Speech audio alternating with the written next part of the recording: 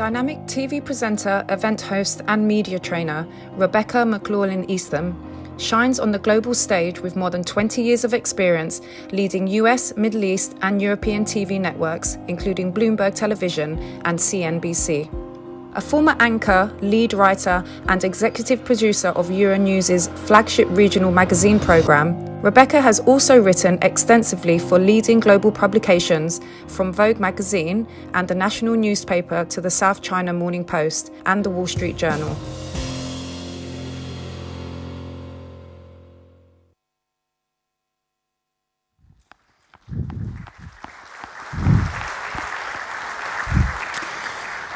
Your Royal Highness, Excellencies, dignitaries, ladies and gentlemen, a very warm welcome to the Global Citizen Forum 2021 under the banner of The Future in Motion, a new momentum for human mobility. This prestigious event takes place under the patronage of His Highness Sheikh Saud bin Saka Al Qasimi, the UAE Supreme Council member and the ruler of Ras Al Khaimah. It is also held in partnership with the Ras Al Khaimah Tourism Development Authority.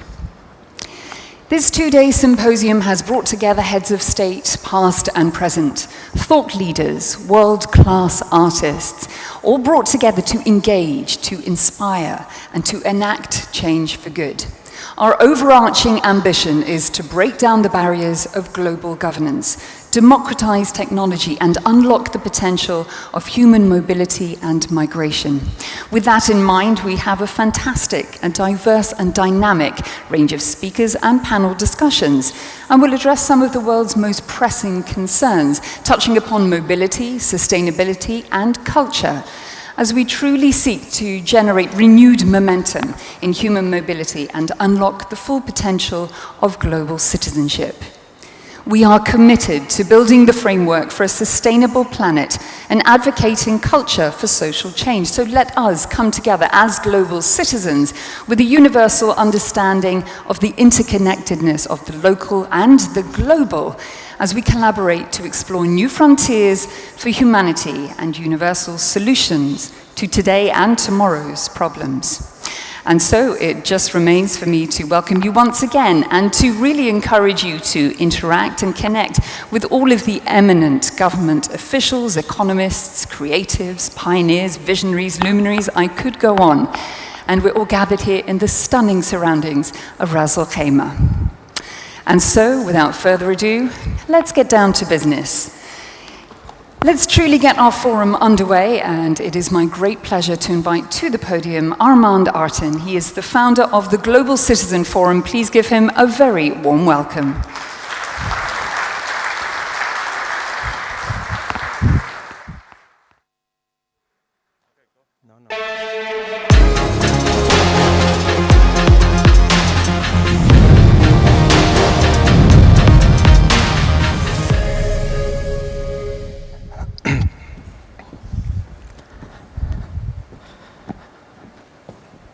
Your Royal Highness, Your Excellencies, ladies and gentlemen, dear guests, welcome. Welcome to the 5th edition of the Global Citizen Forum here in Ras Al Khaimah. I am thrilled to bring this important initiative back in the country where it all started 8 years ago, in Burj Khalifa, Dubai.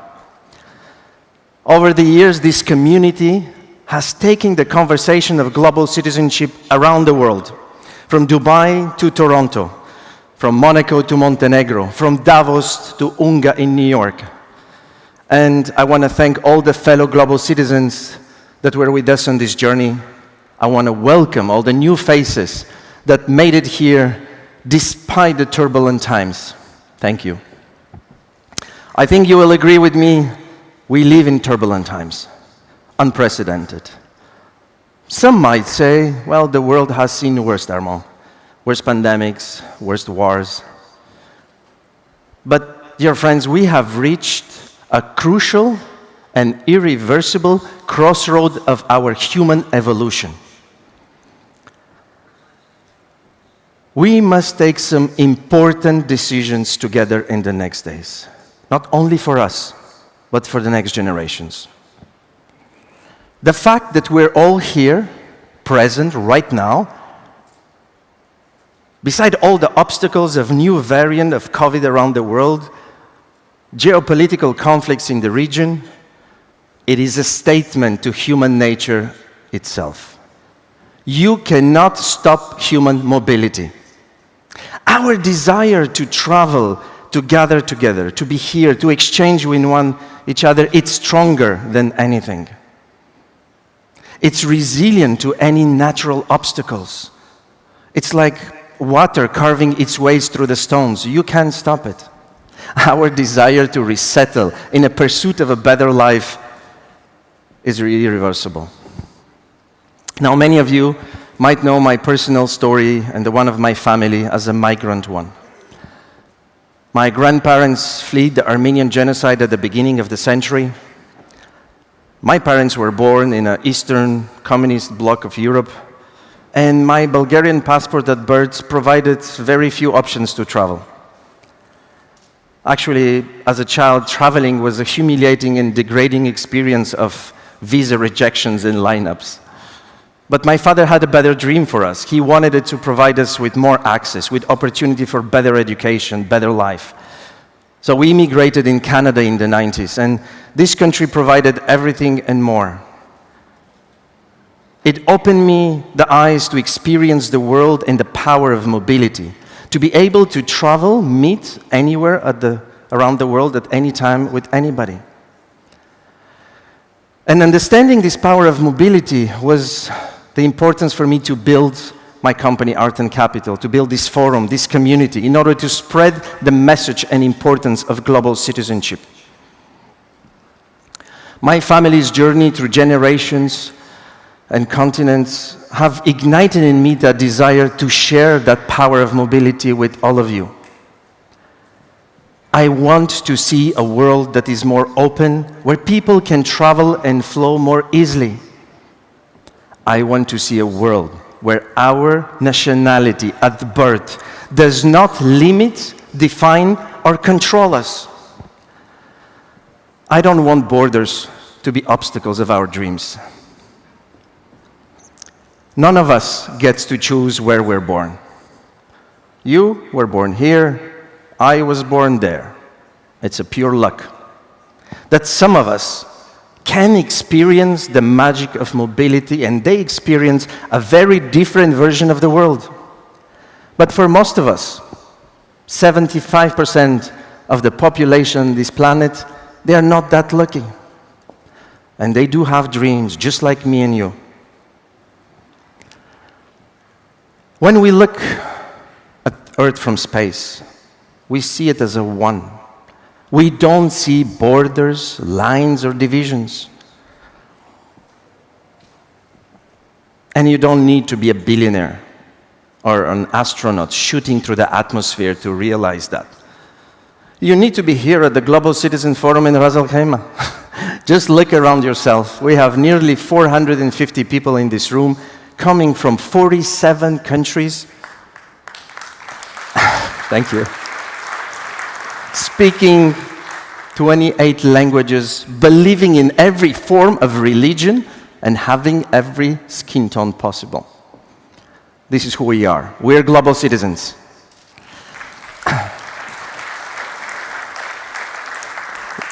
We have 8 heads of states, 14 ministers in this room, royal family members, billionaires, industry leaders, professors. Don't tell me we have no power in this room.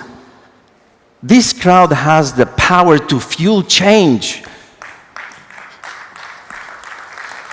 Thank you. And change we need desperately. How many more pictures we need to see of people stranded at the borders? How many more bodies needs to wash up in Europe? How many more tragic stories we need to hear before we act? We are living in unprecedented time of uncertainty. A migration crisis is ongoing for years. The gap between wealthy and poor is widening by the day. Climate change is happening by the day. And for most of it, it is our lifestyle the cause. Our children will more likely see 4 times more migration than what we live today. If we continue on our path, an ocean increases its temperature by 2%, in 25 years, 10% of the population of this planet will have to be displaced from where they're born to another place. Once again, the pandemic has taught us that our national solutions cannot solve a global problem. And for people in position of power, like most of you in this room, I want the next 2 days to be a catalyst for change. I want you to imagine all your preconceived ideas of what migration is and costs to society and empty it. I want you to fill this glass the next days with new ideas, collaboration, innovation, completely shift the perception of migration for you and for the rest of the world.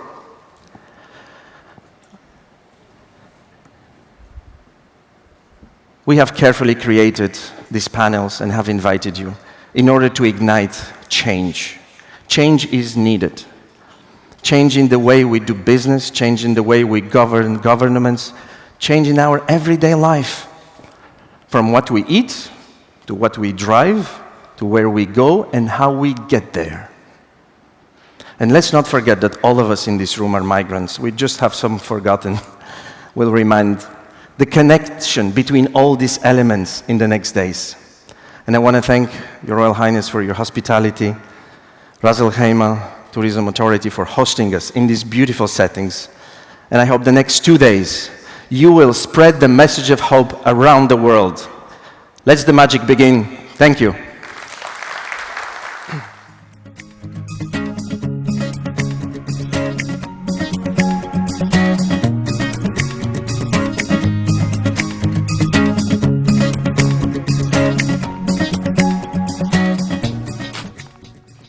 Thank you very much indeed to Armand. And now it is my great honor to hand over proceedings to our forum's patron, His Highness Sheikh Saud bin Saka Al Qasimi, the UAE Supreme Council member and the ruler of Ras Al Khaimah in the United Arab Emirates. Please extend a warm welcome to him as he makes his way to the stage.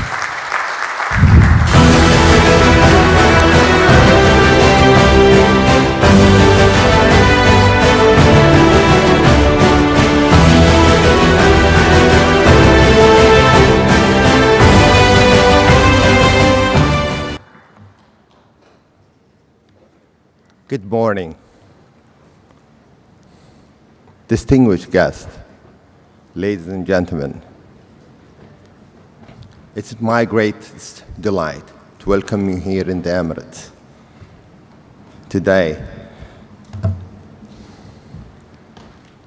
to join me here in the Global Citizens Forum. I want to thank the organization to organize it in Ras Al Khaimah in the Emirates. I want to thank each one of you who have participated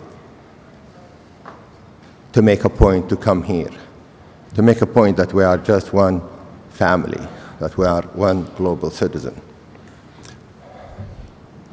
And my warmest greetings for those people who have, because of the COVID situation, who could not join us here. My warmest greetings to them. I hope that all of you will be joining me to enjoy the beautiful Emirates, the beautiful Ras Al Khaimah. And I hope that your 2-day visit will be 2 days of joy, 2 days of great discussion and inspiration for us to go forward for a better world. I want you as well, this visit to become an inducement for you to come again, to discover the Emirates, to discover Ras Al Khaimah.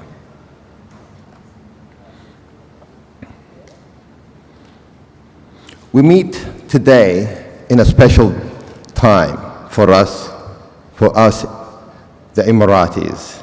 This is our 50th year of our nation. In a short span, 50 years,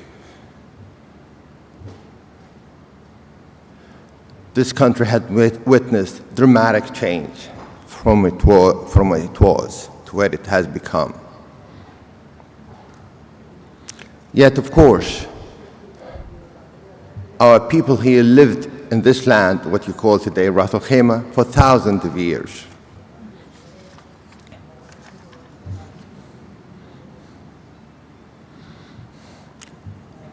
The archaeological findings actually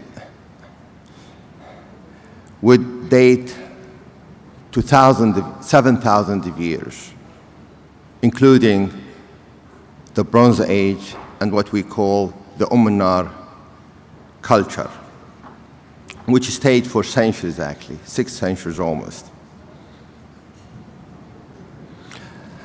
Our ancestors built a strong trading port here in the Arabian Gulf that linked the two civilizations, that linked Mesopotamia, the Indus Valley, and Africa. That's how they survived, that's how they thrived, by working and connecting people. The city of Julfar, that is here in Ras Al Khaimah, is a testament of that trading hub, that we can see the trade between Asia to Europe, a testament of the trading spirit of our nation.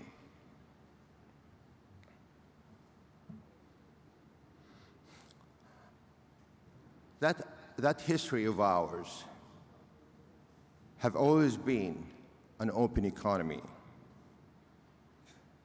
that values people from everywhere, from every background. And these centuries of trade and cultural exchange have shaped our outlook on the world. Maybe other nations have traded with our countries for prosperity, but for our people, they've done it for survival. That has really shaped our culture today, our outlook to be connected to the world.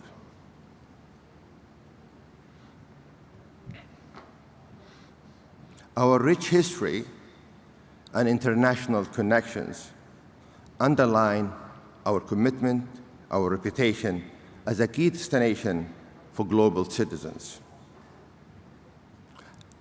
Actually, today, UAE is home for almost 200 nationalities, all adding to the diversity, to the beauty of how lovely human beings can live together, enjoy each other, prosper together in peace and in respect.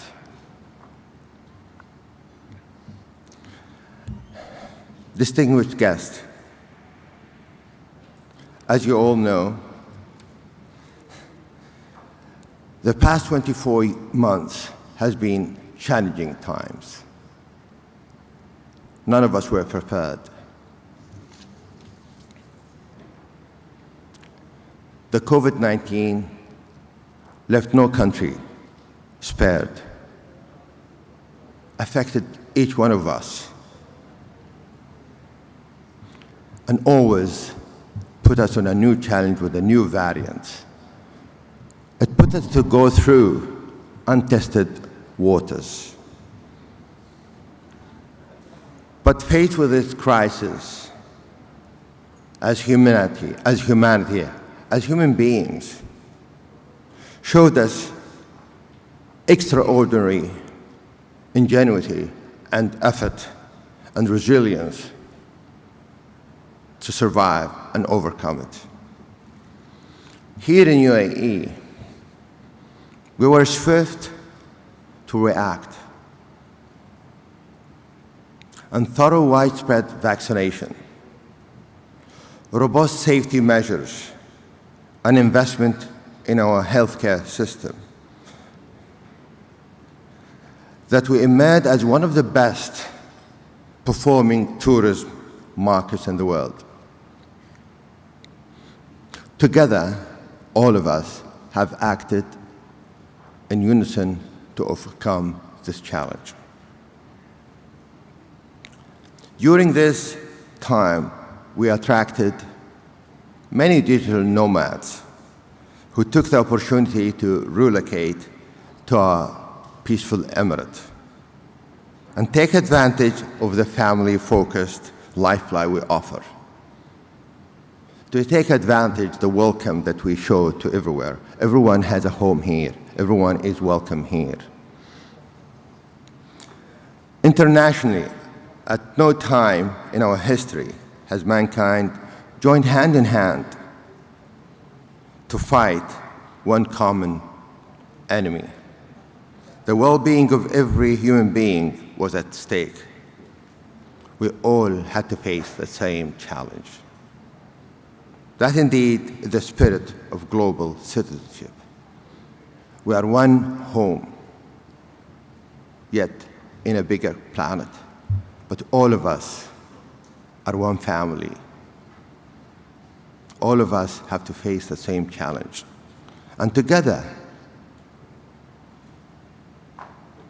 through that spirit of united spirit, we can overcome. We can make a difference to this challenge, to make it an opportunity. The spirit of sharing our knowledge and learning, the spirit of pooling our resources, the spirit of giving and caring. The pandemic underlined the message that we are all united by one goal: to build a safer, greener, and better world. A world that we all can enjoy and live in it, prosperous, in a loving, in a respected, despite all the difference we think we have, we are all just one global citizen. Here in the UAE, in Ras Al Khaimah, we are and will continue to be a global partner in our collective journey to build a safer and more sustainable world. That's our commitment. That's our plan. That's our strategy. Distinguished guests, while the pandemic confronted us at every existential level, we also faced other challenges in the past few years. Unfortunately, many of them man-made. Challenges such as climate change remain, though we have witnessed green shoots of hope emerge from the very topic of our discussion today, global citizenship. And I'm proud to say that here in the UAE, we have been strong advocates for positive change in our community and throughout the world. The solid track record for UAE speaks for itself. Its commitment for a positive climate action. We are looking forward to host the COP28 in 2023 and working towards inclusive strategies that promote economic progress while protecting the natural environment. Our nation is also among the largest donors supporting the UN SDGs, and we are leveraging the fourth industrial revolution technologies to create economic value with young people leading from the front.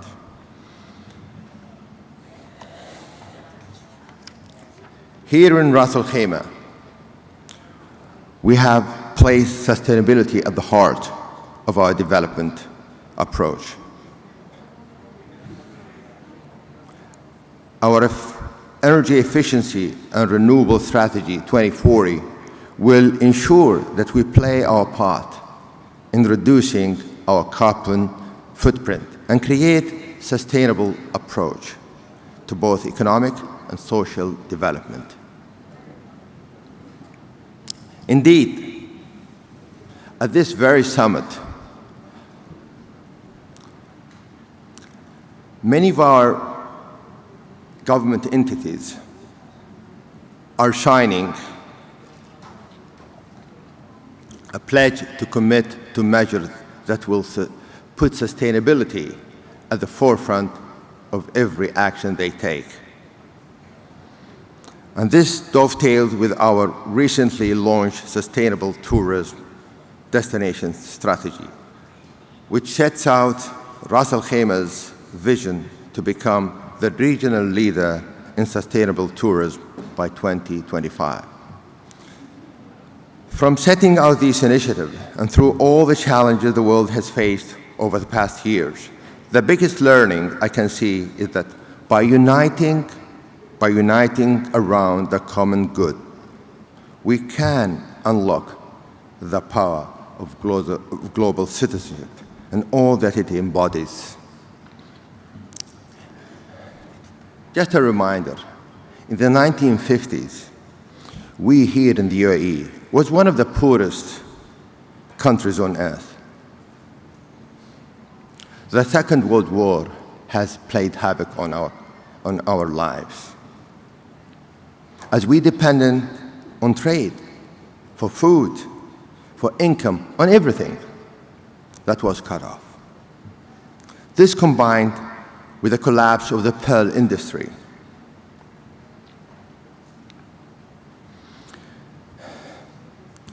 devastated the whole national income. Unlike other GCC countries, the Gulf countries, who discovered oil in the early 20th century, the UAE discovered oil only later, much later. However, in my view, that was a blessing in disguise. It toughened us, and it gave us a true lesson.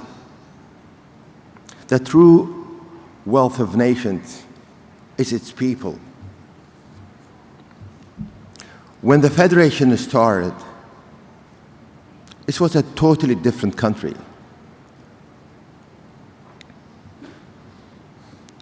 There were no major highways, few hotels, no university, and only basic medical care. But we were blessed with much more valuable asset, with our leadership. Their wisdom went far beyond anything else. Sheikh Zayed and the founding rulers were not graduates of the top universities in the world, not universities at all, not even formal schools, but they had something else. They had the wisdom and the will and the commitment to develop their people, to develop their country.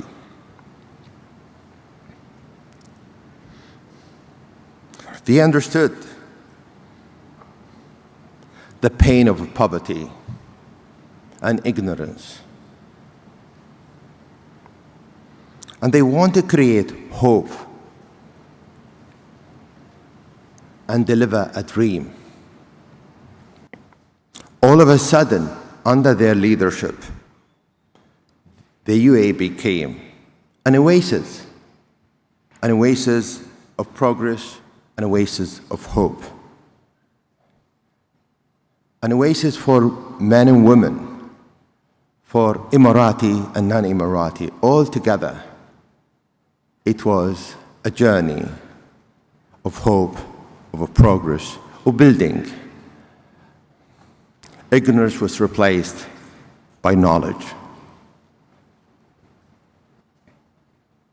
Intolerance was replaced by tolerance. Expatriates flocked to our country voting with their feet, and believed in our story,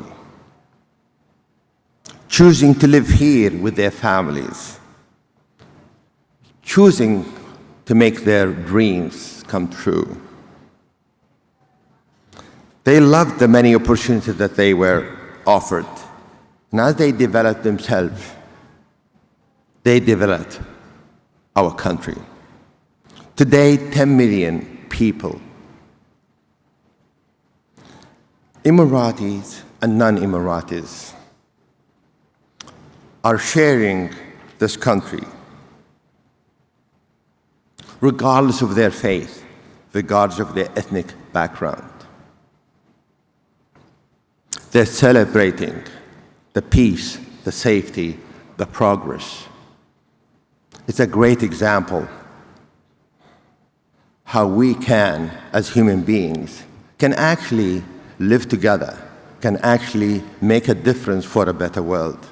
It's not a theory, it's 50 years of proven track record.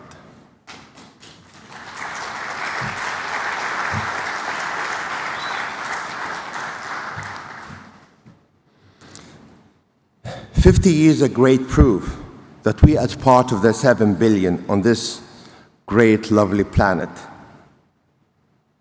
can work and can live together and improve our chances of overcoming any challenge that comes our way. Working together, we have a better chance to beat the pandemic, to beat all the hostilities, to overcome fear and allow hope, to take fear and to replace it with safety. 50 years, a great example. This 10 million people is a proof for the 7 billion that there is hope, that we can live in peace, that we can progress, united together.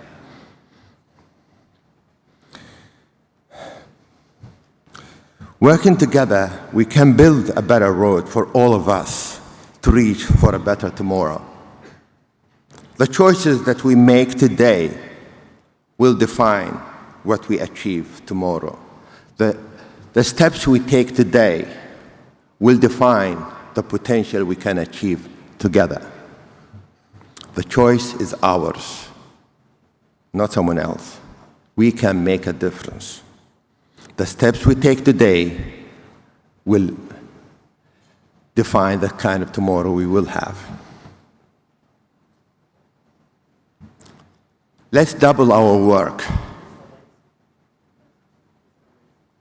And I mean each one of us. Let's work together. Each one of you, each one of us, does matter. We can make a difference for this world, which direction it makes. Let's make that step for a better world.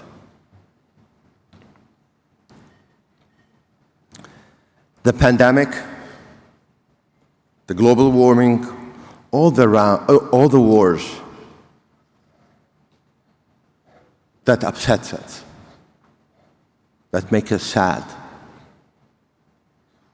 All of these are only challenges that we can actually overcome if we only know how to tackle it united.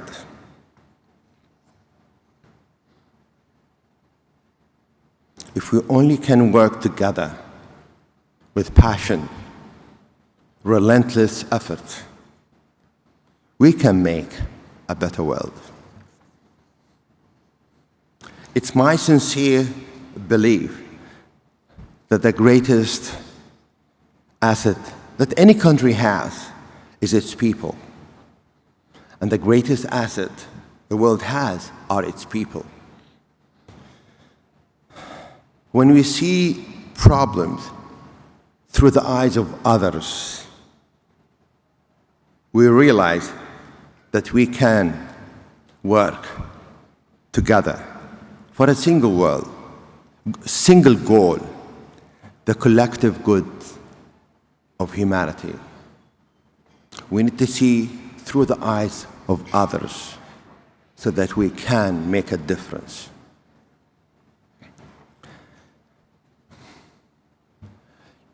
Positive actions start from our own doorstep, our own homes, our own businesses, our own communities.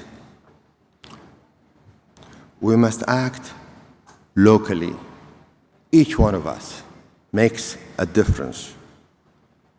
Combined, we are the globe in order to have a lasting legacy for the future generations. We need to have a signature. We need to have to pay our debt. Our fathers have done great stuff for us here in the UAE with the meager resources they had. For me, I see we have extra responsibility with all the knowledge they gave us, all the opportunity they gave us. But we as humans today, we have great technologies. We are connected. A phone call connects us to everywhere. We can actually, with the technology, with our united spirit, with our united mind, with our united action, we can make a difference to the world we live in. We can create a better history for ourselves so our children can be proud of us. We can be as well sleep safely when we leave and we say goodbye to this, knowing that we have done our job.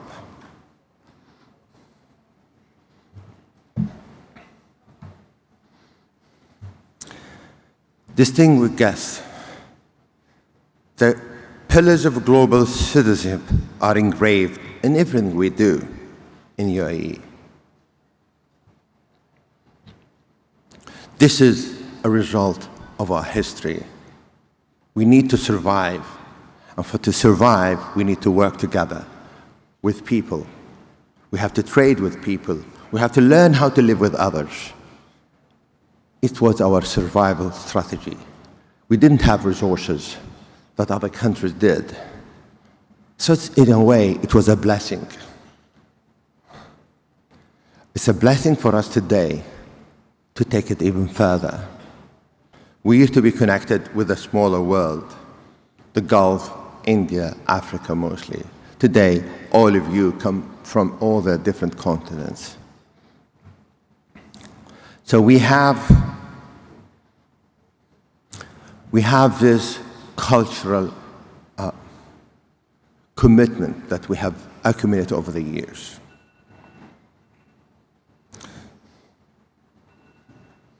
And we want today leverage technology to unlock economic opportunities. We act today responsibly towards the environment. And we believe promoting mobility by welcoming the world to live, work, and thrive here in Ras Al Khaimah, through which we can become a stronger collective.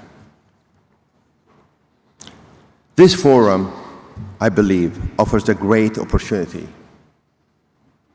to build a new culture of global citizenship that celebrates diversity, inclusivity, by acting responsibly on all that we do. I really hope that this summit is productive, and these 2 days in Ras Al Khaimah will bring us together and will bring us more energized to achieve a greater sense of mutual understanding, greater commitment for creating a better world for all. Thank you very much.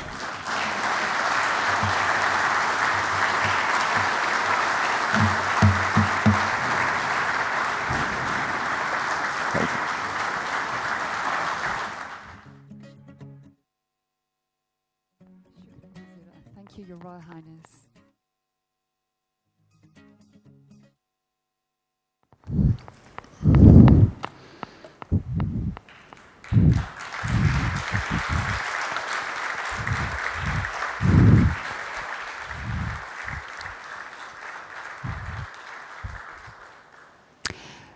Many thanks indeed, Shukran Jazira, Your Royal Highness, for a fantastic and inspiring welcome address. Thank you.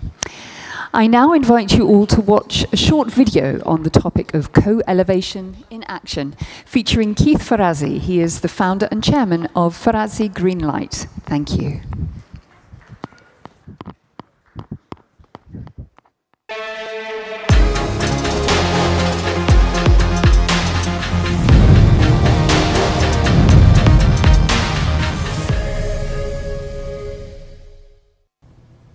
Hello, I'm Keith Farazi. I research and I write books on the subject of transformation, how each of us as leaders can truly build movements of change in our organizations, in our governments, in the world around us, and in our own personal lives. Now, I say each of us, but that's truly a misnomer. The reality is that great movements are not created by individuals. Great movements are created by individuals who have decided to move and create with others. Gandhi, Susan B. Anthony, Martin Luther King were just single individuals who were able to ignite others to co-create into greatness. Now, the challenge I'd like to offer you is as follows. As we sit here today, sit here not to absorb or to learn or even to participate, but sit here with a true intention to activate. Now, we're gathered, of course, to support a very powerful movement, a mission of the Global Citizen Forum, to truly unlock the potential of global citizenship. Ask yourself and discover today, what does that mean to you? What moves you about that? Where can you make an impact? How do you want to contribute to this mission? Now, perhaps you already know that, and perhaps you're here to find out. But that should be your personal mission here, which is to identify some element that in fact you can activate. Now at that stage, the next question is to recognize the power of interconnectedness and realize that we exist only in complete connection and interdependence with each other. Look around you at this amazing group of individuals assembled. Truly soak in the power of the leaders sitting here in this room. Now you can find your co-creators here. Join forces, support someone, invite them in. Now, this kind of ignition at scale, this kind of change can truly happen at scale, but it happens through the individual and the partnership and the invitation. The true tipping point of extraordinary is the humility of leadership, not around ownership of ideas, but instead the recognition that the first person, once you have a vision that you invite in to co-create with your vision, the first person you invite into your movement, you are inviting them into their movement. It's a shared sense of ownership. It's a shared passion. And it is your responsibility. It is your responsibility as a host of that movement, a humble host of that movement, to create the kind of relationships that make people realize that they can grow and they can learn and they can aspire and inspire, but only together. I call this co-elevation, the power of truly going higher together. And that is your role. Similar to being a host in your own home, your job is to make sure that those that are convening around an idea feel the psychological safety, feel the tenacity, feel the desire to speak truth even when it's challenging. That level of candor and that level of permission that we give each other is your responsibility as a host. And this could happen at a break, it could happen at a session, it could happen anywhere. And the key for you then to leave this session is to recognize this. Not that a movement is a design grand plan. It's not. It's actually a set of building blocks, a set of stones that one walks across the water. We need to get it right somewhere before we get it right anywhere. As a result of that, we will eventually get it right everywhere. We need to make sure that results speak faster and speak louder than any possible words. So the challenge is quite simple. The challenge is to be inspired to activate, to find an area where you can identify that there is an opportunity to create action in the world, and then here, find the individuals looking around you that you want to co-create with. Create the environment where that group of individuals can thrive and that group of individuals can aspire to co-elevate together to achieve some portion of the great movement and mission that we're here assembled for today. And then with that, identify the next step, and the next step which leads to some distinct action and transformation that we can measure and we can see and we can touch and we can celebrate and we can invite the next group of individuals in along with us. That's how a movement is created. And it's created right now with your commitment to accept the challenge to not leave here until you have joined and inspired and been a part of this great movement through your own movement. It starts today. It starts with you. And it starts with those amazing people sitting right around you today.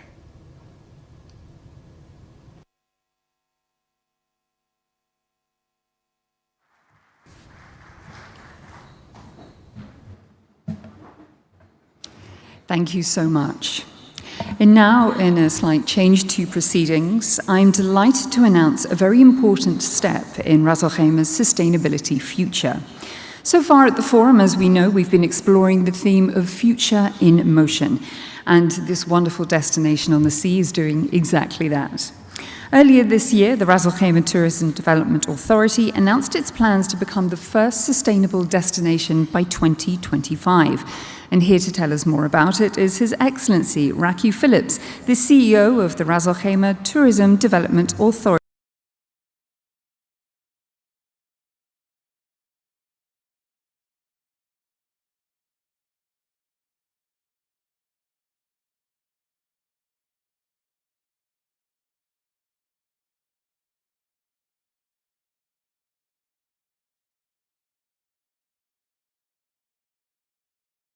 Dignitaries, excellencies, friends, and global citizens from around the world. It's such a pleasure to be able to host you here in Ras Al Khaimah, in our beautiful emirate. I'm Raki Phillips, the CEO of Ras Al Khaimah Tourism Development Authority. I'm also a global citizen, and it brings me so much joy to be able to showcase our beautiful destination to you. Now, for those that didn't notice, walking in, that was AC/DC Back in Black, and for the rock heads that are around here, the reason we played that is because we do feel that from a business perspective, the UAE and Ras Al Khaimah is definitely back in black. I'd like to start off by thanking His Highness Sheikh Saud bin Saqr Al Qasimi for the great words this morning and inspiring us, and also in attendance, Your Highness Sheikh Mohammed bin Saud bin Saqr Al Qasimi, the Crown Prince of Ras Al Khaimah.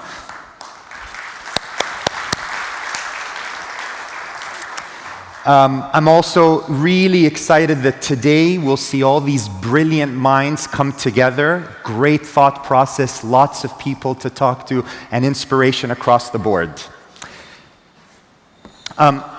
Travel's become so cumbersome. PCR testing, going through second-day rapid test, multiple things. Travel is not easy, so I'm really appreciative that you took the opportunity to travel across the world to come here and support the millions of people that rely on travel as a source of income. Our recovery this past year and a half has been remarkable, and I'm really, really proud to be part of a nation that really inspired us to open up for travel. And I also want to thank the tireless efforts of Arman, Tali, the GCF team, my RAC TDA family, and the entire Ras Al Khaimah community for being able to allow us to host this opportunity here. So thank you.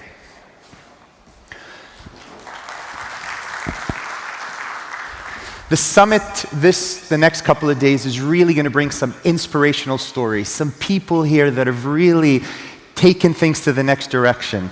Hassan Akkad is a Syrian refugee who has been through so much, based in the UK, hasn't seen his family since 2012, and only a couple of days ago was able to be reunited with them here in the UAE, and he happens to be with us at the show.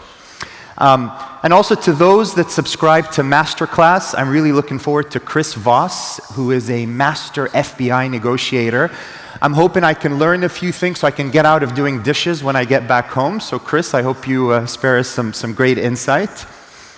Also in attendance is globally renowned yogi, mystic, and visionary Sadhguru, who's going to really impose some sage knowledge, forward matter, and he's got a very cool sort of a way about him. And someone that I'm musically very excited to, Wyclef Jean, who really was the soundtrack of my high school in the 90s with the Fugees album. And today my daughters, who are 5 and 6, know every move and every word to Hips Don't Lie with his duet with Shakira. So I'm also very excited to see that. It's such a pleasure, as I said, to host you here in Ras Al Khaimah. And since you are in the neighborhood, please allow me to tell you a little bit about our beautiful destination, the northernmost emirate. We're one of 7 emirates that make up this beautiful country, and Ras Al Khaimah is the nature emirate. Spectacular topography, mountain, desert, sea, and then Jebel Jais, the highest mountain in the UAE. Our 7,000 years of history that have made up this emirate combines 3 very unique tribes, the mountain tribe, the desert tribe, as well as the sea tribe, to add to the rich tapestry of this destination. As we celebrate the honor, our past, we look forward to the future for being one of the fastest growing tourist destinations in the world. And how did we do this? How did we become a resilient destination? When you think about tourism, as His Highness had mentioned, 12% of the country's GDP is made out of tourism. And for an oil-rich nation, this is a significant amount. 750,000 people rely on tourism and hospitality as a source of income. And the UAE as a nation is resilient. What we've been through in the last 18 months since the pandemic hit in 20 and 21, Ras Al Khaimah was able to come out leading in a tourism perspective, having one of the highest revenue per available rooms in the region. And our strategy came very simply from one word that has really determined how we got out of the pandemic and how we move things forward. And that word is pivot.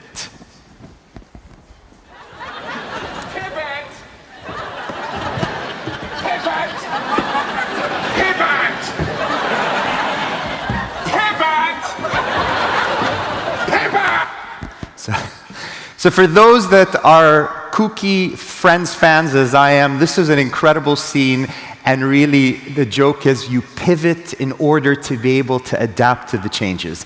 And boy, did we pivot fast. Right when the pandemic hit, we were the first destination to launch a financial stimulus package to support the tourism community. Certified our destination as the world's first safe destination in the world to travel. We offer, till today, free PCR for all of our guests that stay with us to go back home. So that's a significant cost that we take away from our tourists to make sure they have a good time. We re-energized air collaboration and did connectivity straight into Ras Al Khaimah International Airport. And we had some amazing marketing campaigns, all of it to attract our global citizens from around the world. With COVID, thank you. As His Highness had mentioned, COVID-19 has been one of the biggest impacts to us. But the second biggest impact that's having, that really we need to focus on, is climate change. It's a pressing issue for us. Even before the pandemic, climate change always had a huge impact on the destination. And as the pandemic gradually recedes, sustainability has to become the forefront of everything that we deal with. And we are committed to the vision of becoming a sustainable destination. We're moving in the right direction, and the UAE has announced that by 2050 it will achieve net zero emissions to reach 100% clean energy. Absolutely. And the country is committed by hosting the Climate Change COP28 in 2023, which is a great step forward.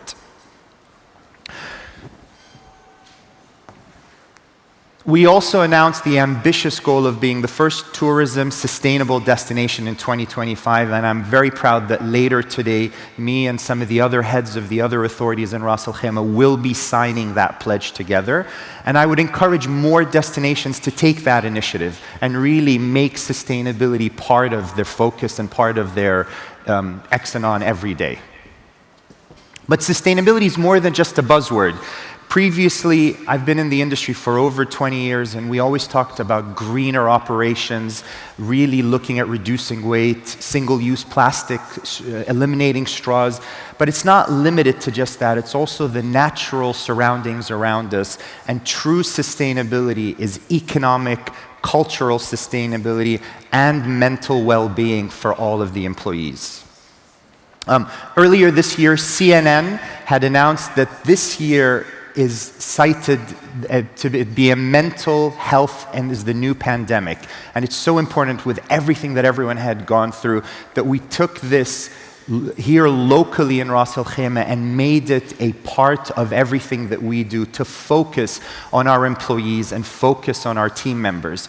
And the wonderful HR team that we have at RAK TDA really put together an emphasis to give back to the community, give back to our people, and I'm pleased to say that that resulted in some fantastic initiatives where Ras Al Khaimah Tourism Development Authority was the happiest government entity, and we also were awarded by Great Place to Work, which is a great organization that recognized us as the first Great Place to Work corporation, both public and private, in Ras Al Khaimah.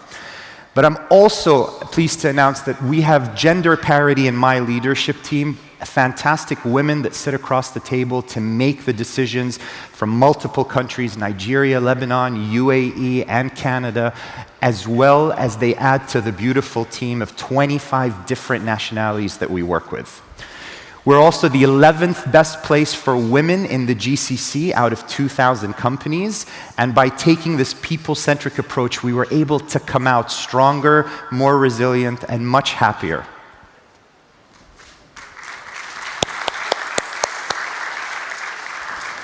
And we've witnessed over the past couple of years how human collaboration is so important. We're not made to wear masks or to social distance. We're made to meet in rooms like this and collaborate and work together. But the tourism industry, according to the UNWTO, the pandemic impacted 100 million jobs. But as the world starts to emerge out of the challenge and things start to get better, I really believe that together we can flourish our communities. When done right, tourism impacts livability, impacts the world around us, attracts investments, provide economic stability, and amazing jobs for people around the world. The theme of the summit is the future in motion. This is an extremely relevant for our emirate here in Ras Al Khaimah, an emirate that is always in motion, that's always changing, that's advancing. So what does the future hold? The digital nomad emerged over the last few years as people left lockdown and came to us here in Ras Al Khaimah to set up their offices, to set up work, to work from the beautiful scenery around us, and made themselves very, very comfortable as their businesses flourished. And the digital transformation, what does that look like? Is it the metaverse that everyone's been talking about? Is there going to be a marrying of digital and physical all at the same time? Or are people going to really always want that genuine human connection? Also, NFTs exploding. There's so much that we're learning on a constant basis. But our tourism industry plays such a critical role in the development of this. The global tourism contributed in 2020 $4.7 trillion, and close to 500 million people traveled on a regular basis. And it's an industry that caters heavily to female employment. 54% of people working in the tourism and hospitality industry are women. And again, as we said, the two biggest crises that face us are COVID and climate change. For being one of the oldest industries in the world, hoteliers and hospitality professionals had to learn how to do things completely differently. The core of our industry, human connection, serving people, creating memories, all of that changed overnight. And pivoting with all of the hotels and everyone working together helped the industry to survive and really come out on top.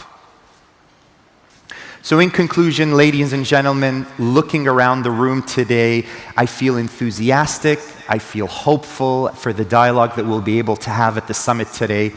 Different viewpoints, opinions is what makes this world so special, and being able to feed off of each other and drive things forward, to learn from each other is vital.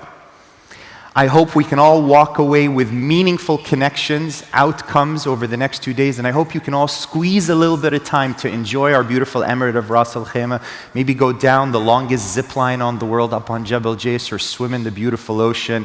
We're excited, or visit some of our culture and historical sites, but I really look forward for us to work together to achieve a more sustainable future and for us to build back better together as global citizens. Thank you and welcome again to Ras Al Khaimah.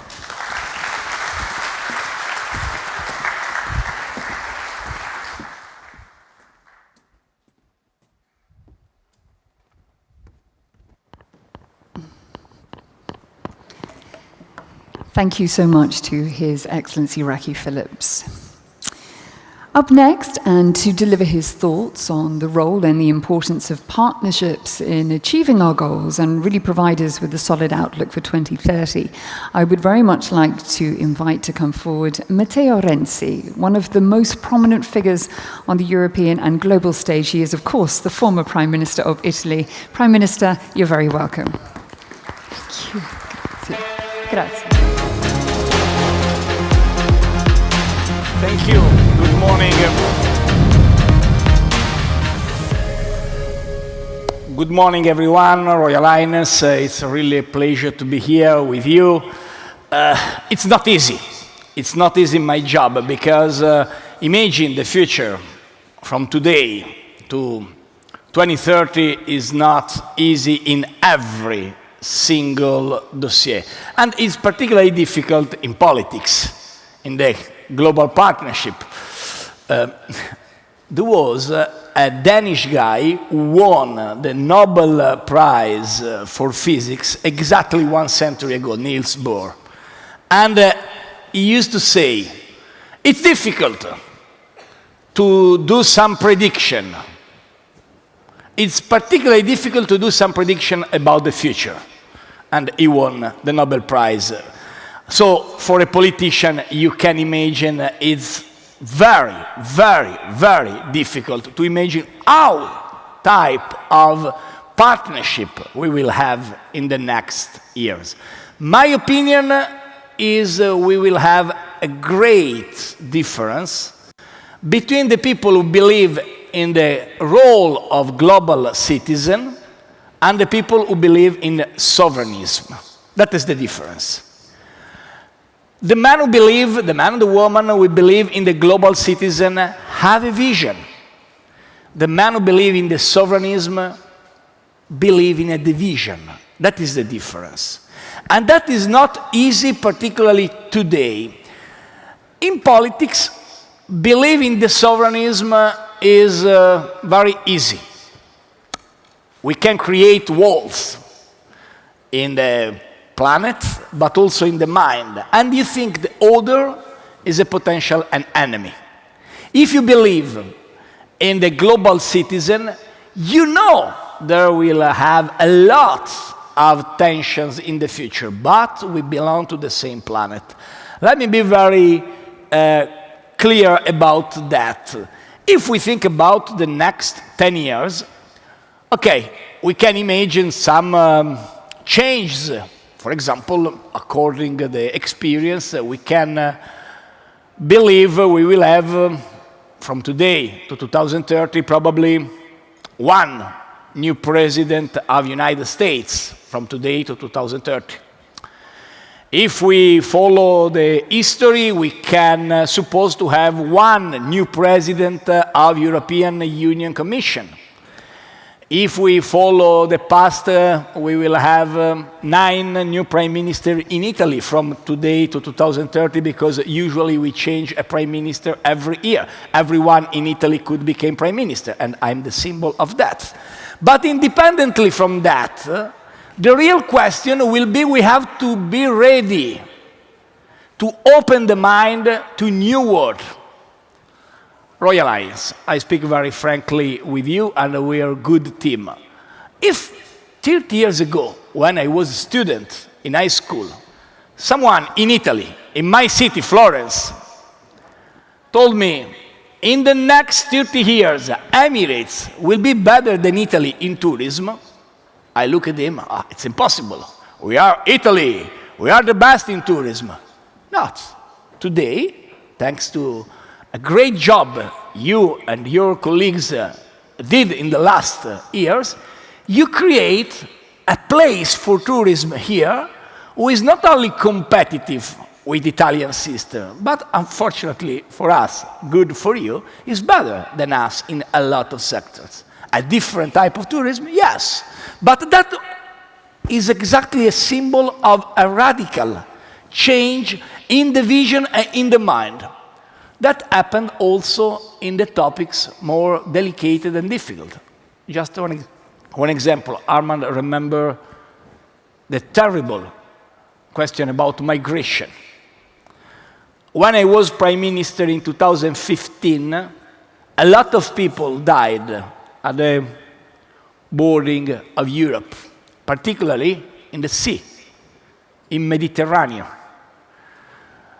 Mediterranean, in the ancient experience of Rome, was the Mare Nostro. That means the sea who belonged to us. That was expression of a Roman Empire. Mediterranean belonged to us, is our sea, Mare Nostrum. And in 2015, a lot of people died in Mediterranean, and nobody in Europe considered that place is a place for us. A lot of people told me, I was Prime Minister, no, migration is your problem, is not our problem. It's not a problem of all Europe. A lot of things changed in the last 6 years, but the problem in migration remained the same, because the preoccupation, the fear, is stronger than the values, and that is very sad. I remember when I was Prime Minister, I gave the order not only to try to rescue and to save everyone who's possible, but also to go with the army of Italian Navy to bring everybody and gave them a tomb. Because in the ancient values of our community, give the tomb is crucial. And we rescue a body of a 12 years old guy who left probably in the south of the desert, and he arrived, unfortunately, he lost the life in the sea, 12 years old, and in the shirt there is a little document inside, in this little body. You can imagine probably a picture of the mother. He left the family to try to arrive in Europe and unfortunately died. Probably you can suppose a picture. No. Thinking, he have with himself only one thing, a school report. Because in his mind, to arrive in Europe was the place to finally have a possibility to show, I studied, I'm ready to stay with you. And Europe lost this opportunity because closed the border and closed the eyes to the people who arrive. So, if you want to be really global citizen, you have to accept to share some values, some ideals. And as you know, every topic in politics, every dossier today needs cooperation and partnership. We cannot stay in front of pandemic without a global cooperation. And a little thing, a virus, show that better than every speeches around the world. We cannot stay in front of climate change without a global cooperation. I can reduce pollution, but if the other countries don't reduce pollution, our planet risks independently from that. And please, also demography is today a problem everywhere. Last week, Chinese government gave a letter to 95 million of people who stay inside Communist Party in China with this indication, please, do 3 children every family. 3 children in China. Do you remember 1979? Chinese government decided the politics of 1 child every family. 2016, President Xi Jinping canceled that. But now, exactly last week, the demography became a problem also for China. If you think demography is a terrible problem in Europe, Italy, Germany, and France together are less than Indonesia. And according to prediction, probably in 2015, Nigeria will be bigger than all Europe. So we have that as problem. Pandemic, climate change, demography, everything is a problem of everyone. So future is in motion, yes. But in my opinion, future is also in emotion. What means that? You believe in a world with a great transformation, and that is wonderful. We have to be optimistic. We have to believe in the new wave of the global citizen strategy. And of course, I'm sure we will go to the space, but we will need to discover our soul, not only to go to the space. We are full of selfie. Everyone do the selfie. We are full. If you search in your album, you are full of selfie. But we are full of selfie, and a lot of times we don't understand what is really inside, not inside the pixel, inside ourselves. And for that, I believe we need absolutely to try to combine together the great transformation of artificial intelligence, quantum computing, big data, with the ideals of our values, big emotion, not only big data. When I was Prime Minister, the most important thing after the terrible attack of Bataclan was an attack in Paris in 2015, extremists attacked a theater, was that good invest in cybersecurity, good invest in security, good invest in presence of police inside the station, inside the airport, good. Because after an attack, we need that. But with the same exactly budget we'll invest in security, we have to invest in theater, in education, in museum, in school, because it's good to protect our security, but our security is, first of all, our culture, our identity, our values, our dialogue. So I conclude. I think really we are great and happy guys if we will divide our future between global citizens and people who believe in the sovereignist. And a little story about my country. When I was Prime Minister, I tried to explain exactly your consideration, Armando. We are son of migrants. And I discussed with my rivals in politics. My rival, the leader of the other party, was a party, sovereignist party.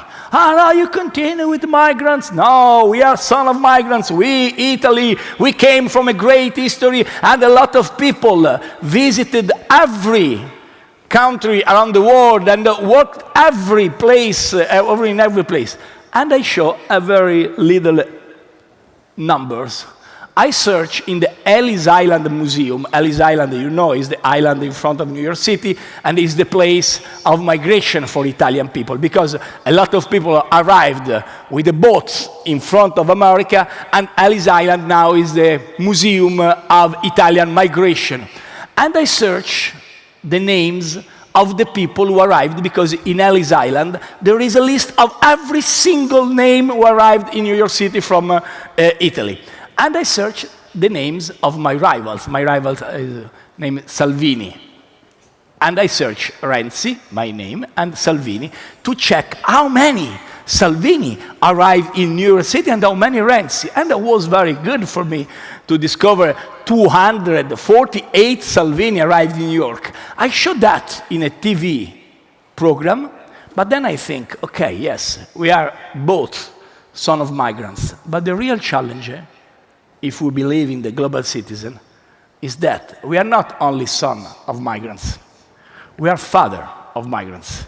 because our children will study everywhere, will visit every country, will learn from every type of culture. So to be today global citizen means exactly that, to be son of migrants, but also to be father of migrants, and that is a challenging mission.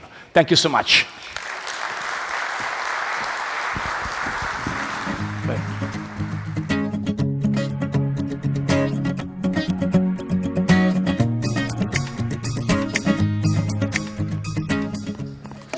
Grazie mille. Thank you so much to Italy's former Prime Minister, Matteo Renzi.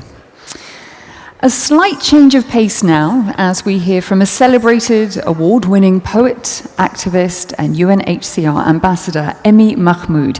Please put your hands together for her and show her appreciation. She's flown in from Philadelphia in the United States to be here today. Please welcome her.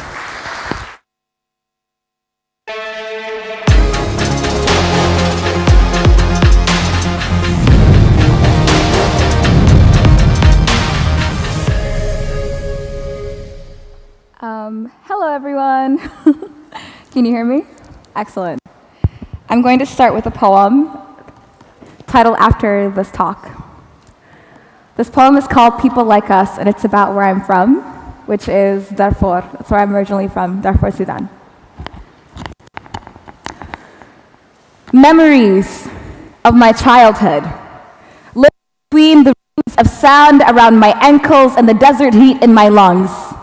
I still believe that nothing washes worry from tired skin better than the Nile and my grandma's hands. Every day, I go to school with the weight of dead neighbors on my shoulders. The first time I saw bomb smoke, it didn't whine and billow like the heat from the kitchen hearth, but it forced itself on the Darfur sky, smothering the sun with tears that it stole from our bodies. The worst thing about genocide isn't the hunger, the murder, the politics, the government-paid soldiers that chase you across borders and into camps. It's the silence. For 3 months, they closed the schools down because people like us are an eyesore. So the first month, we took it. The second, we waited. The third month, we met underneath the date palm trees, drinking up every second our teachers gave us, turning fruit pits into fractions. On the last day, they came with a message, put them in their place. We didn't stand a chance. Flesh was never meant to dance with silver bullets, so we prayed for the sun to come and melt daggers from our backs, lifted our voices up to God until the clouds were spent for weeping, and the sand beneath our toes echoed with the song of every soul that ever walked before us. I hid underneath the bed that day with 4 other people.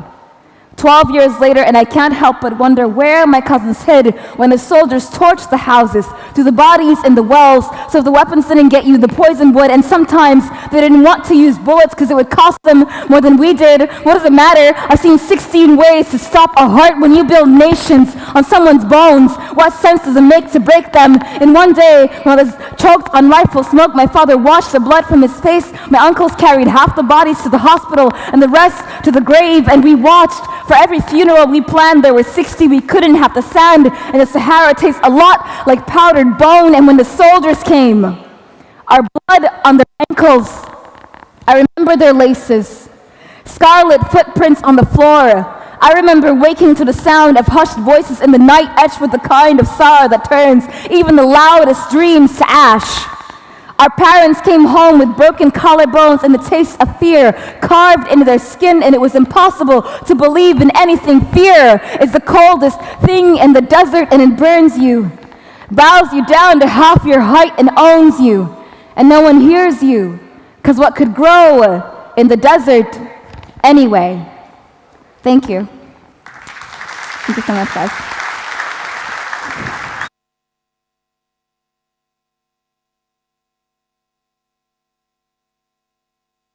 It's with you, and to just to be able to shed light on a lot of the voices that go unheard in times of crisis and in times of need.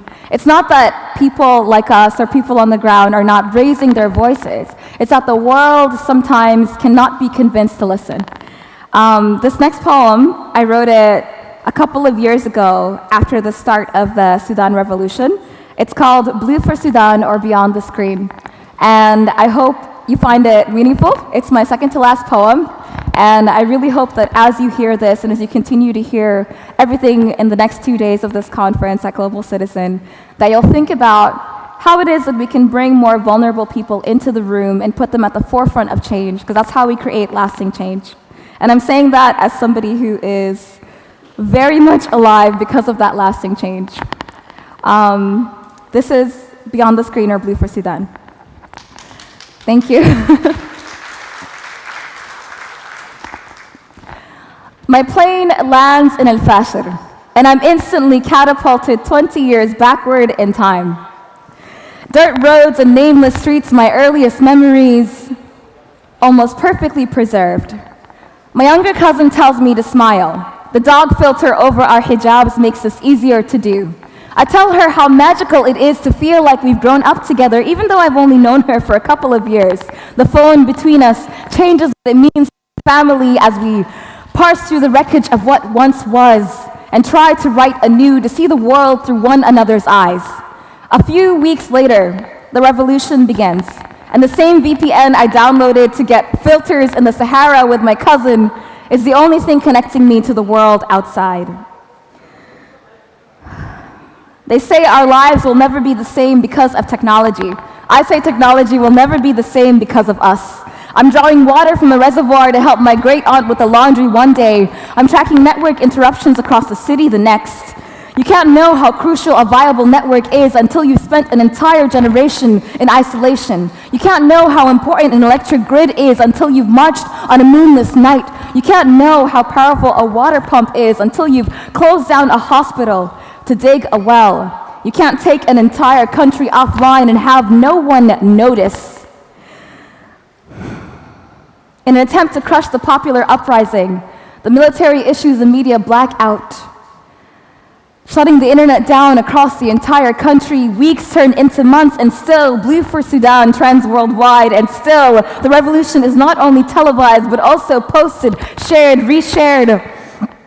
We distribute codes and tips for how to get around network blocks, how to find shelter, how to successfully carry out a non-violent revolution, how to crowdfund freedom. There is no behind the screen anymore. You can't create something without thinking about the people who'll use it. A country stuck 20 years backward in time is catapulted forward at the speed of light, or at least the speed of ideas. In a time more rife with questions than answers, every one of us becomes an answer as we rectify the record, amplify our voices, shape the world one contribution at a time. One machine, one woman, one voice, one protest, one headline, one meme at a time. My hands shake as I sit, as I write, as I travel.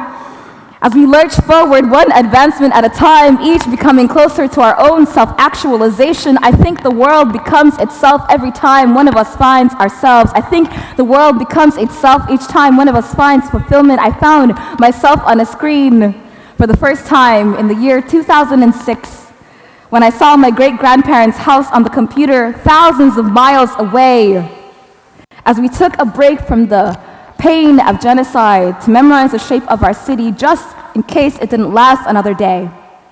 I never imagined that 12 years later, the dictator would fall, that 12 years later, our voices would be heard, that 12 years later, people would look at high-altitude balloons and think we use that environmentalists would plant trees with drones, and mothers and daughters would break age-old stereotypes with the touch of an app.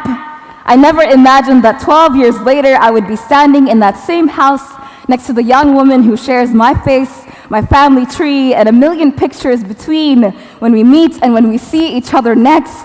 Our hearts full as we prepare to move forward armed with nothing but our phones, our smiles, and the sheer conviction to shape our world a little better this time around. Thank you. Thank you so much.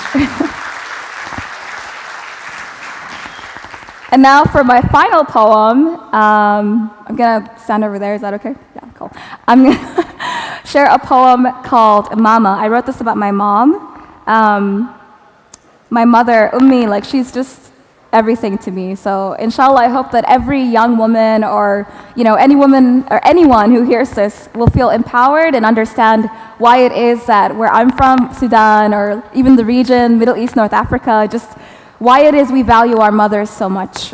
This poem is called Mama, And I hope that you find it meaningful and it inspires you as much as my matriarchs all inspired me. Lift up women all over the world, and I promise you the world will change. And thank you so much for having me. This is the last poem. Are you ready? This poem comes from my heart to your heart. So I'm walking down the street when a man stops me and says, "Hey, yo, sister, are you from the motherland?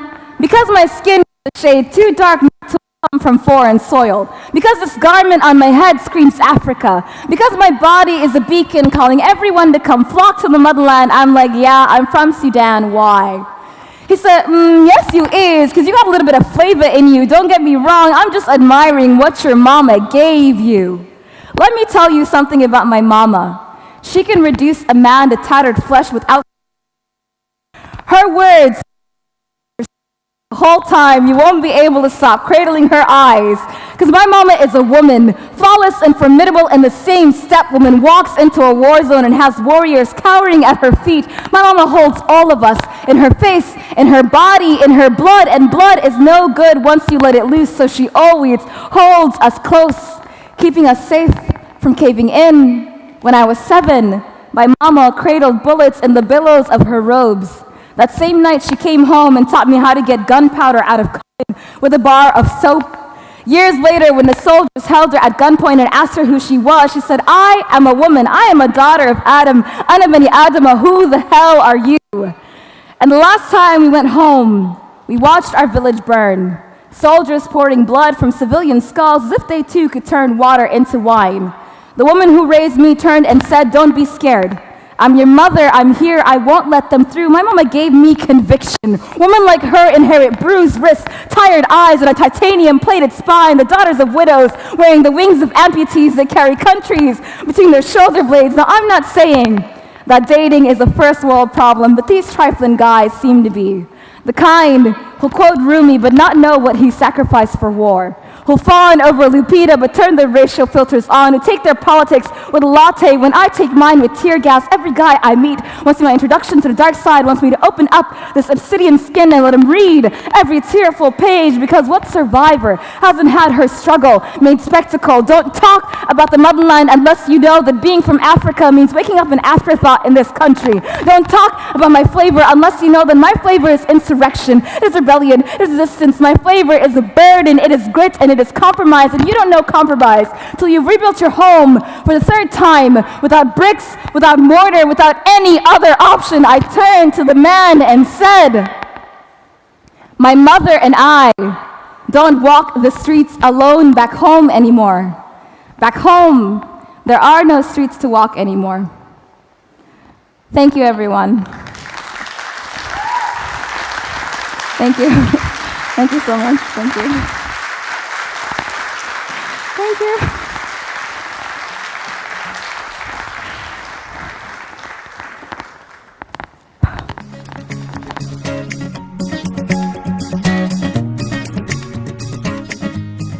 How uplifting. Thank you so much to Emi Mahmood.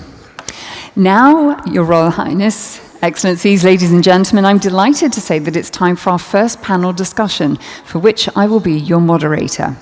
The topic at hand is the mobility momentum, the key to economic recovery. The role of global mobility plays such an integral part in the process of economic recovery, and governments around the world are really becoming more cognizant of this. New COVID variants have served to exacerbate vaccine nationalism and expose inequities in some parts of the world, not least within the context of travel bans, which the UN Secretary General Antonio Guterres refers to as a travel apartheid. So we're asking, what are the economic outcomes of such unfair and punitive measures, and how can international cooperation really aid this? Well, to help me answer these questions and much more, I have a very esteemed panel of guests. Let me introduce you to them as they make their way to the stage. Firstly, please welcome Her Excellency Jewel Taylor, the Vice President of Liberia. Please give her a warm welcome.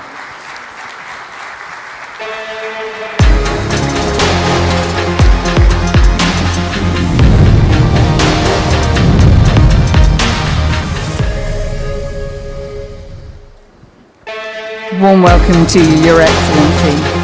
Please take a seat. Up next, we have Daniel Acelo Okito. He is the Vice Prime Minister of the Interior and Secretary Minister for the DRC. Please welcome him. Bienvenue. Next, please welcome Victor Ponta, the Prime Minister of Romania from 2012 to 2015. Good morning, welcome. And completing our esteemed panelists, we have Dr. Amina Gurib-Fakim. She is the President of Mauritius from 2015 to 2018. Please welcome her also.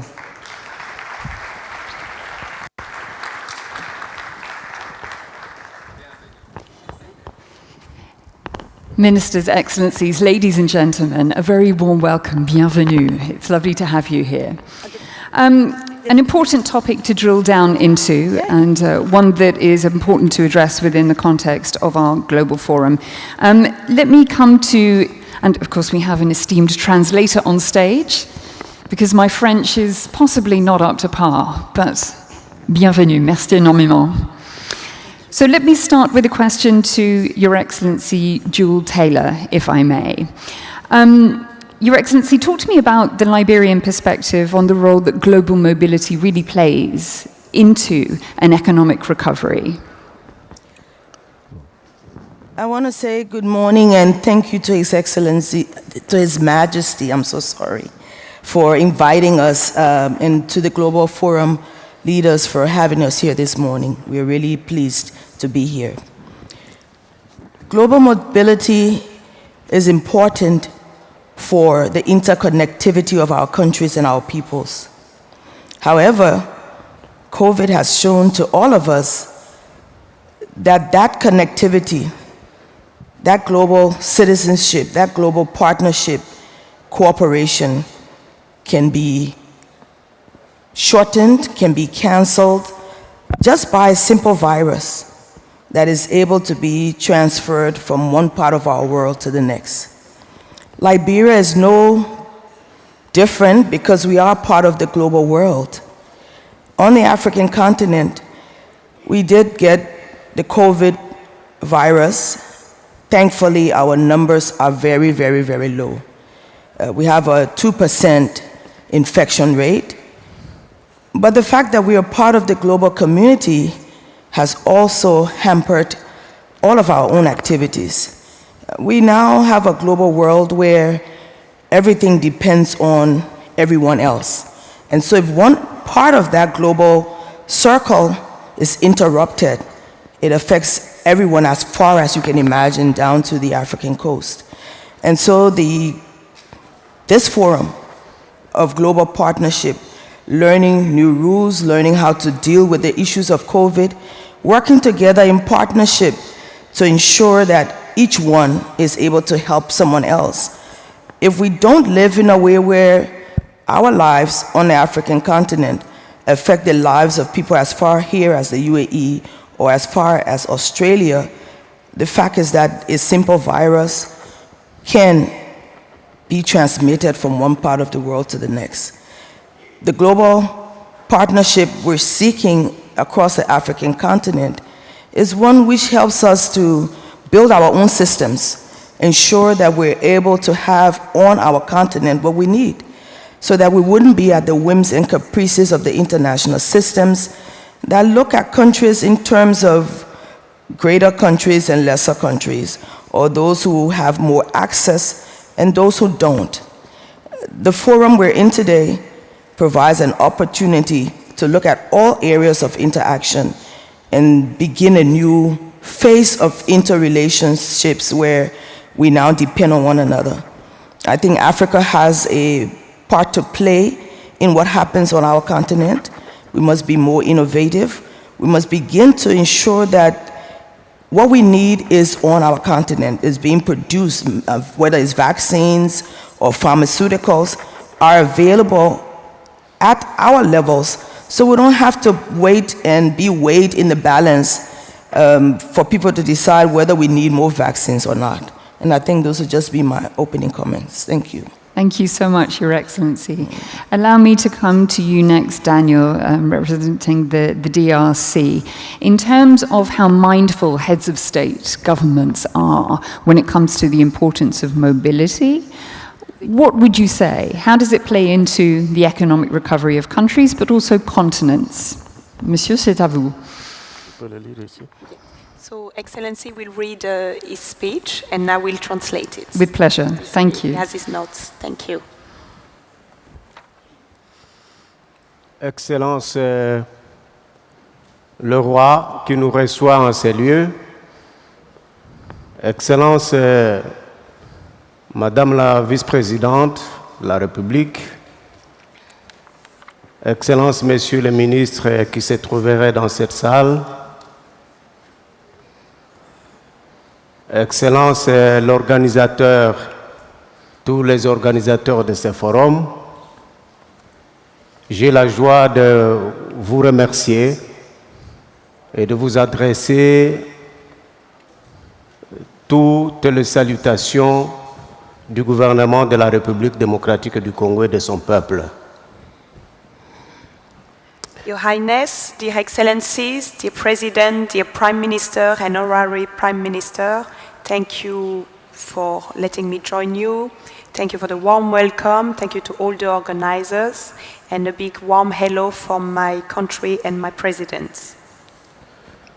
C'est avec un plaisir énorme que je suis ici à côté de tous ces panélistes de marque pour traiter d'un sujet qui nous concerne tous individuellement, mais aussi pour nos communautés et nos pays respectifs. Depuis la nuit des temps, la mobilité des populations s'est toujours faite pour des raisons économiques ou humanitaires essentiellement. Au gré de siècles et des enjeux mondiaux, les plus grands développements ont toujours appelé un grand rythme de mouvement. Je vais traduire. Oui. It's with great pleasure that I'm here with these distinguished panelists to address a subject that concerns us all individually, but also for our respective communities and countries. Since the dawn of time, the mobility of populations has always been mainly for economic or human reasons. Over the century, and in the light of global issues, the greatest developments have always called for a great rhythm of movement. De la culture africaine dont je suis membre, la chasse ou la pêche ont toujours fait déplacer des grands groupes humains. Pour des raisons économiques et traditionnelles, d'autres pays ont connu la ruée vers l'or, la course au pétrole, et tous ces mouvements de population ont appelé au développement. L'immigration, plus grande de nos jours, malgré toutes les stigmatisations, par son mouvement de population, participe à l'épanouissement de certains pays. La mobilité, par excellence, au fil des années demeure pour des raisons humanitaires, économiques et sociales. Et cela, malgré toutes les difficultés que l'être humain a réussi à surmonter depuis de nombreuses années. From the African culture, of which I'm culturally haunted, of fishing every day moved us for traditional economic reasons. Other countries have known the gold rush, the race for oil, and all these movements of population have called for development. Immigration, which is greater nowadays, despite all the stigma, by its movement of population, participate in the development of certain countries. Mobility, par excellence, over the years remain for human, economic and social reasons, and this despite all the difficulties that human beings have managed to overcome for many years. Les infrastructures, les moyens de transport, l'identité des populations ont rendu le monde petit et accessible. Le monde est devenu un village, presque comme le mien, où l'on allait d'un coin à un autre pour rencontrer les autres et faire avancer le monde. Nous recevons à cas de départ. Nous revenons à cas de départ. Mon pays, la République démocratique du Congo, dont je représente ici son Excellence Monsieur le Premier ministre, qui a dû en dernière minute rester pour devoir constitutionnel du chef de l'État, qui prononce demain le lundi son discours sur l'état de la nation, veut dire que tout ce qu'elle a à offrir, la République démocratique du Congo donc, au monde, non seulement par ses minéraux stratégiques, mais son écotourisme et sa biodiversité. La République démocratique du Congo est un pays qui appelle le monde à venir à sa rencontre, pour, comme son histoire le signale, répondre toujours aux nombreux besoins de l'humanité à toutes les périodes. Infrastructures, means of transportation, the identity of population have made the world small and accessible. The world has become a village, almost like mine, where we went from one corner to another one to meet others and move to the world forward. We are back to square one. My country, the Democratic Republic of Congo, whose Prime Minister I represent, had this activity which had to stay at the last minute for a constitutional duty of the head of state. Want to stay all that it has to offer to the world, not only by its strategic minerals, but its ecotourism, its biodiversity. The DRC is a country that calls the world to come and meet. It has historically indicates to always respond to the needs of humanity at all times. Nous sommes un pays solution à plusieurs égards, chers participants. Raison pour laquelle je vous invite à les noter dans vos prochaines visites d'opportunité en 2022. Le président Tshisekedi, le chef de l'État de la République démocratique du Congo, a fait de la bonne image de marque du pays et de la mobilité in and out du pays une priorité pour qu'il s'ouvre au monde afin d'accélérer son développement, et ce, malgré les nombreux défis, dont celui de la sécurité qui reste le défi majeur. We are a country solution in many respects, reason why I invite you to note in your next opportunity visit in 2022. President Tshisekedi, the head of state of the Democratic Republic of Congo, has made the country good image and mobility in and out of the country a priority, so that it can open up to the world in order to accelerate its development, despite the many challenges, including security, which remain the major challenge. Pour un État à 9 pays voisins, sur un territoire de 2 345 000 carrés, nous avons 4/5 du territoire sécurisé, avec le 1/5 en cours de stabilisation.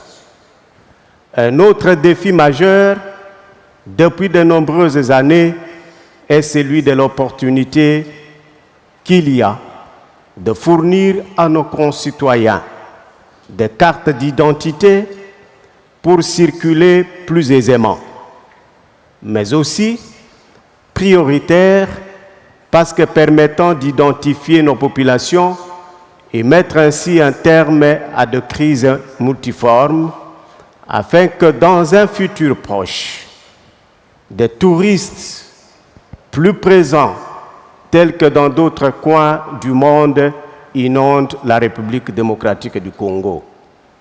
For a country with nine neighboring countries on a territory of 2,345,000 square kilometers, we have 4/5 of the territory secured, with 1/5 being stabilized. Another major challenge for many years is the opportunity to provide to our citizens with identity cards to move around more easily. But also a priority because it allows us to identify our population and thus put an end to multiform crisis, so that in the near future tourists will be more present as in other parts of the world flooding to the DRC.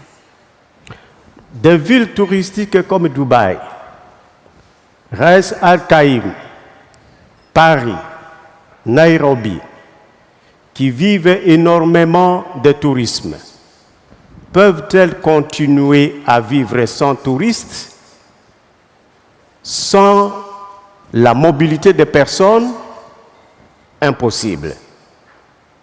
Les business comme les hôtels, les restaurants, les taxis, les sites fermeraient, mais ouvriraient la porte à de plus de grandes crises, de crises sociales, moins agréables parce que regorgeant de nombreuses marques de déclin de toute une société. Nous luttons contre ces crises ensemble depuis des générations. Can tourist cities such as Dubai, Ras Al Khaimah, Paris, Nairobi, which live a lot from tourism, continue to live without tourists, without the mobility of people? Impossible. Businesses such as hotel, restaurant, cabs, sites will close, but will open the door to more major crises. Social crisis, less pleasant because full of many signs of decline of a whole society. We have been fighting this crisis together for generations. Et aujourd'hui, l'obstacle des temps modernes s'appelle Covid-19. Avec ses nombreux tests à répétition. Pour arriver ici, j'en ai fait 3. Nous allons de nouveau surmonter cette crise sanitaire, ensemble sans stigmatiser les uns et les autres, pour continuer à vivre, à travailler et faire avancer le monde pour les meilleures des générations futures. And today the obstacle of modern times is called COVID-19. With these numerous tests, I did 3 in 1 day of travel. We will again overcome this health crisis together without stigmatizing each other, to continue to live, to work, and to make the world move forward for the best of the future generation. Le télétravail et le numérique passent pour être la nouvelle révolution post-Covid-19.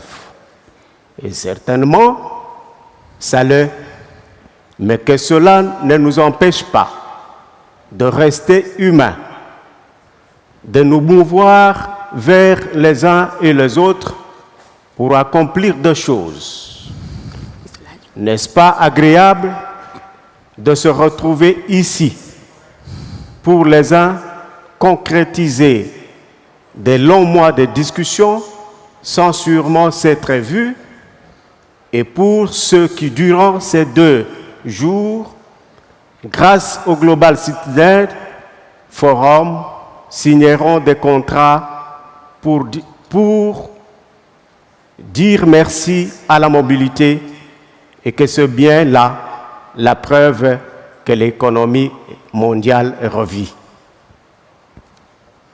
Telework and digital technology is considered to be the new post-COVID revolution, and it certainly is, but let's not let that stop us from remaining human, from moving towards each other to accomplish things.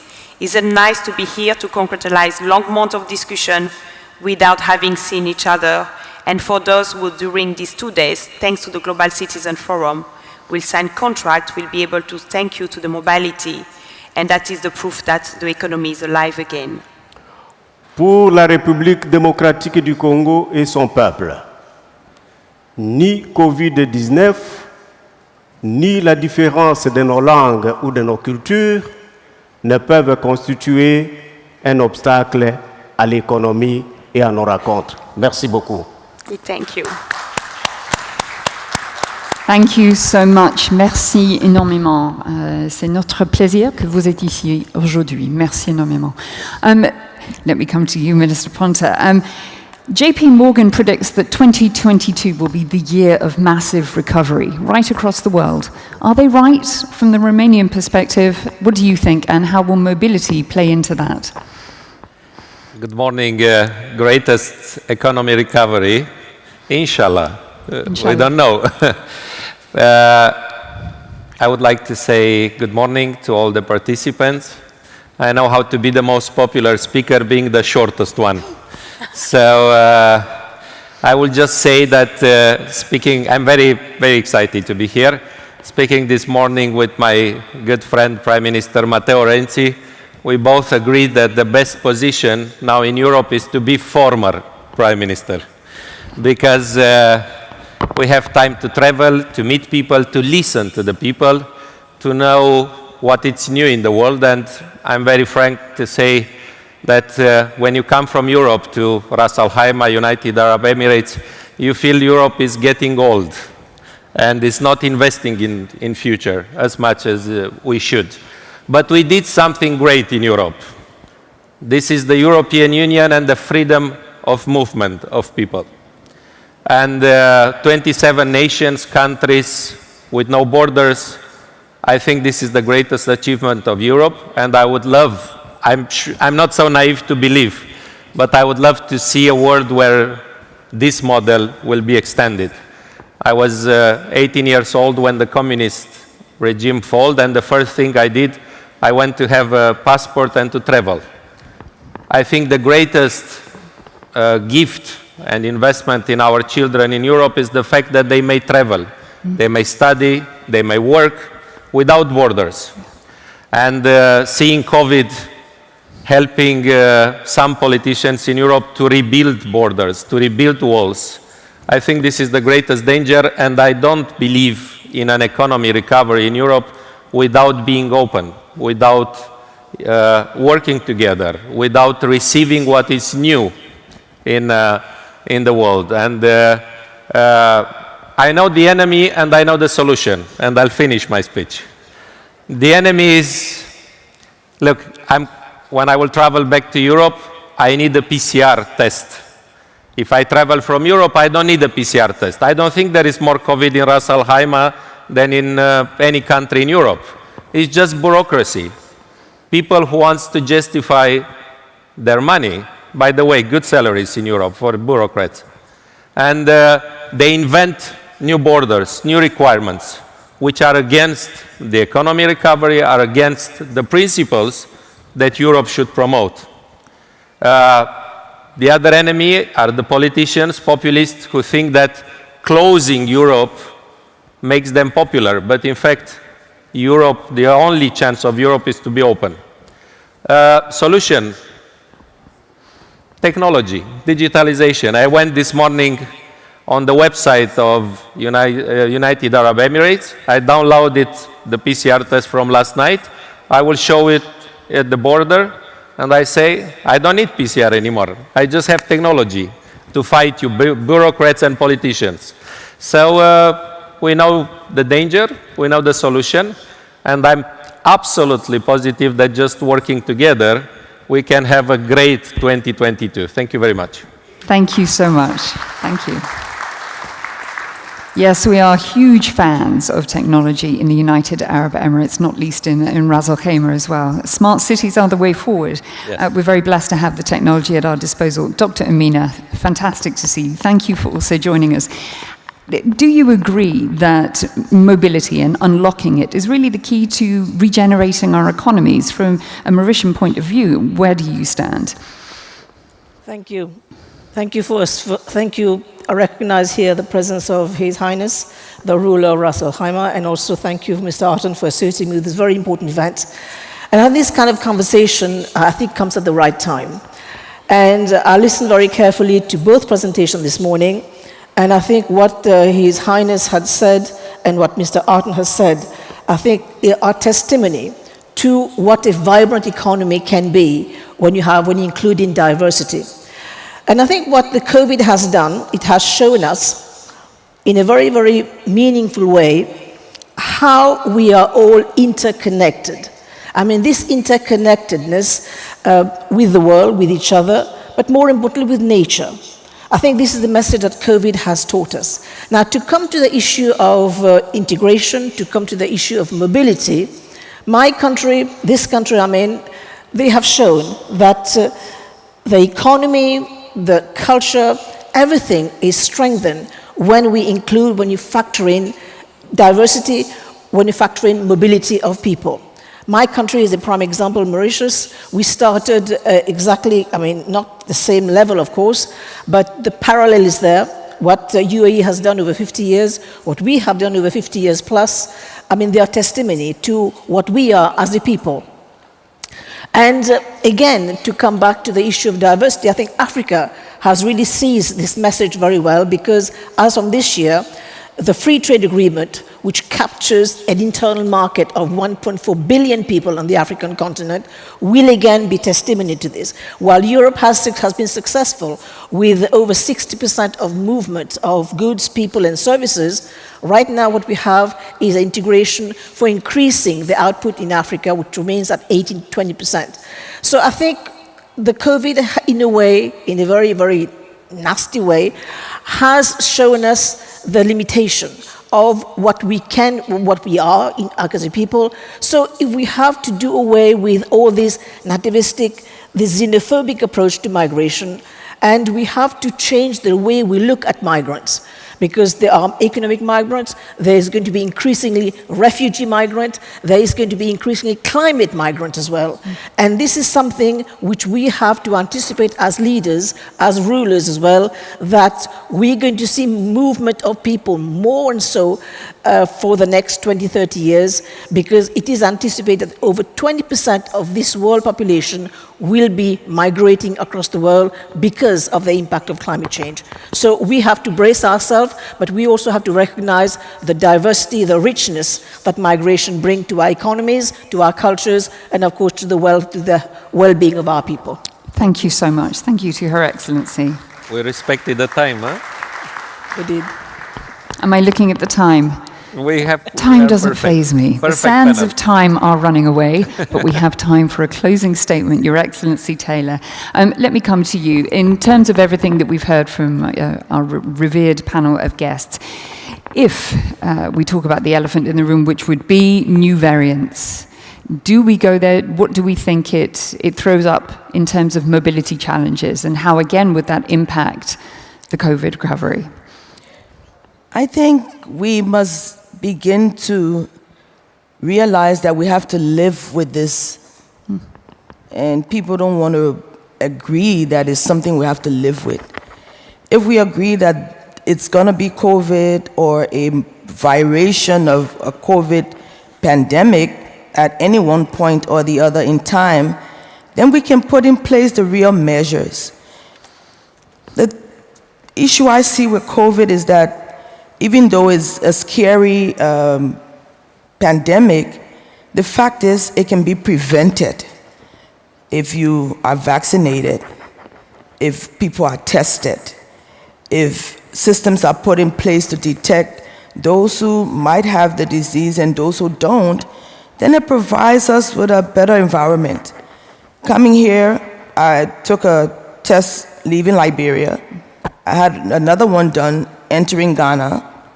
I had one done entering the UAE.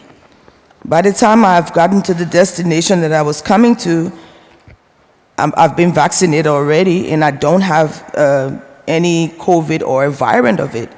And I think it makes for greater mobility, greater trust, reduction of the fear factor that is causing everyone to close up their borders. I think it's a reality that we must deal with. As we look at Africa, right now you have people, different countries putting a new measure against some African countries. Africa didn't produced the COVID. Africa wasn't the origin of the COVID pandemic. The truth is, people came from other parts of the world and went to Africa and took the pandemic there. If we had known and put in place the requirements that was necessary to protect our people, then maybe we would not have gotten COVID on the African continent. And so I believe as we look at the global citizenship, the responsibilities of governments, of agencies, of organizations, let's just put in place the regulations because we must live together. We are interconnected whether we like it or not. Every system depends on the other systems. And if we're able to put away the fear, put in place the stringent regulations that all of us must adhere to, provide an environment where there's equity in the receipt of vaccines or supplies that we need to make sure our people are safe, there will be greater mobility, there will be greater cooperation, there will be greater interactions. And then the idea of a global citizen or a global world becomes real because anyone can travel from wherever they are to where they want to go safely without infecting others if you're sick. But it provides an environment where we can now be our brother's keepers and we can work together in earnest to build the world that we like to see.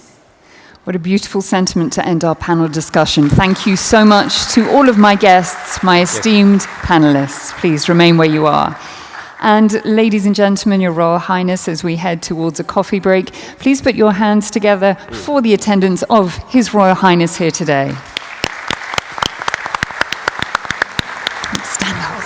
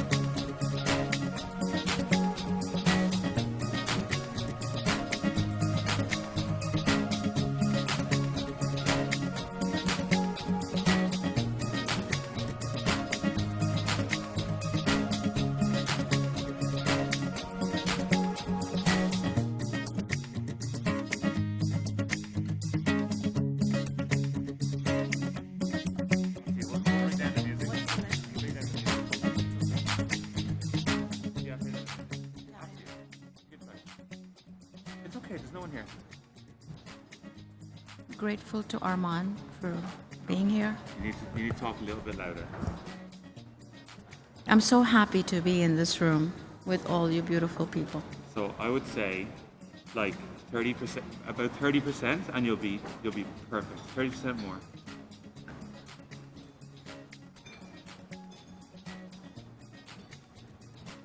I'm grateful to be with all of you in a room filled with such intelligence. You can turn it back. You can turn it back up again if you think. So the thing is, it's good. It is good, but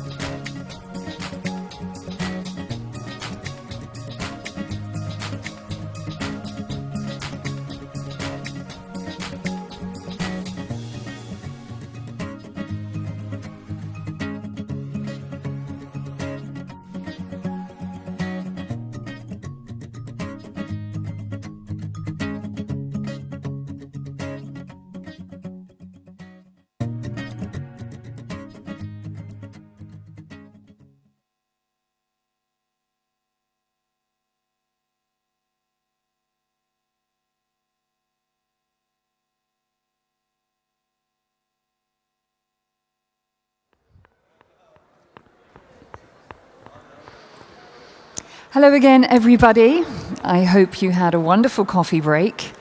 Enjoyed local hospitality. The local coffee is amazing, as are the dates. I highly recommend them, and almost calorie-free. Excellencies, dignitaries, ladies and gentlemen, please take your seats as we are about to begin. It's now time to focus on female leadership in times of crisis. And to tell us more, I am invited in a moment to introduce to the stage Shanu Hinduja. Professor Dr. Shanu S.P. Hinduja is the chair of Hinduja Bank. Professor Dr. Shanu is a global leader and an advocate for the dispossessed. She has dedicated her life to the empowerment of minorities and made it her mission to really build bridges across nations and generations, as well as champion the role of the underrepresented. She became the first woman to chair the board of a Swiss bank when she was appointed chair of SP Hinduja Banque Privée. Shanu is also the co-chair of the United Nations Global Accelerator and was a founding member of His Serene Highness Prince Albert II of Monaco's Environment-Focused Foundation, along her very famous father, SP.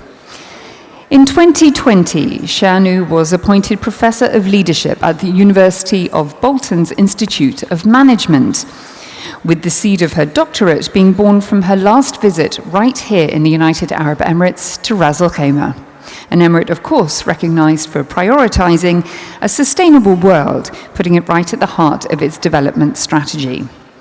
She has written and lectured right across the world on subjects ranging from leadership and equality to technology, education, Brexit, and globalization.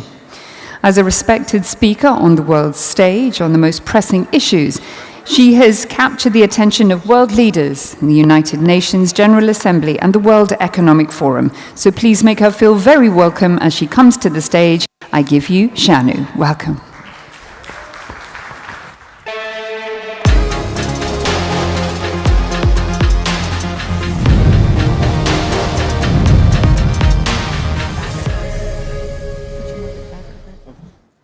No, you don't have to press. No, could you move this back?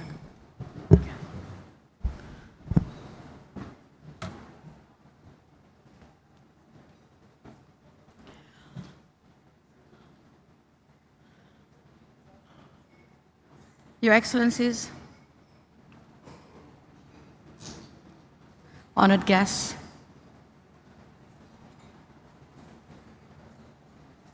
friends of this planet,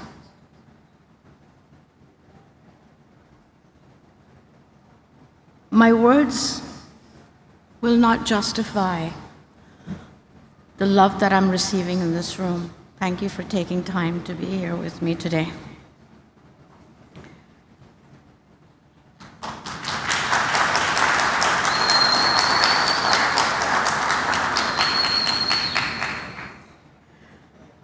Before I start, there is a reason that I'm here today, and it belongs to a few men.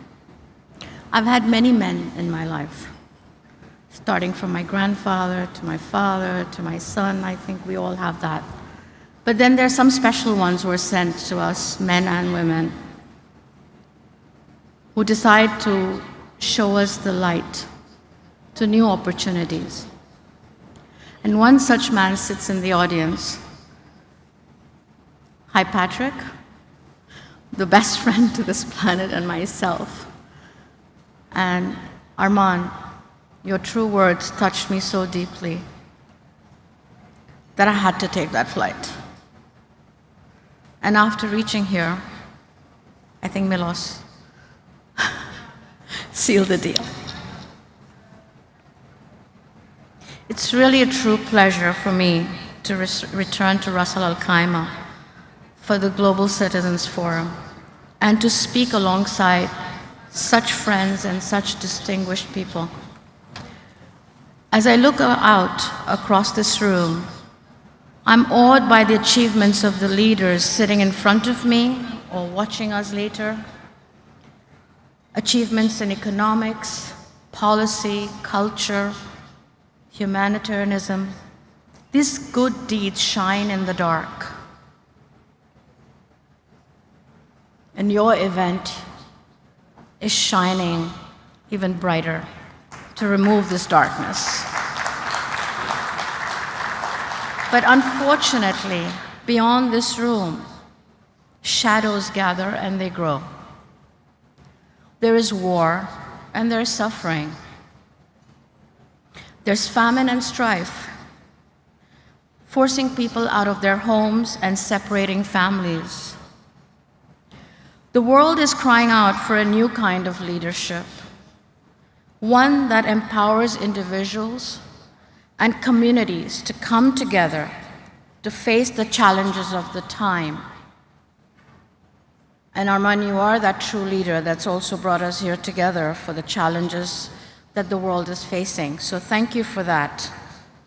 And we believe in your thought process. As global leaders, we're in a unique position and have a unique responsibility to address these challenges and encourage others to do so.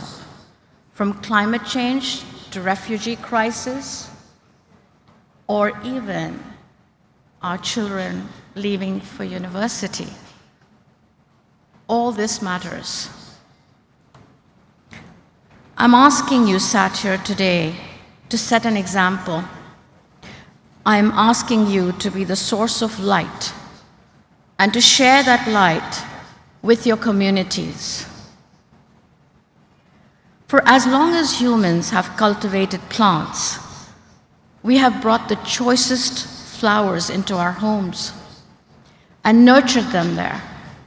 Like arranging flowers in the most sunlit room of your home, you must take in the disposed and hold them to our hearts.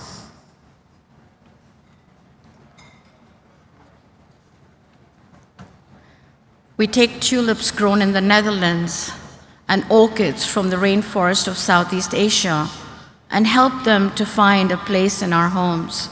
With care and tenderness, they can adapt to changed conditions and share their blooms with us. Can we show the same care and tenderness to refugees? Can we welcome them into our homes? And I'm sure there are a lot in this room and many in this world who may have maybe small or big ideas, but I think they all count on how to implement this. The refugee crisis crystallizes tensions that are inherent in all of the world's challenges, from war and natural disasters to climate change and economic disparities between countries and regions. Global challenges lead to the global movement of people. Migration evokes fear and mistrust and mirrors our own personal and national insecurities back onto us. The 21st century is and will be the century of the refugee. But I'm hoping with all our initiatives, we make it to be the century of happiness and hope for all.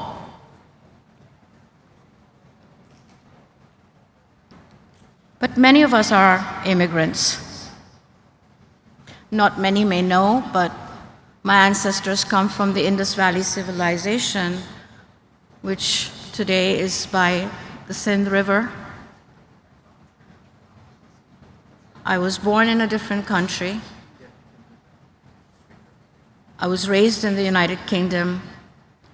I resided in Monaco, in Switzerland. Many of you in this room will have had similar journeys. Our personal journeys are always migrations. Our souls migrate from one world to the next. There is no such thing in nature as an impassable border. I think the birds that fly above us have shown us that there are no boundaries. The United Arab Emirates is a crossroads for the world and has welcomed many people to work and do business here. right here where we stand in this beautiful place. Ras Al Khaimah in particular is a place of peace and serenity, a haven in our busy world for people to come together for occasions like today. Residents speak many languages and have countless experiences and often untold memories. They carry on cultures and customs from nations near and far. These stories remind us that beauty and harshness must coexist in human life. There will always be politics, wars, strife, and hunger that cause people to flee their homes. But just like a pearl, born from the immense pressures of its environment, the more compassionate and sensitive humans, better leaders can emerge. And I see so many in this room today. We must accept sacrifice if we are here to help the vulnerable. We must empower one another to think more, care more. Given my position and my history, my own focus is on caring for vulnerable women and girls. That doesn't mean I'm not compassionate towards men and their miseries. But our sisters across the globe need our help. Our sisters who face the risk of exploitation, family separation, and gender-based violence. Our sisters who serve as caretakers for children and elders. Our sisters who represent half of the world's 9.5 million refugees, according to UN Women. Migration is a natural state for women in many traditional societies. One such example is the heritage in India. We're all born into our father's homes, but in some cultures, we are then married and migrate into our husband's house. The twists and turns of life make these women migrate many different ways. We must support womankind in the many migrations of their lives.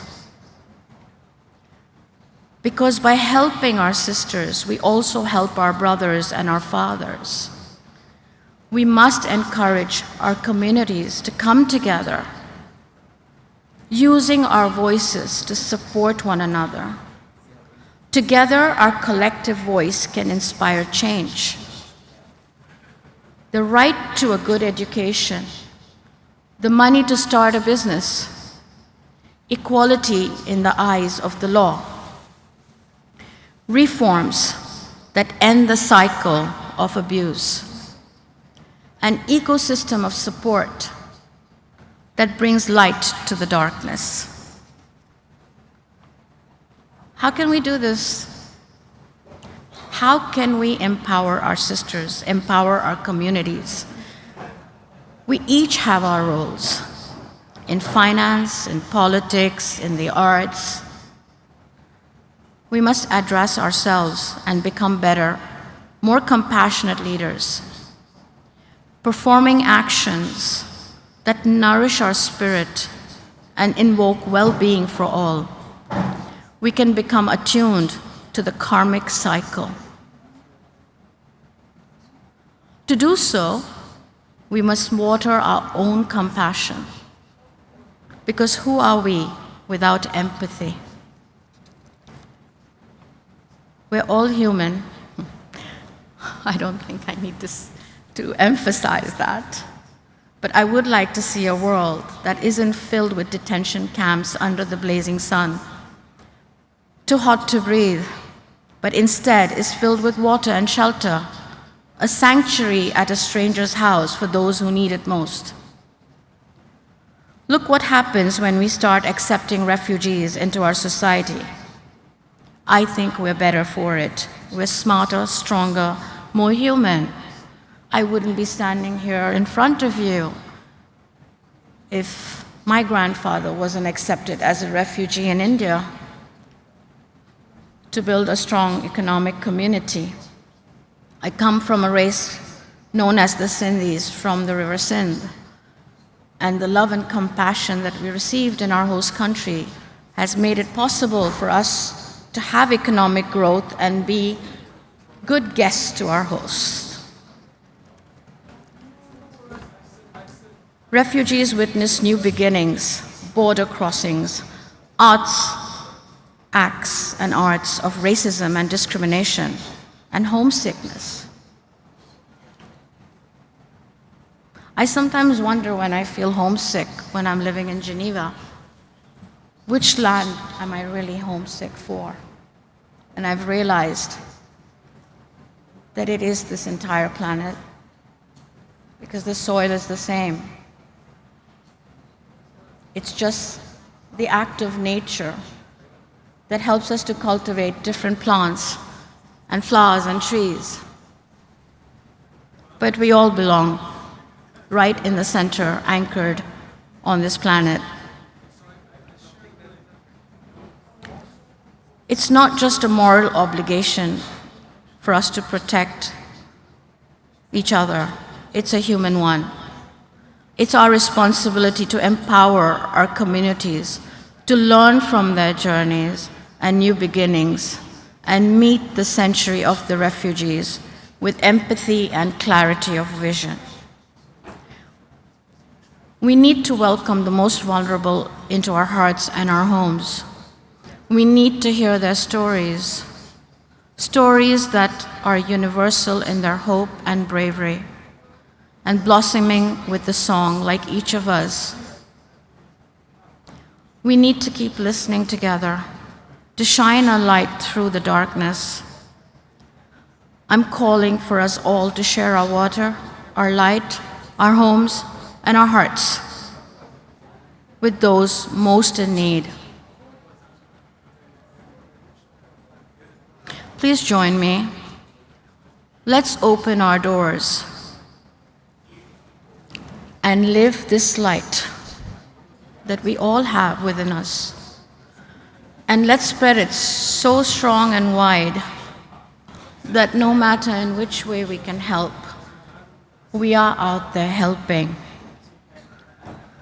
I do wish to extend to Ras Al Khaimah my gratitude for allowing me to breathe in the air of its pure desert sand, which some of us experienced last night at the beautiful venue of the cocktail, and its bright sunshine.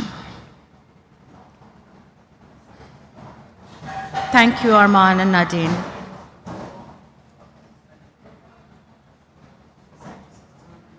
Thank you, Maya and Milos, and your beautiful team. I'm truly, truly honored, Patrick, for you pulling me out here. I'm richer for it, and I take back a lot of knowledge, which I hope helps me to bring the changes that I can in my home to make things better for the world. Lastly, the world is not for you to understand in the way I explain it, but it's for each of you to understand the way you need to understand it. So I stand here in front of you, only humbly asking you, please grow that light within you, because that is what matters the most. Everything else, maybe money can buy, but the light within you is only within your control.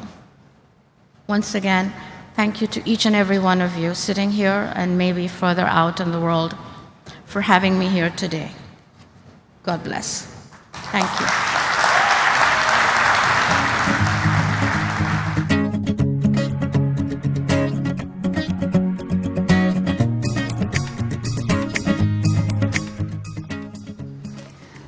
Our deep thanks to Shanu Hinduja for speaking to us today.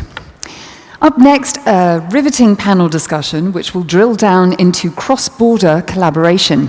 And to prevent his revered lineup of guests and give the conversation some context, let me introduce you to your moderator. He is the best-selling author and the co-founder of Wild Creations. He is Rhett Power. Please welcome him.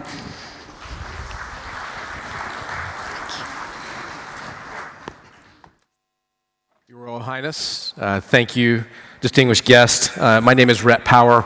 I am the CEO of Accountability Inc., which is a leadership consultancy, and a Forbes columnist.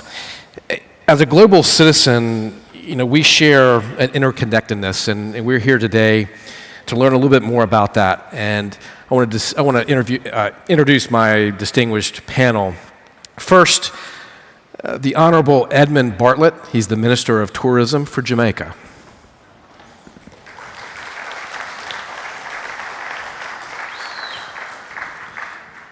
And I think via Zoom, I have Bagolo Kinawindu. He's a global economist and former Minister of Trade and Industry for Botswana.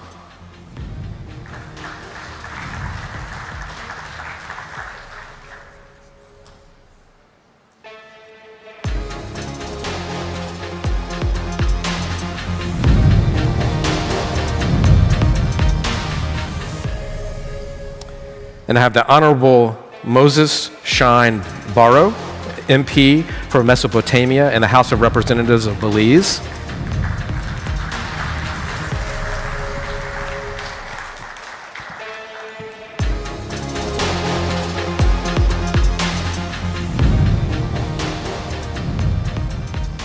And I have Thomas Anthony, Deputy CEO of CIU for Antigua and Barbados.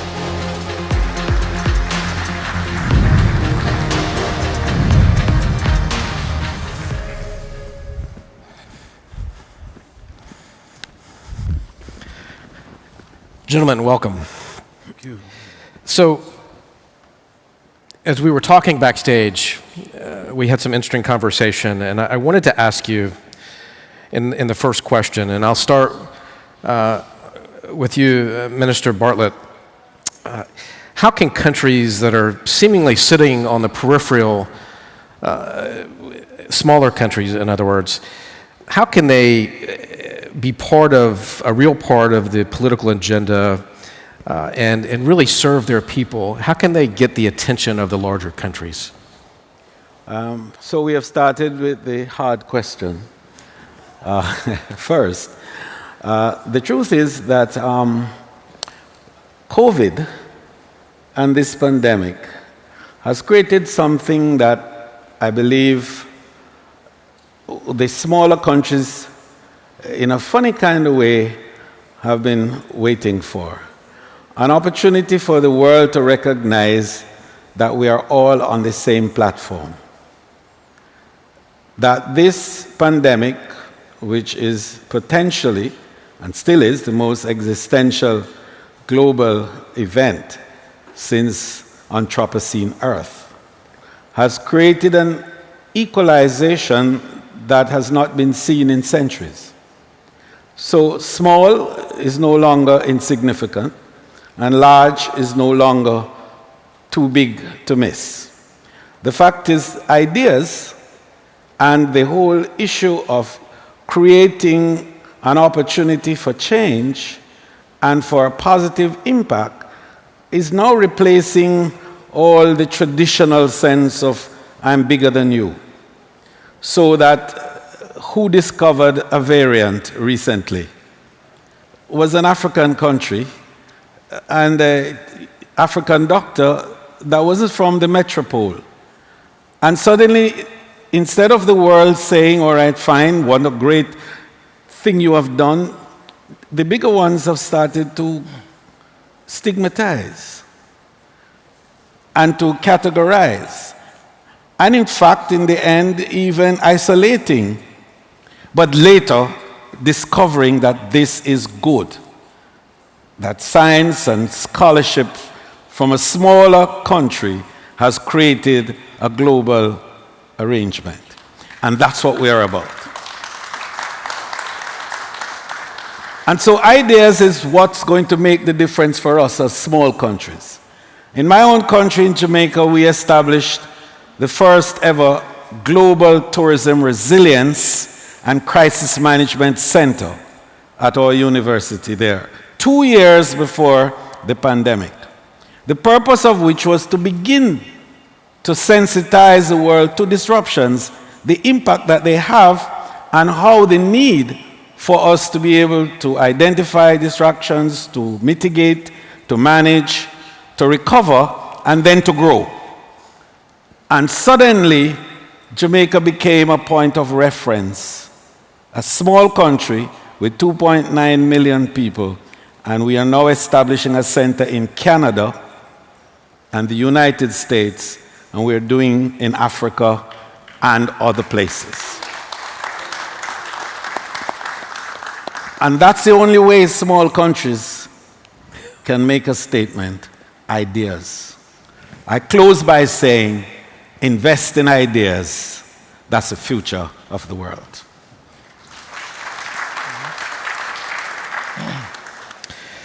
So, via Zoom, Bagula Kinewindu. I think she's with us.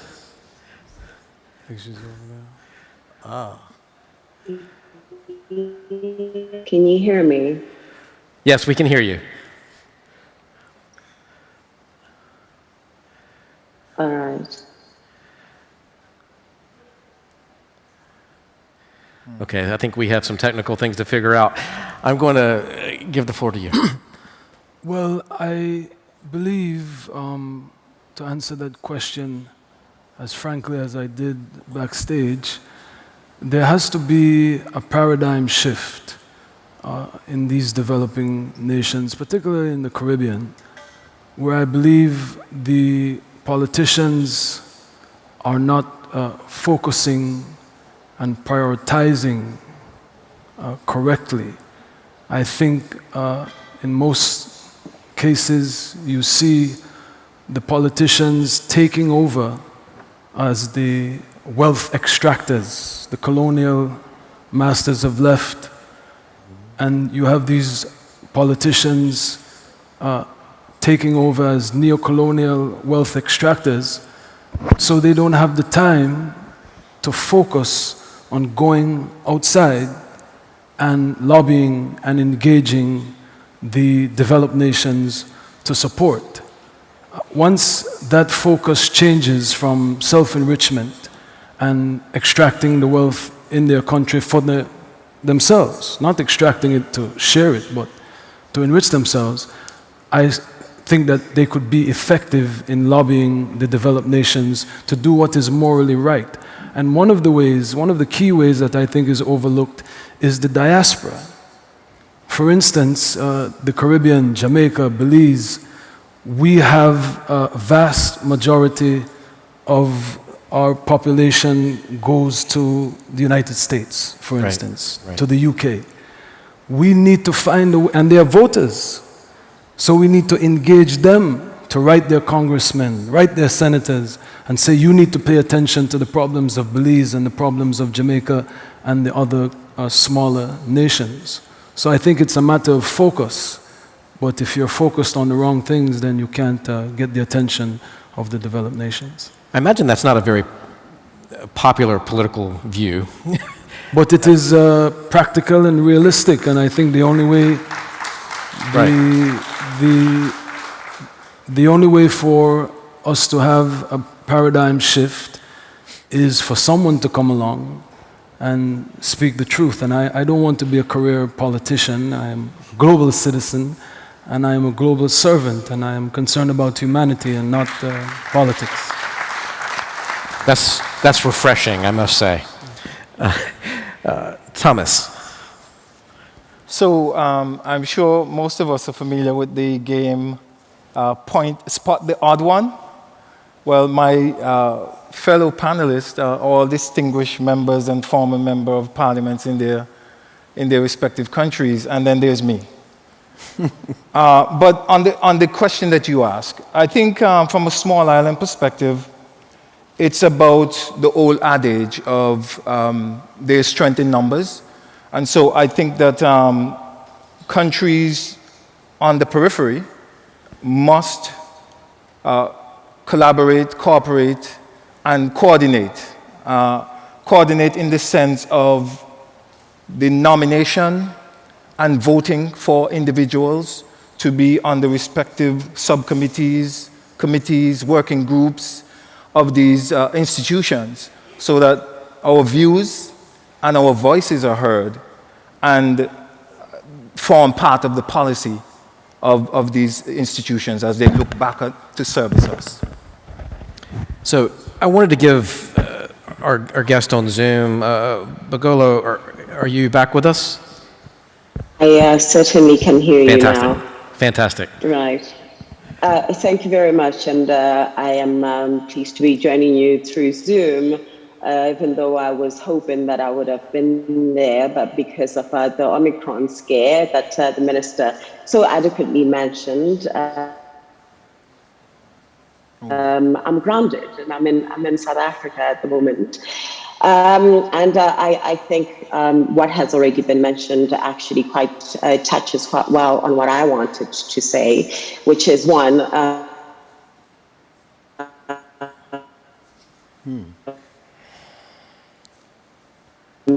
the countries on the periphery, small states could work together.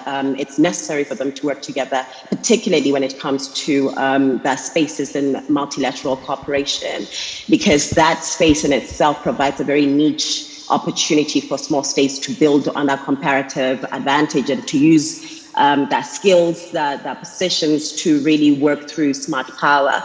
And by smart power, what I mean is the ability to influence institutional structures, as was just said by Edmund, and to influence policy and processes that are within our multilateral organizations. And we know that there are various committees where we can contribute much actively as chairpersons, as rapporteurs, and so forth. And we ensure that while it's not necessarily working to gain influence in the short term, there could be influence gained in the long term by participating actively and having influence in those institutional structures. And then also in influencing high-level policy, supporting each other in being part of those high-level policy processes and decision-making, in particular by forming those alliances, strategic alliances, being brokers of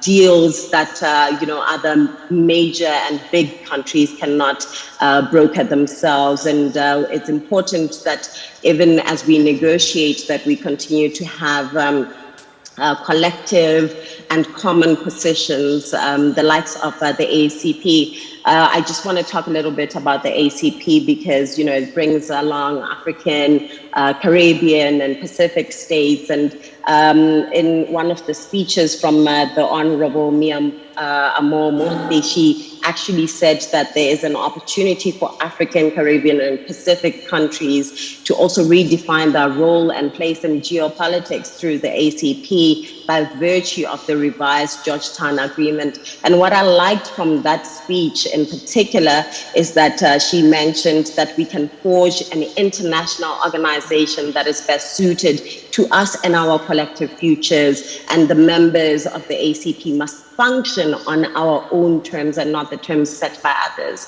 And so when you have that collective position and collective understanding, common understanding, then you are in a better position to negotiate against much stronger bodies, much stronger countries, the likes of which we have seen come through by positioning smaller countries within the EU, and they have a stronger voice. I mean, the likes of Denmark now are seen as strong players in geopolitics in the UN because of the advantage that they benefit from being members of the EU. Thank you, Minister. I'll stop there for now. Yeah. Thank you, Minister. So my next question is then, looking at what you talked about in the first segment, how are smaller countries that are on the peripheral facing global challenges like the pandemic and global climate change?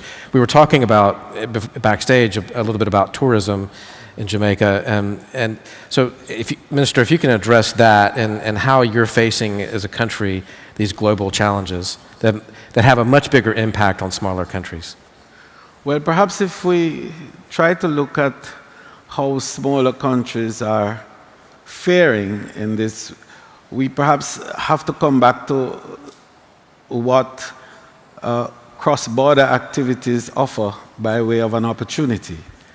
And tourism represents itself as the most critical of the economic activities today that enables cross-border activity, and it brings wealth.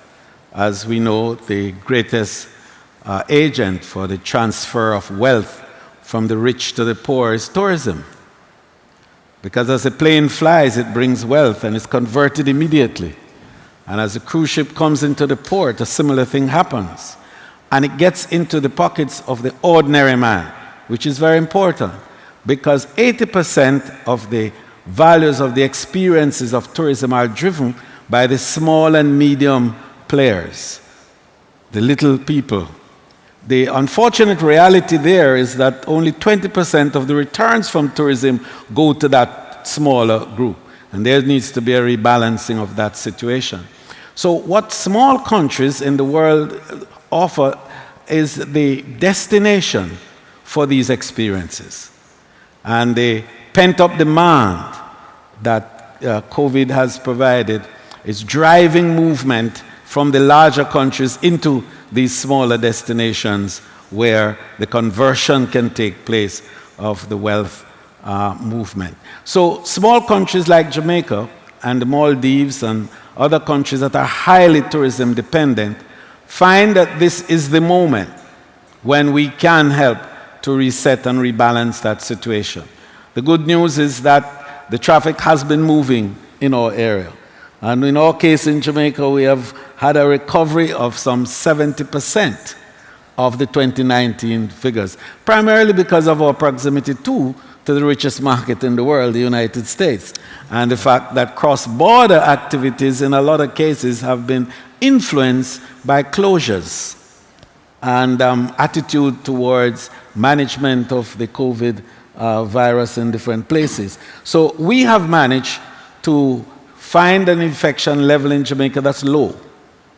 We've established a resilient corridor which provides a safety bubble, so to speak, for visitors to enjoy their tourism. And as a result of that, we're getting the flow of traffic.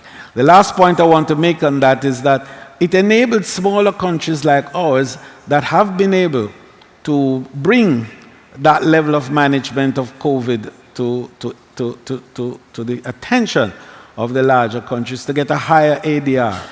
So we're seeing a higher spent on the part of the visitor now than we ever had before. And so for small countries, this is the opportunity. We have to do it better, and we have to manage ourselves in a stronger and more desirable way. And in this way, we can recover faster, and we can even thrive. Minister, we were talking earlier, and I want you to address it if you can just spend 1 minute on this.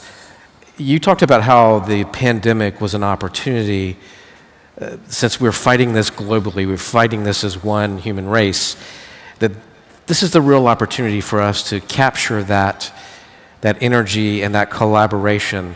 Can you talk briefly about that? Yes, indeed. In fact, what this pandemic has done is really to show that no one in the world has the protean answer, that we're managing by iterations, trial and error. We're using ideas, and we are putting together a mix of ideas to create a best fit and what works. And so best practices are now being realized from many places, including small countries and places which previously would never be considered for any consideration. And so what is emerging is a new form of coordinating resources. Previously, we liked to compete, and we were always fighting each other about ideas and actions and what we're doing. Today, we are learning that to compete is the way forward, because we need to share more, to collaborate more, to recognize the values of each other, to combine those so that we could have a formula which makes all of us grow and be better. So that's the lesson from COVID, is that the world is not about competition anymore. It is about co-petition. It's about how we can collaborate together and solve our problems together.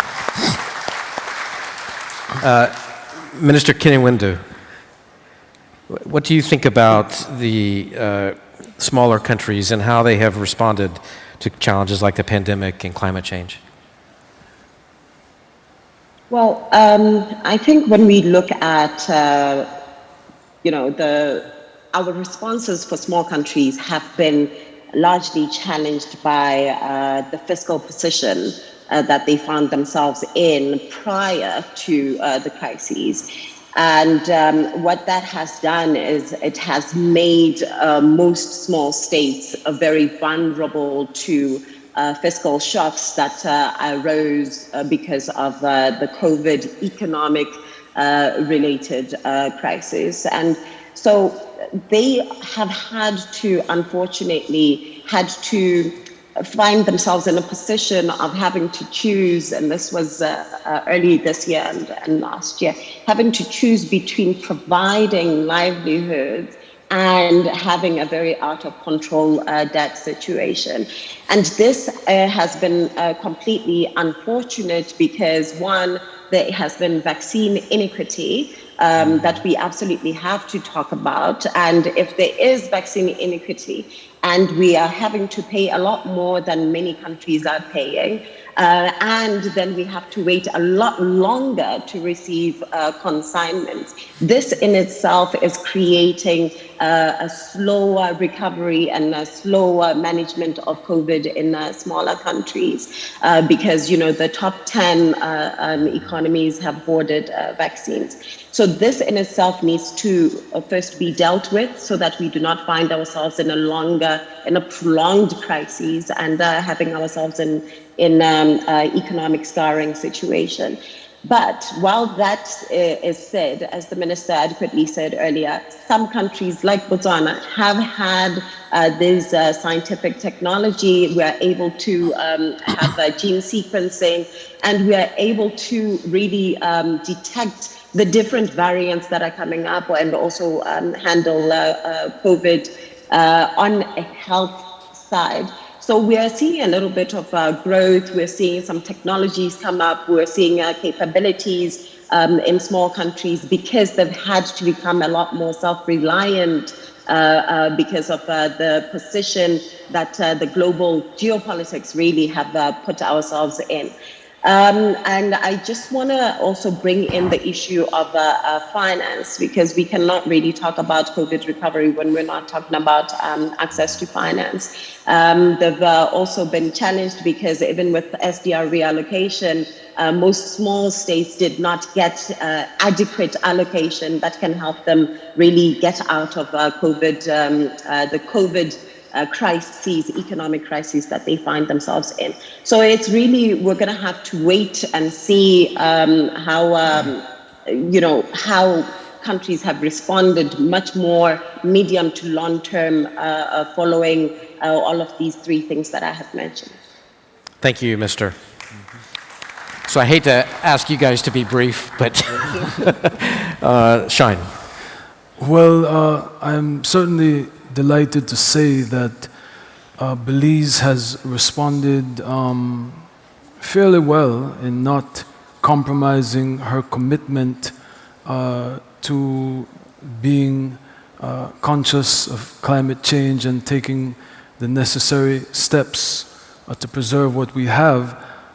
There has been continuity, as a matter of fact, because the last administration, which was my government, we started a conservation deal with the TNC, and this administration concluded that deal, which has us doing more to protect against the negative impacts of climate change and not selling out, so to speak, in order to preserve any type of economic gain. In fact, we were able to relieve ourselves of about $500 million of debt by doing this conservancy deal. I don't know if that's my cue to wrap up. I think that is. Oh, that's all.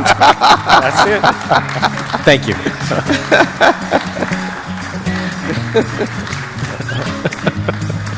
Thank you, thank you, thank you.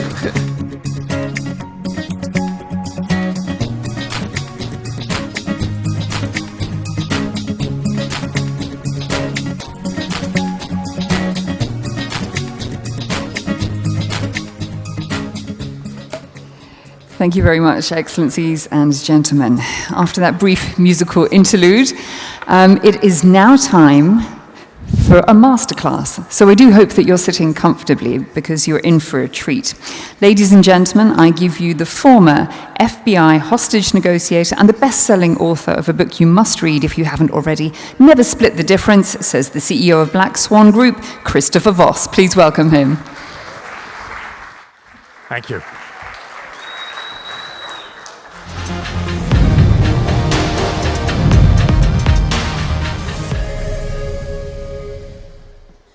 I was wondering if I was going to get some of that AC/DC music back in black, so. It's a privilege to be here. I understand His Highness is still here, various ministers, Your Excellencies, distinguished guests. It is an absolute privilege to be here. Armand, your entire staff, and I'd also like to thank Dominic Calms, who took me hostage and made sure that I was here. So those of you that are familiar with what I've taught, the Black Swan Method, the Masterclass, I'm sure you're familiar with the late night FM DJ voice. And if I speak in that and I start speaking slowly, I just want you to know that as I go on, I will slow down even more. Now, I want to talk to you about you're trying to make a global impact, and we want to change the world. And human nature is we overestimate how much we could do in a year and underestimate how much we could do in 5. So in order to try to change governments and change attitudes and change boundaries, I'm going to share with you some of the things that I know about changing one person at a time. And when you do that every day, you'll be astonished at how far you can get in a very short period of time. And I'll halt for a moment while our distinguished guest and His Highness come inside. Thank you very much.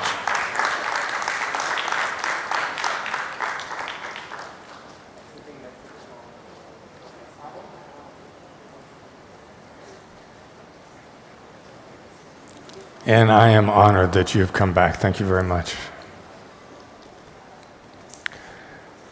So I'll organize around 3 themes and 3 ideas. For individual, one person at a time change, which will ripple across the globe.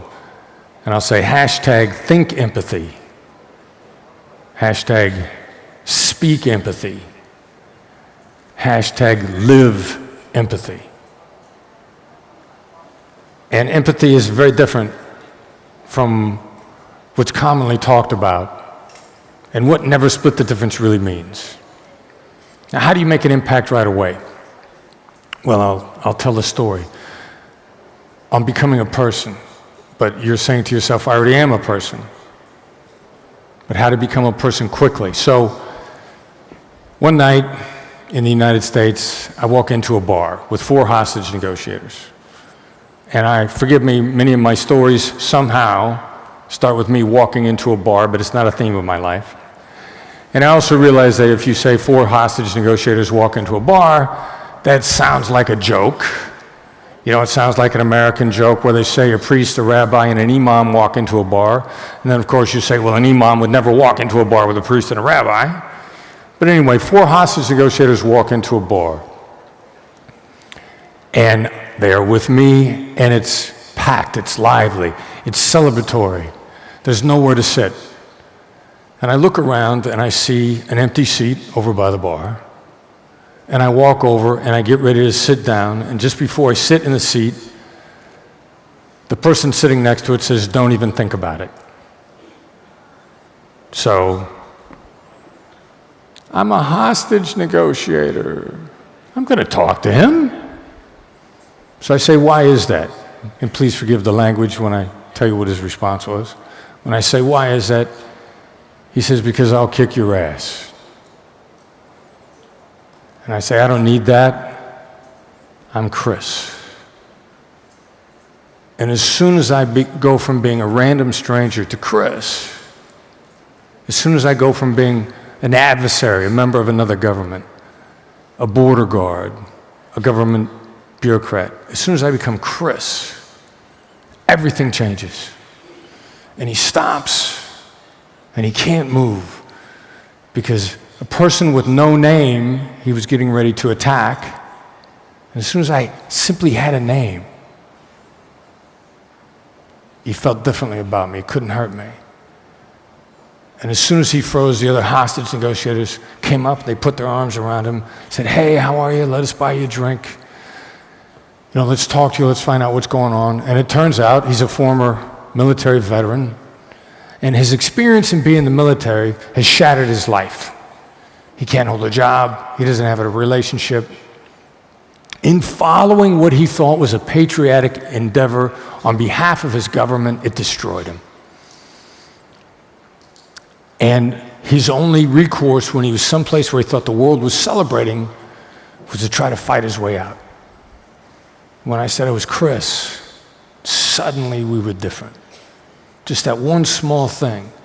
Now, I didn't say, "I'm Chris, FBI hostage negotiator, Chris Voss, my resume, my title, all those things." Just Chris. So here's what I would ask you to do as you interact with people. Just be by your first name. Be Beyonce, be Kanye, be Cher, be the one name people on earth.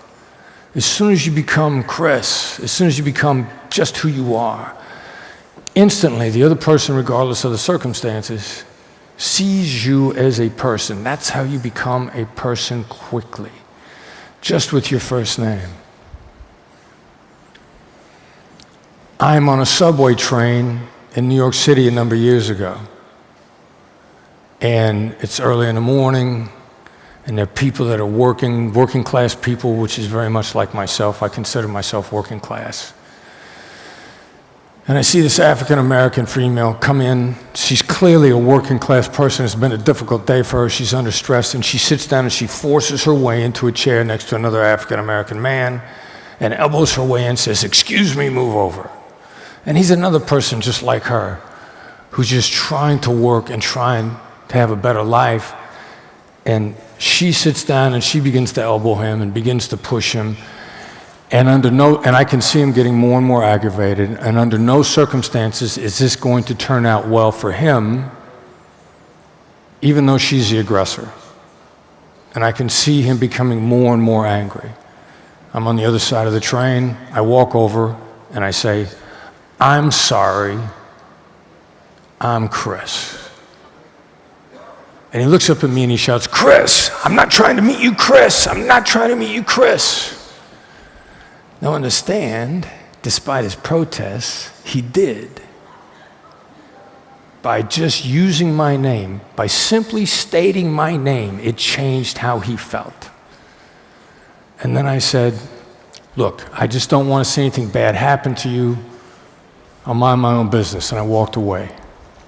And I saw him change, because by me making him see me as a person, suddenly he felt like somebody in the world felt differently about him. And I saw him change his mind, and the woman next to him became no less aggressive, but I could see he didn't want to fight, and at the next stop he got up and he moved away from her. Little tiny things giving people an opportunity to see you differently suddenly. The tiny little things, what in my company we call the black swans, the little things that makes a difference. I'm asking you to be black swans. I'm asking you to do the little things that make a big difference. And it's close, but you could do it wrong sometimes also. And I'll tell you about one time I did it wrong. Airplane, we get stranded. I'm leaving Washington, D.C. We're supposed to go to Las Vegas, where I live. Because of COVID, work stoppages, the airplane ends up in Los Angeles late, and we all miss our flights, and we're all stranded in Los Angeles. Not one person on that plane intended or even envisioned being in that city that night. So we're all standing in line. This poor gentleman gets up, he needs a place to stay, he's got a dog at home, nobody's there, and he is shouting at this poor young lady behind the counter. And I'm standing behind him in line. So I think in the movies all the time, you know, they try to get us to do common ground. I feel the way you feel, I've gone through the same thing you do. And if you just tell them that, suddenly they're happy. So he's very angry with this lady, and I said, hey, my friend, we are all in the same boat. And this is how you do it wrong, but it sounds okay. I said, we're all in the same circumstance. None of us wanted to be here today. None of us planned to be in Los Angeles. It's not her fault. That's the way the movies would have us do empathy. I have common ground with you. He turned around and looked at me and said, mind your own effing business. And no, he didn't say effing. And it made him so angry that I would pretend to have empathy instead of actually having it, that when he went back and began to criticize her again, he stopped to turn around and tell me to F off one more time. So there's these tiny little differences. I never introduced myself to him. I never became a person to him. And his anger didn't dissipate. So become Beyonce, become Cher, become Kanye. Just your first name humanizes you to the other person. And I know that in dangerous situations, it's been repeated to me that people have had guns to their heads when border guards who are just panicked, frightened instruments of their government, as soon as they became a person, it's harder to hurt that person. Hashtag think empathy. Hashtag speak empathy. Hashtag live empathy. So I'll tell you another story. One of the times I was on CNN, United States government impasse, probably about 10 years ago, President Obama, the government is shutting down. Everybody's in love with the word hostage. The Democrats are saying the Republicans are taking them hostage. The Republicans are saying the Democrats are taking them hostage. They asked me to come on CNN because every government official is using the word hostage, and I'm the hostage negotiator. So let's have him come and talk about this. So I'm sitting there and they play this long clip. Obama, everyone, hostage, they're taking us hostage. They're trying to take hostages. Nothing but name calling. And Anderson Cooper, Christiane Amanpour, Jeffrey Toobin, they've got this whole panel waiting. I'm on screen. And they come on and they say, Chris, what do you think of every government official using the word hostage? And I said, well, I like it because it gives me a chance to be on your show. And they all start to laugh. But they're laughing with me. And here's the next part. If you get people to laugh with you. Now, in the middle of the interview, CNN is not supposed to be funny, and I am making it humorous. Then suddenly, out of the blue, Jeffrey Toobin interrupts everyone and says, wait. His company is the Black Swan Group. And then he says, and I quote, that is the baddest ass name I have ever heard. And I remember thinking, that's the best commercial I ever heard. And then I thought, how did I get him to give me this incredible gift of collaboration? Because one of the themes today is collaboration. How do you get somebody to collaborate with you when they had no intention of collaborating with you to begin with? Humor, but appropriate to the conversation. So I had learned that lesson, and one of the people on earth that I admire a great deal, the U2 singer Bono. Now, I happen to like their music a lot. I'm very impressed with the fact that they've stayed together through all these years since they knew each other in high school. But I'm more impressed by his philanthropy. And those of you that are familiar with, I believe it's the Millennium effort that he undertook with Bob Geldof to get what we used to refer to as the first world countries to simply forgive hundreds of millions of dollars of African debt. Now, it is not in those governments' interest to forgive that debt. And he went around the world and he met with global leaders asking them to simply forgive debt. And he said, I found that no matter who I spoke to, if I could get them to laugh with me in the first 20 minutes of our meeting, we would probably make a deal. So there are pictures of Bono laughing with Vladimir Putin, the leader of Russia, which he has been heavily criticized for. How can you laugh with someone who's the complete opposite of what you stand for? How can you laugh with the enemy? How can you laugh with the devil? He knew that if he got them to laugh with him, it would change everything. So, those of you today, if you're lucky enough to meet with His Highness for the first time, I would encourage you to tell him a knock-knock joke right away. See if you can get him to laugh. But humor appropriate to the conversation. Hashtag think empathy. Hashtag speak empathy. Hashtag live empathy. Now, the last thing that I will share with you. Why empathy is stating to the other side what they think of you, not what you want them to think. And empathy does more for you than it does for the person on the other side. And it does a lot for them. My son, who runs my company, brilliant negotiator, and his wife are about to break up. She's about to leave him. And he decides the only thing that he could do to get her to stay is empathy.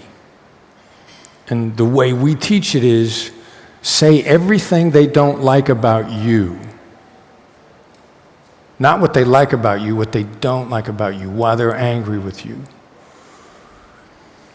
And if you've done it right, they say, that's right. She is packing to leave, and he sits down and he thinks through everything he has to say to get her to say, that's right to him. And he sits down with her and he says, you're upset with me because I've been insensitive. You're upset with me because I haven't done these things. You're upset with me because of all the negative things that I've done. And she looks him in the eye and she says, that's right. I'll stay. Now, the first time he told me that story, he was telling me the power of empathy with someone who was upset.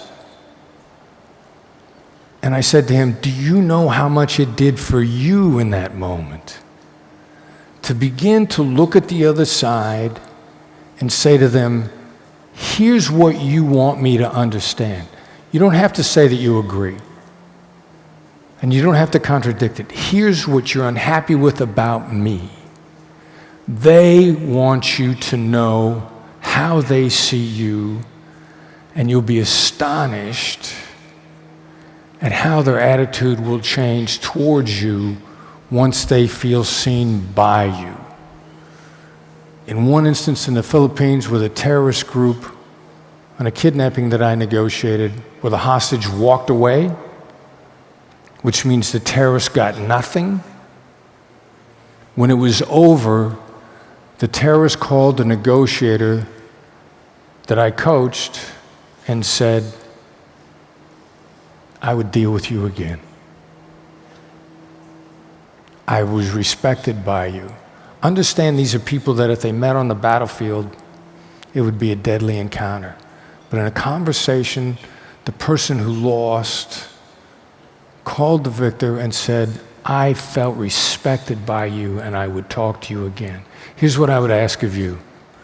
When you think empathy, when you live empathy, no matter how it turns out, everyone you talk to should feel so respected by you that when you're done, they would look you in the eye and say, I'll deal with you again. Thank you for your time today.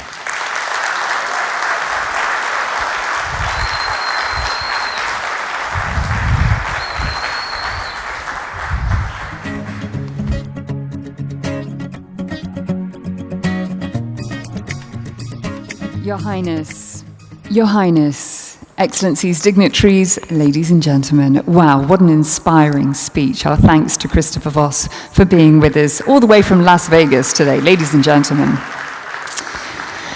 The next part of our forum will feature 3 student innovators from TKS, otherwise known as the Knowledge Society from Canada, which in essence is a global community of the world's most ambitious young people who really want to make an impact using emerging technologies and sciences. So I give you the next generation. Please welcome them to the stage. They are Sriya Shanta Alapali, Mikhail Haj, and Mir Al-Zain. Please give them a warm welcome.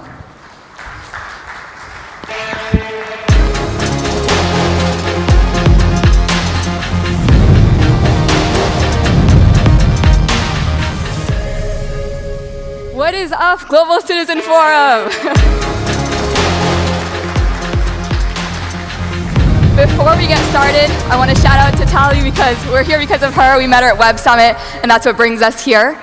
All of us are teenagers, as mentioned before, from a program called the Knowledge Society, which is a human accelerator program for students from the ages of 13 to 17 who want to change the world through exponential tech and sciences.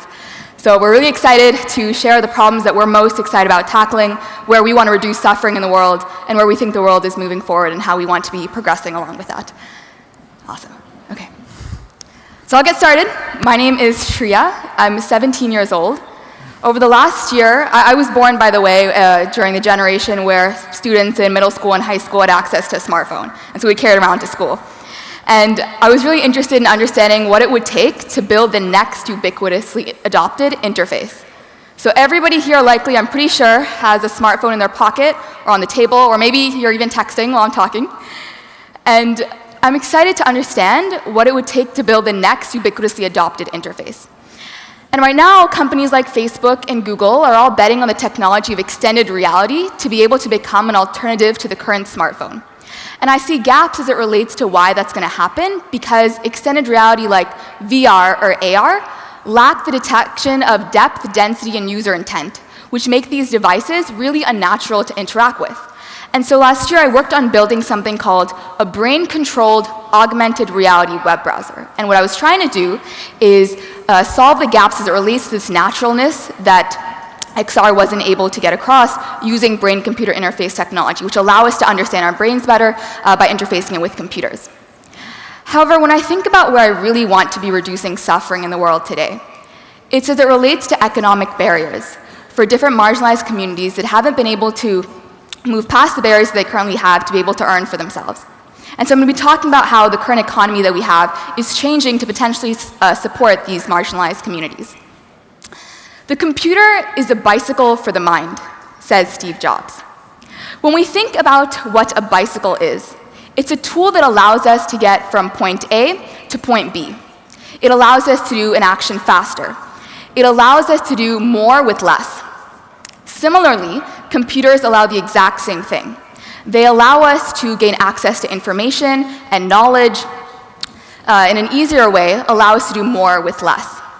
Right? And fundamentally, as humans, all of us human beings in this room, are referred to what is known as Homo sapiens.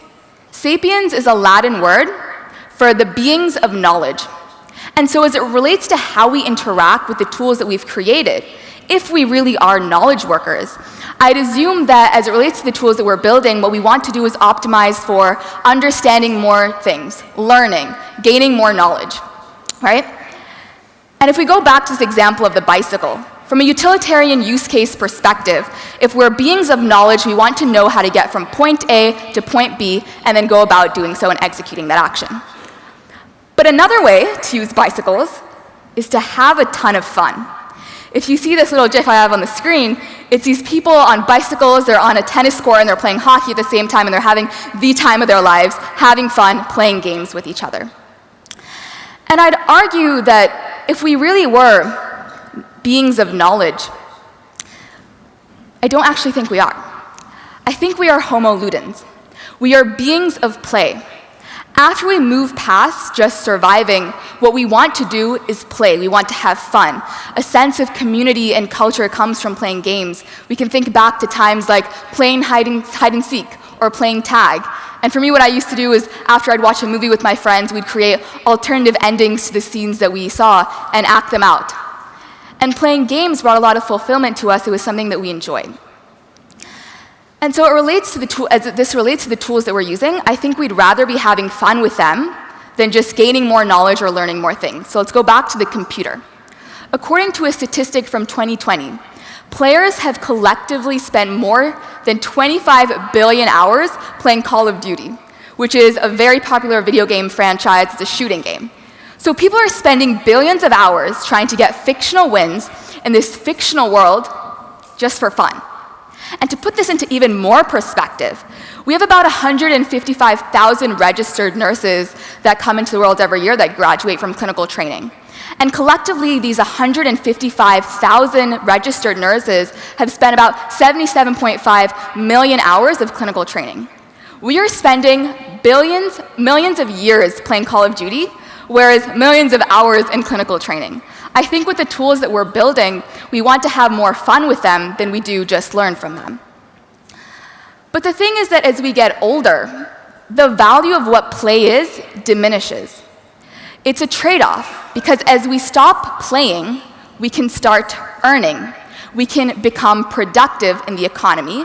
We can create wealth and earn from having a job. And so as we reduce our play, we can increase our work and productivity. And so play is now seen as more of a waste of time.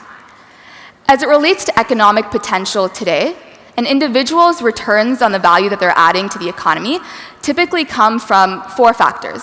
You have credentials, like the degree that you have your skills, the geography that you live in, so where you live and where people are hiring, and then you have network, the people that you know. And these factors determine as an individual how much you're likely going to make within a given economy. So if you're an artisan or craftsman, you need to have physical materials to be able to build, your craft and then sell it in this physical world. If you're a maker, you need physical hardware to be able to build your products and sell them. If you're a real estate agent, you need access to physical land to be able to buy into that and then invest in it. Right? And so we're currently in the 20th century economy held back by physical barriers as it relates to credentials, skills, geography, network. But we're no longer in the 20th century economy. We're in the 21st century economy, where a digital world exists, where we're no longer held back by the barriers of our physical location, network, credentials, skills to be earning and making money in the current economy. So what if you could, say, be an artisan without having any physical supplies to create your crafts? Or you could be a builder or maker without having access to any physical hardware. Or you could be a real estate agent who is getting profit off the investments you're making without owning a single piece of land. This is currently being done in the digital world using digital games, where people are playing games and earning money while doing both. And I'll give you an example. I'll prove it to you. So there's something called Decentraland. It's a digital world where users can go in to be able to acquire parcels of land, and after they acquire that land in this digital world, what they can then do is create games and 3D structures and applications on top of it that other users can go into and tap into. And so people are making money and profit off of working in this digital world. In fact, the token that is used to be able to, that's burnt and then used to purchase land in Decentraland is called Mana. And that token currently has a $6.25 billion market cap. In fact, for a piece of digital land in Decentraland, it was bought for $2.4 million US. It's a piece of land that does not exist. It is not out if you look out your windows and see land in the physical world, it's not that. It's digital land that you can find on computer games that is being bought for $2.4 million. And people are making money and profit off of the investments that they're making in this digital world. There's another game called Axie Infinity, where you can buy digital pets as NFTs or non-fungible tokens, breed and trade them, and make money off of playing this game. In fact, in the Philippines, the minimum wage right now ranges between $6 per hour to $10 per hour. And people that were playing this game, and by the way, this is it's like a Pokemon Go style game built on top of the Ethereum network. They're able to make about $20 per hour playing this game. And so they're making more money playing a game in this new economy that we're seeing being built using blockchain, which is a payment infrastructure, and then digital reality, which allows us to build, make, and sell without any sort of physical assets. And the reason that this is extremely important is because it allows us to break past barriers that have for so long held back different demographics from earning in our current economy. For example, if you're a software developer in San Francisco working on a singular project, and a software developer, say in Mumbai, is working on that exact same project, you're going to be paid extremely differently because of the country that you're living in, because one is being paid in US dollars and the other is being paid in rupees. Right? But if you're being paid in Ethereum or through cryptocurrency, and you're being paid for the same task that you're doing in the same skill that you have, we're redistributing wealth to these different individuals that have skill and have merit, and we're breaking past the barrier of limiting them from the standpoint of where they live.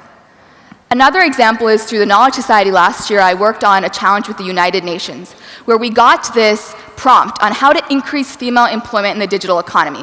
And what I realized through that project is that we're losing a lot of educated mothers in the workforce, because when it comes to moving into motherhood, they feel like there's a trade-off that they have to make between being a mother and childcare and their career. But through flexible work options, which we're now able to get through this new economy, that could potentially be eliminated. We'd be able to retain these women and these other very valuable members of our workforces. Another example is if you just have access to a computer and Wi-Fi and can learn the skills to play these games, you could be an orphan in high school in Nairobi who has the skills in computer and Wi-Fi, let's say, that can tap into this economy and be able to create revenue for yourself and then fend for your own livelihood. And another thing that you don't need to play games, by the way, is necessarily know English. A huge barrier in terms of getting into the workforce in your career is needing to know that language. And that's another barrier that we've been able to take away through the games that we're building that allow people to generate revenue for themselves. We're changing what it means to have earning potential in our world. And so as it relates to what is next for me, I'm looking at what it would take to potentially 10x the minimum wage that different people in less developed regions in Southeast Asia can make for themselves using this play-to-earn methodology, where if you have access and can get access to computer and Wi-Fi, you potentially be able to pull yourself out from being in poverty or having a very low minimum wage that doesn't allow you to fend for yourself and your family. And I have my contact details on the screen, so if you want, you can reach out to me. But thank you so much for having me on board. I have some excited people that are going to be speaking up next. Perfect. Wow, that was amazing. It is such a privilege to be here this afternoon. This conference has done an amazing job at connecting really cool people from a plethora of backgrounds so that we can discuss some of the world's pressing issues. And what really fascinates me is that we all have a unique vision on how we can create a better future for humanity. And with that, I'd like to take you back to the 1990s. Now, beyond the craze around the Fresh Prince of Bel-Air, Friends, and Britney Spears' Hit Me Baby One More Time, something else was occurring that year. In the year October 1st, 1990, what is now known as humanity's greatest jigsaw puzzle began. Built up over evolutionary eons, this puzzle featured 46 spiraling ladder-like structures, 3 billion pieces, and took thousands of scientists working around the globe 13 years to complete. This puzzle, known as the Human Genome Project, was an inward voyage of discovery, led by an international team of researchers looking to determine the sequence of the 3 billion little puzzle pieces in our DNA. And it was all done on a machine that looks like this. It costed about $1 for each base, was super inefficient, and was overall just a very slow way of sequencing the genome. Fast forward 3 decades later with the arrival of next generation sequencing, and we have rapidly improved the status quo. So to give you an idea of what the difference in tools look like, the Human Genome Project, 3 billion gigabases, 15 years, $4 billion. One run on a machine with next generation sequencing, on the other hand, 600 billion gigabases, 7 hours, $300. So you can really see how the technology has improved in the last 30 years.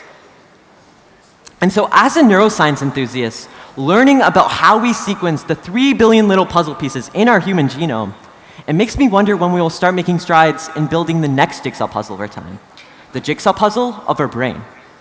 I believe that we are about to enter into one of the most consequential revolutions in the history of the human race. Namely, because by putting the puzzle pieces of our human brain together, we will understand the building blocks and inner workings of our brain. But what does that mean? How do we understand the building blocks that make up our brain? How do we map it out? Well, if you haven't heard of it already, introducing brain-computer interface. Now, at a high level, what brain-computer interfaces are a bridge between a computer and your brain. They work in 3 different steps. Number 1, acquire brain signals. Number 2, analyze those brain signals. And number 3, relay it to an output device to carry out a desired action. Now, usually when explaining brain-computer interfaces, I like to bring the example of turning on a lamp. Now, usually when turning on a lamp, you first begin by thinking about turning on the lamp. Then you would walk up to the lamp, you would press the button, and finally, you would get the desired output of turning on that lamp. Now, with brain-computer interfaces, we are getting rid of the middleman. By just thinking about turning on a lamp, we are able to turn on a lamp. And this is just a basic example of what we are able to do in the brain-computer interface field. Think about the various different parts of our brain and its functionalities. With current tools, we are capable of capitalizing on all of these areas in order to open up a wide array of various different applications. One company in particular, Muse, is working on using brain-computer interfaces in order to regulate focus and increase productivity. Another company is working on neuromarketing so that we can understand brain processes related to the sentiment of a certain product so that we can create better marketing tactics. And then even beyond that, we can gain insights on various different neurological diseases, understand how our brain reacts to certain in terms of mental health, how we can gain insights on mental health, or even just altering emotional states. But what if I told you that we are barely touching the surface of what is possible with these tools? We are capable of so much more in the brain-computer interface space. And so the current tools that we have today are the exact same wavelength as that of the Human Genome Project sequencer in the 1990s. So my question to you is, how do we get to the level of next generation sequencing? And what is keeping us from getting to that level? And realistically, the answer is that the problem with current brain-computer interface tools is that it paints only broad strokes of brain activity, like a series of satellite images over a hurricane that shows the storm moving, but not the formation and disruption of the individual clouds. My question is, how do we get even deeper? How do we get into the eye of the storm? Now, when I say that, what does that mean? What are some tangible ways in which we can understand the idea of getting into the eye of the storm and understanding our brain at a more granular level? Well, what if you could walk a mile in someone else's shoes? What if you had a brain-computer interface that allowed you to understand my contextual framework? What if you could understand my emotions and memories? Would that change the way we deal with each other? The way we make decisions? Would that change your creative ability? What if, instead of destroying our enemies, we destroy the concept of enemies? And what if you could increase the limitations of your biological brain and increase its bandwidth? When I look at the world and try to assess who's investing in the brain, who's trying to improve its abilities, I am astonished. Why is the brain such a blind spot on our society, yet everything we are, everything we build, and everything we aspire to become stems from the brain? There are only a handful of companies working on understanding our brain at a more granular level so that we can open up the plethora of applications that I had just shared with you. One company in particular, Kernel, is working on building those next generation of tools in the brain-computer interface space. After selling Braintree Venmo to PayPal, Brian Johnson, CEO of Kernel, invested $200 million in order to fund the next generation of tools. And so he was able to then use his brain-computer interface tools in order to empower thousands of institutions globally in order to solve some of the world's biggest problems. Let me give you an example. Cybin, a Toronto-based company, is working in the psychedelic and mental health space. What Kernel was able to do was give them their brain-computer interface device in order to then quantify how psychedelics affect our brain in regards to mental health. And another example is another academic institution, Harvard, in which they have used Kernel's device in order to quantify pain for the opioid crisis, so we have more objective pain assessments. And the applications just continue to go on and on. And so that's Brian Johnson's journey. But what about my journey? So at the beginning of this year, I had a conversation with Brian, and I asked him, Brian, what's at stake if we don't unravel the master code that allows us to interpret any pattern of neural activity at will? In other words, what's at stake if we don't understand our brain at a more granular level? And what Brian said was actually quite profound. He said, at stake is virtually every radical advancement that we are able to imagine. When we understand our brain at a more granular level, we will then be able to transcend as humans. We will understand certain things about life that we are not able to conceptualize right now. We will develop insights on things that we never could have even understood at this point in time. And so after building 15+ projects in the brain-computer interface space, writing various different academic papers, and also winning a $250,000 trust fund in order to fund my research in the space, I went out on a journey to build the tools necessary to understand our neural code. Specifically in regards to iterating on functional ultrasound neuroimaging modalities, full stack from the atom to the ML in order to create that perfect brain-computer interface tool.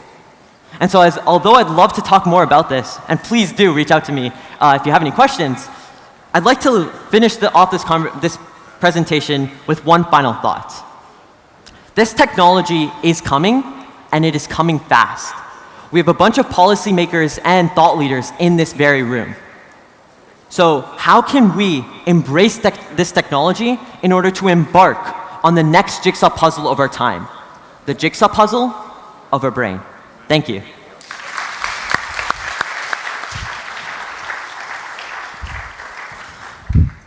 All right, Mikhail coming in hot. Okay, everyone. My name is Merali, and today I'm going to be talking about what could possibly be the biggest threat to the survival of our future generations, and that is climate change. Now, we all know how big this problem has gone over these past couple of decades, and since its initial discovery back in 1938, we've had quite a bit of time to actually think about our implications, or the implications of our actions on the environment, to learn more about global warming, how can we prevent it, to raise our voices to our leaders, put pressure on government and private entities to see what they can do to stop climate change. And so when thinking about what we can do, we have a lot of researchers and scientists working day in and day out in labs, developing more efficient solar panels, reusable rockets, electric vehicles, all of this just to minimize carbon emissions. But that's the problem here. That is exactly the problem. We are too focused on minimizing carbon emissions. You see, as it stands, the IPCC, or the International Panel on Climate Change, has estimated that we need a net removal of 10 gigatons of carbon from the atmosphere to maintain a global temperature rise underneath 1.5 degrees Celsius relative to pre-industrial levels. Meaning that, in simpler terms, if we want to keep our planet habitable, we should be removing 10 gigatons of carbon dioxide from the atmosphere. But all of this could have worked 5 to 10 years ago if we were just to focus on minimizing carbon emissions, but our atmospheric CO2 levels were not the same as they were before. So we need to think of other ways of removing carbon from the atmosphere. And so that leads me to a technology that I've been looking into recently, known as carbon capture. Now, there are many different types of carbon capture techniques, but one which really piqued my curiosity and seemed the most promising to me was direct air capture. Now, a quick show of hands here. Who has ever seen a direct air capture plant? Anyone? No hands. All right. Well, all of you are lying. For two reasons. One, because that picture right there is a direct air capture plant, so you've all seen it. And the second reason is because you've all seen trees. Trees are nature's very own direct air capture plant. And what a direct air capture plant is essentially, how it works fundamentally, is that it removes carbon dioxide from the atmosphere. And that's what a tree does. But you'll soon realize that as I go on to explain what a proper direct air capture machine is, it's not as quite simple as a tree. So how does this direct air capture machine actually work? Well, they have these large fans which draw in immense amount of air from the atmosphere. This air is then passed through a sorbent, a chemical which binds with the carbon dioxide in the atmosphere.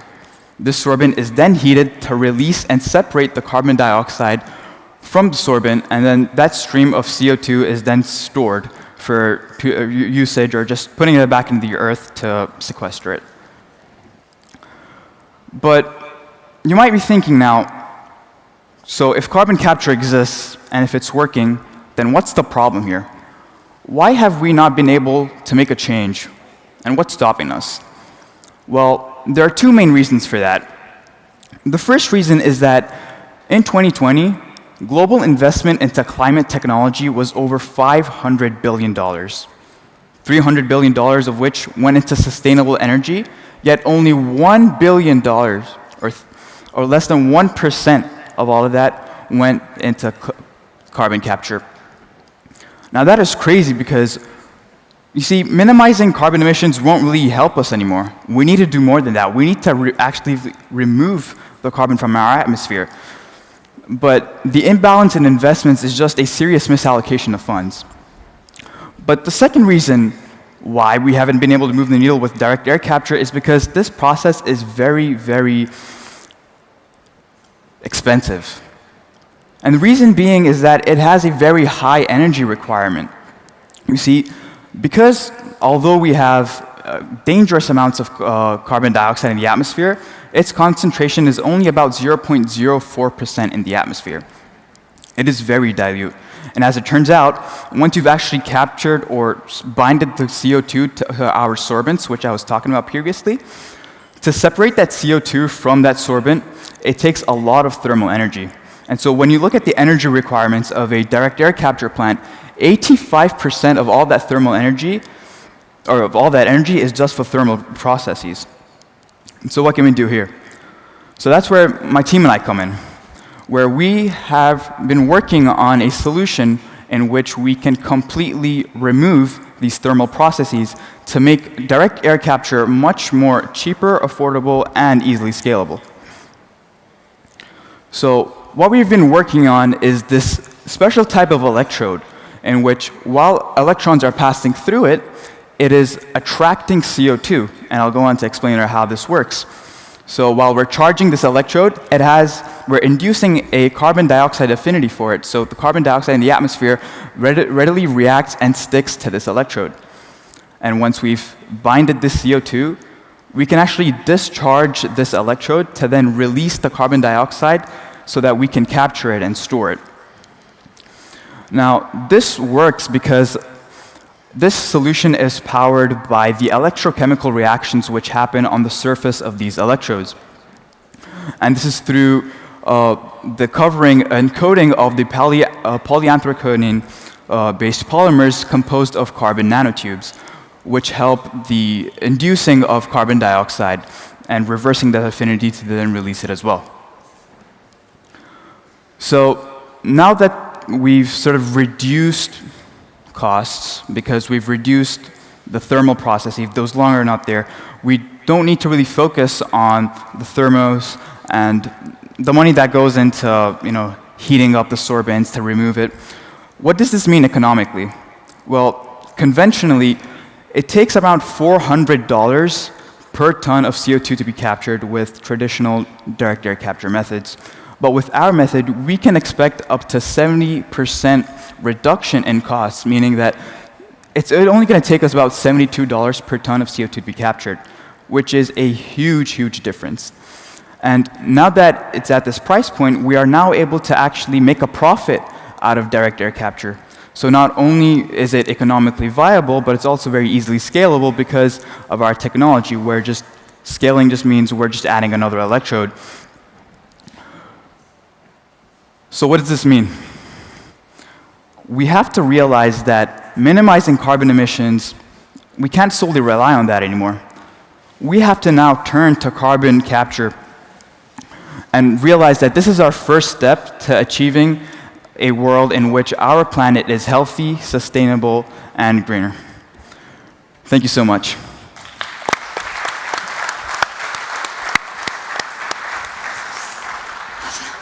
All right.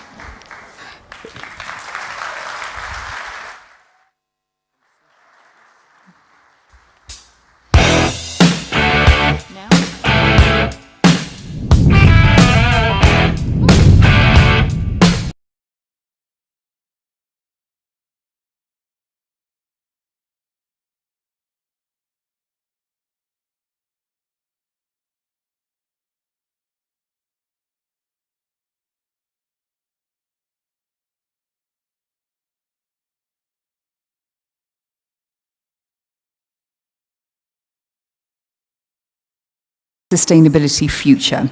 Without further ado, and to tell us more about it, I'm delighted to welcome back to the stage His Excellency Raki Phillips. He is the CEO of the Ras Al Khaimah Tourism Development Authority. Please welcome him back on stage. Thank you.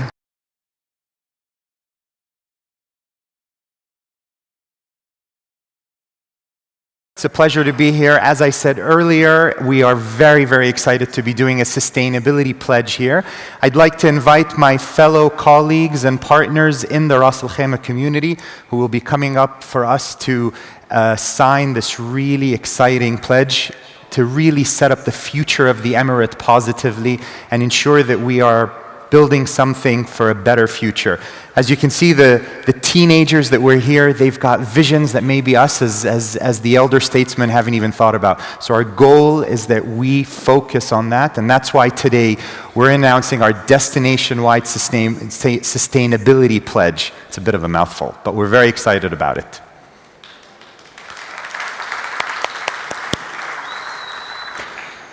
To talk about a little bit as my fellow colleagues get on stage and we sign the pledge, I'll head over there, I'll be the first to sign it, and then I'll ask all the other entities as well. So.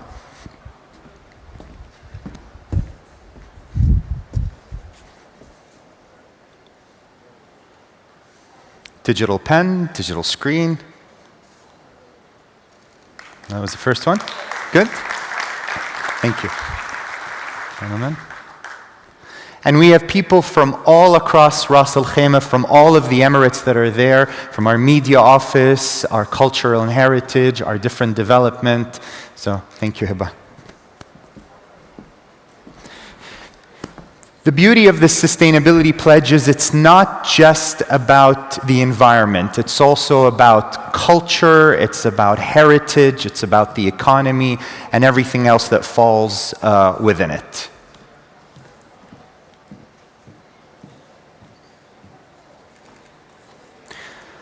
And the focus for us is really also employee mental well-being. One of the major steps is to bring together and be a destination and be an emirate that looks towards the future.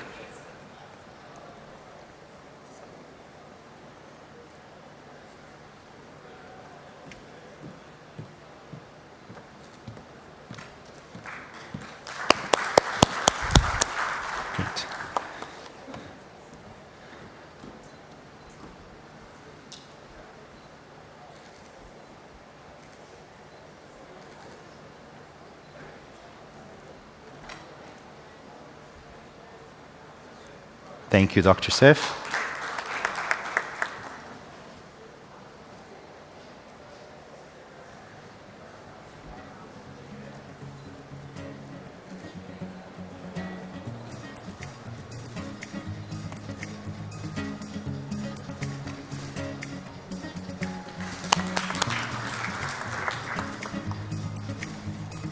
These commitments include things like protecting our culture and heritage, safeguarding our communities, minimizing water and waste, especially at many of our hotels. Thank you, Helen.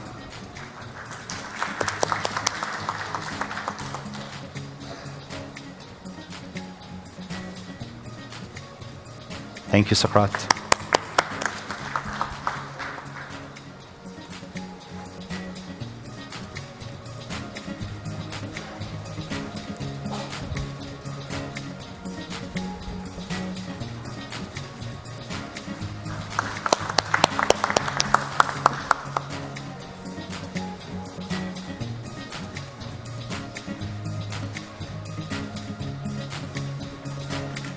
Thank you, Tracy.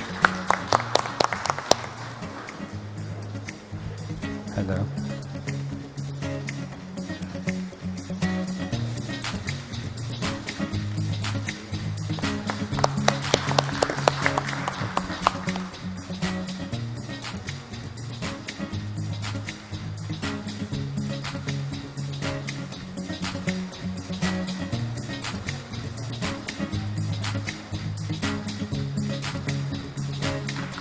Thank you.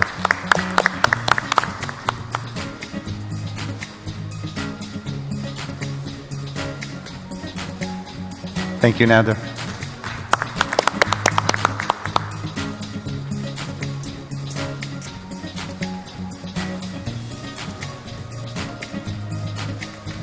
Thank you.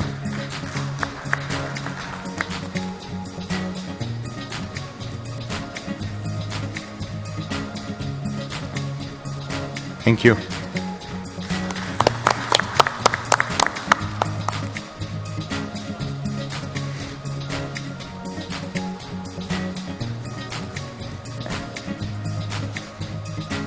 Thank you very much. And this obviously could not have been done without the vision of His Highness Sheikh Saud bin Saqr al-Qasimi, which we appreciate, and we'd love to be able to have a photo, please. Thank you.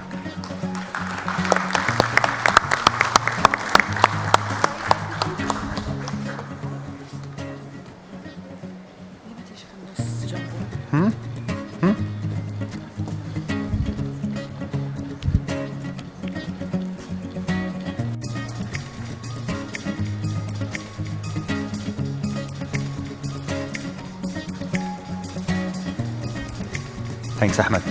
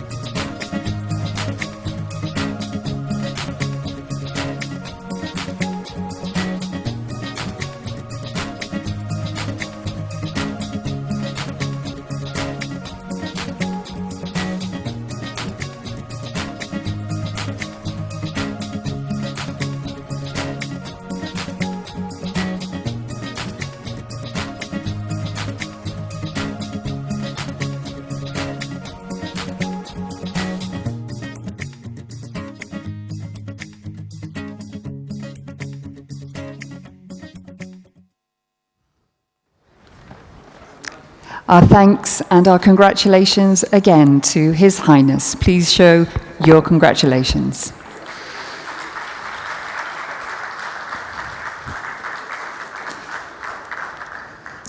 What a landmark forum so far. It now remains for me to invite you to partake of some lunch and some Ras Al Khaimah hospitality.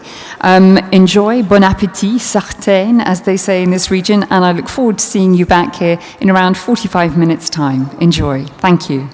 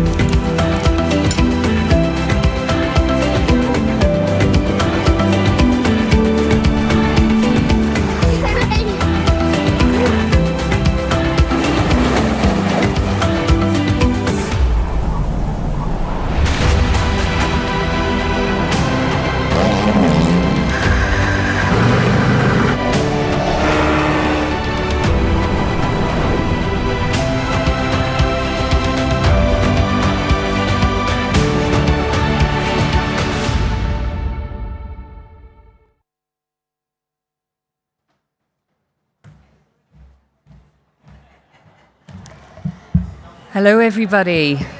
Hello again. Please take your seats. It's time for this afternoon's agenda. I hope you had a delicious lunch, food from all around the world, and some fantastic Emirati hospitality, so I hope you enjoyed it. We have a packed schedule for you, lots of high-profile speakers and far-reaching panel discussions this afternoon. Starting with a video. And they are facing malnutrition. So looking at a situation where we have 1.8 million migrants, I think we had to do something that was bold, but that was also comprehensive, fraternal, and looking towards the short, medium, and long term. So that's why we decided to grant a TPS, a temporary protection status, for 10 years to that 1.8 million migrants in Colombia. And for sure, we'll know that once the 10 years expired, many of them will become Colombian citizens, because we know this type of migration is not the kind of migration that, goes back from one day to another. So they tend to stay longer. So our campaign is to make them visible, to allow them to access to housing, health, social security, so that they can create a sustainable and legal way of living in Colombia. So we decided this policy when I was running for the presidency, because I promoted it while I was a candidate. And I remember many people said, well, you shouldn't mess with those issues because they tend to be very controversial. But I said, we have to do this in a fraternal way. So we already started giving the TPS cards around the country. And my expectation is that we'll have the 1.8 million migrants with their card before the end of my administration. And this, for sure, Telenka, is what I consider the most important peace gesture in a Latin American country in years. So we're pretty much motivated about this. And last but not least, we also believe, and that's where you put the question on pragmatism, that if people become visible, they're well treated, they have opportunities, they can also contribute to economic development in a very strong way. And I also believe that once, Venezuela passes the horrible night of the dictatorship, once there's a rebirth of democracy, and many of the migrants will consider to move back, well, they will always remember who their buddies were here in Colombia, who were their neighbors, who were the people that were close to them, that allowed them to advance in their lives. So I think that is going to create a very strong bond that is going to be unbreakable. I'm very happy to hear that. You mentioned the role of the international community, and that takes me to the next question that I have planned for today's conversation, and that's precisely around the role of global institutions. So in this year's theme, The Future in Motion, one of the most important topics we have is about global governance, and how can we strengthen the role of global institutions in the context of challenges that are really truly global nowadays. They don't respect borders, nationalities, they go far beyond that. So in the context of clearly a crisis that you're managing, of course, with the help of local support and the community, what do you think is the role of global institutions, and do you feel that their role could be more pronounced, let's say, in a way? Do you think you could use more support from international organizations? I don't want to misjudge, or I don't want to be disrespectful, because I know we're all facing challenging times, fiscally speaking, economically speaking, socially speaking. But I definitely believe that when you look at this crisis, definitely this is today the biggest migration crisis around the world. And this is affecting the Western Hemisphere, and it's affecting Latin America and the Caribbean. In the case of Colombia, what we have from the migrant population is something close to 4% of our entire population. And when you look at that number, it can be similar in other countries. So the question is, are we really mobilizing resources to help attend such a very complex humanitarian situation? Maybe the response is not. I think we've seen a lot of pledges. Then after the pledges, it takes longer to see the disbursements. I should say that I'm very thankful with the United States. I'm thankful with Canada, with Spain, with some of the countries in the European Union that have said, we're there, we will support.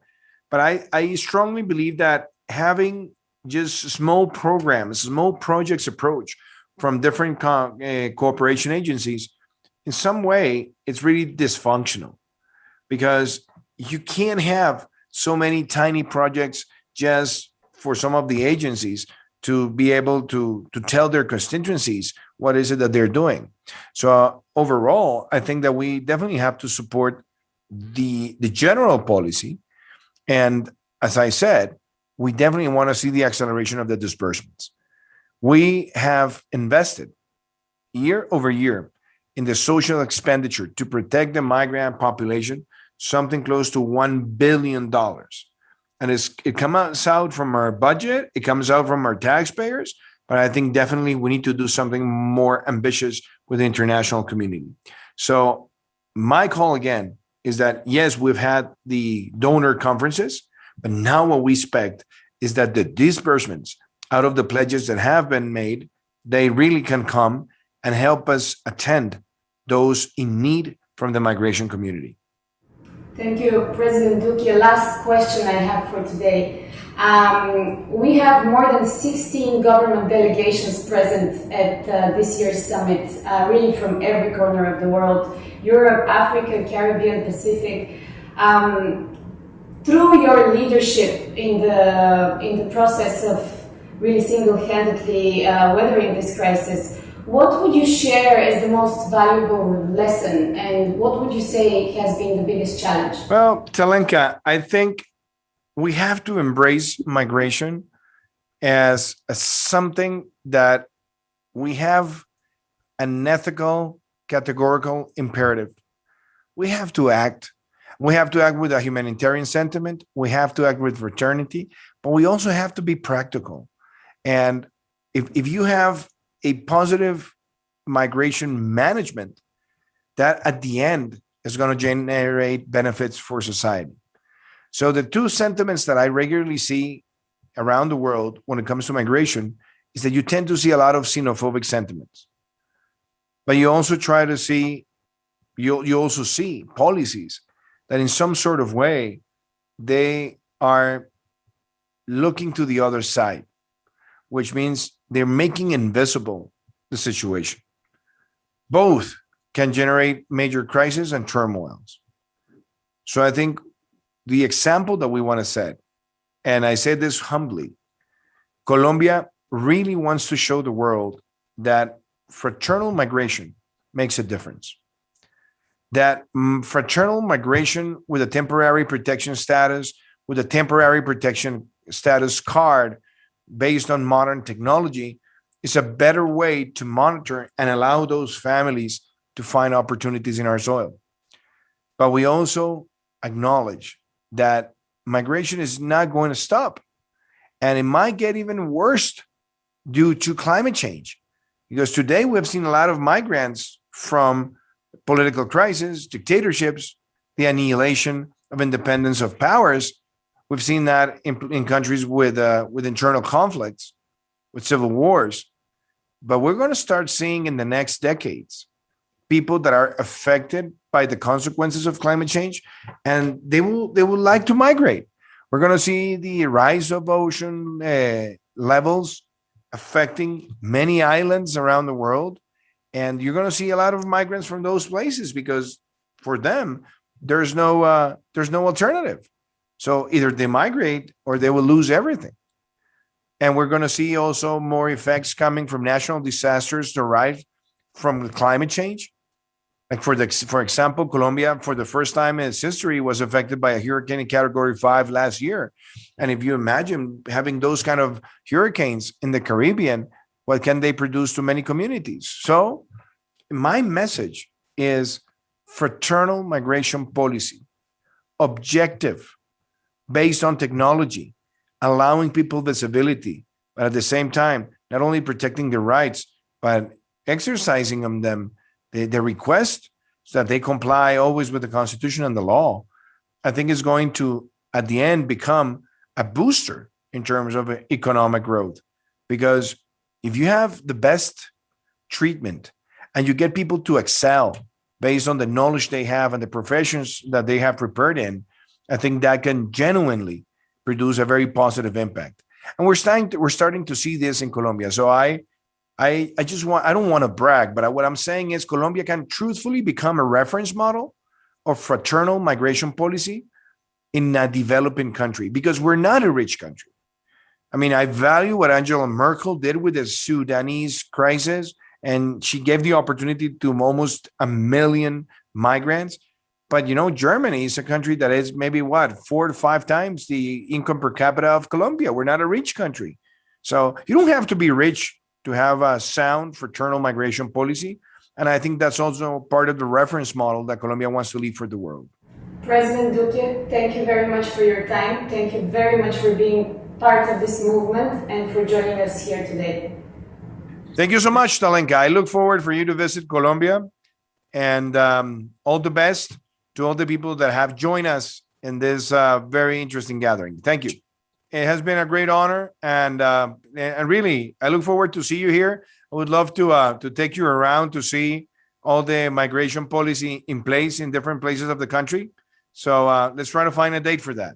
We would be absolutely delighted, and of course, we would love to have you join us in person for the next Global Citizen Forum event.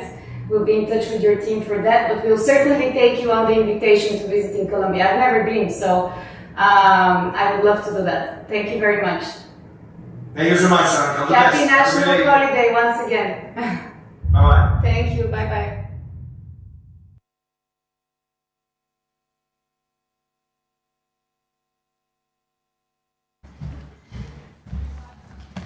A deep debt of gratitude to the President of Colombia for his contribution to the forum this year. Time now for a panel discussion on the topic of refugees. And before a video plays and my speakers walk on stage, allow me to tell you who they are. Firstly, we have Halima Aden. She is, of course, the supermodel and well-known activist. We also have Hassan Akkad. He is the documentary filmmaker, author, and activist. And of course, to moderate and steer the conversation through this panel discussion, I'm delighted to welcome to the stage the CEO, Talimka, again. Please welcome them.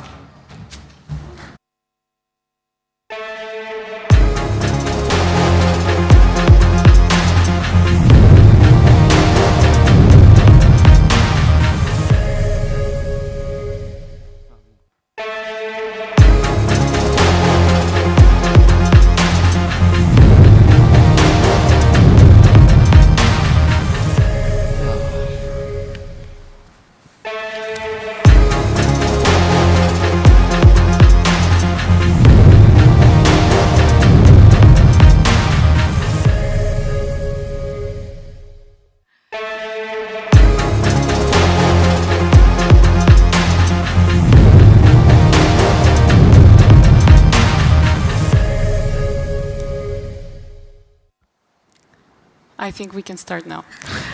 Thank you, everyone. Welcome back. So good to see you here today. I have the huge pleasure and privilege to host one of the most insightful conversations, which is a very challenging program today.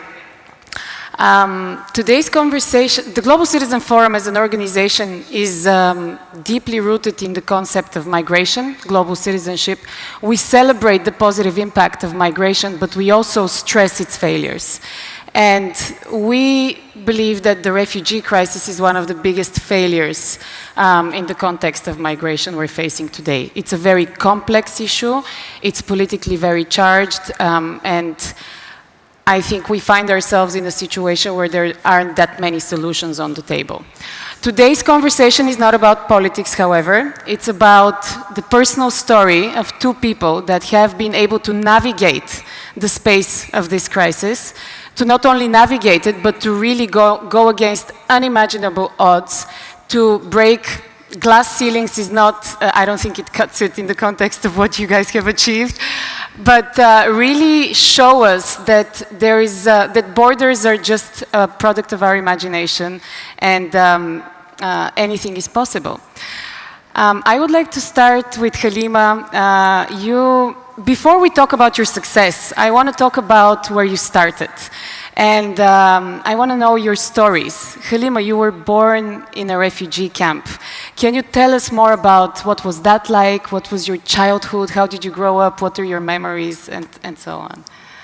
Well, I could be here all night and all day just talking about my childhood. But, you know, my family is originally from Somalia. My mom was born in this port city called Kismayo. She had a very vibrant childhood. And then the Somali Civil War happened, and she found herself displaced. It was a 12-day journey on foot from Somalia into Kenya with many roadblocks.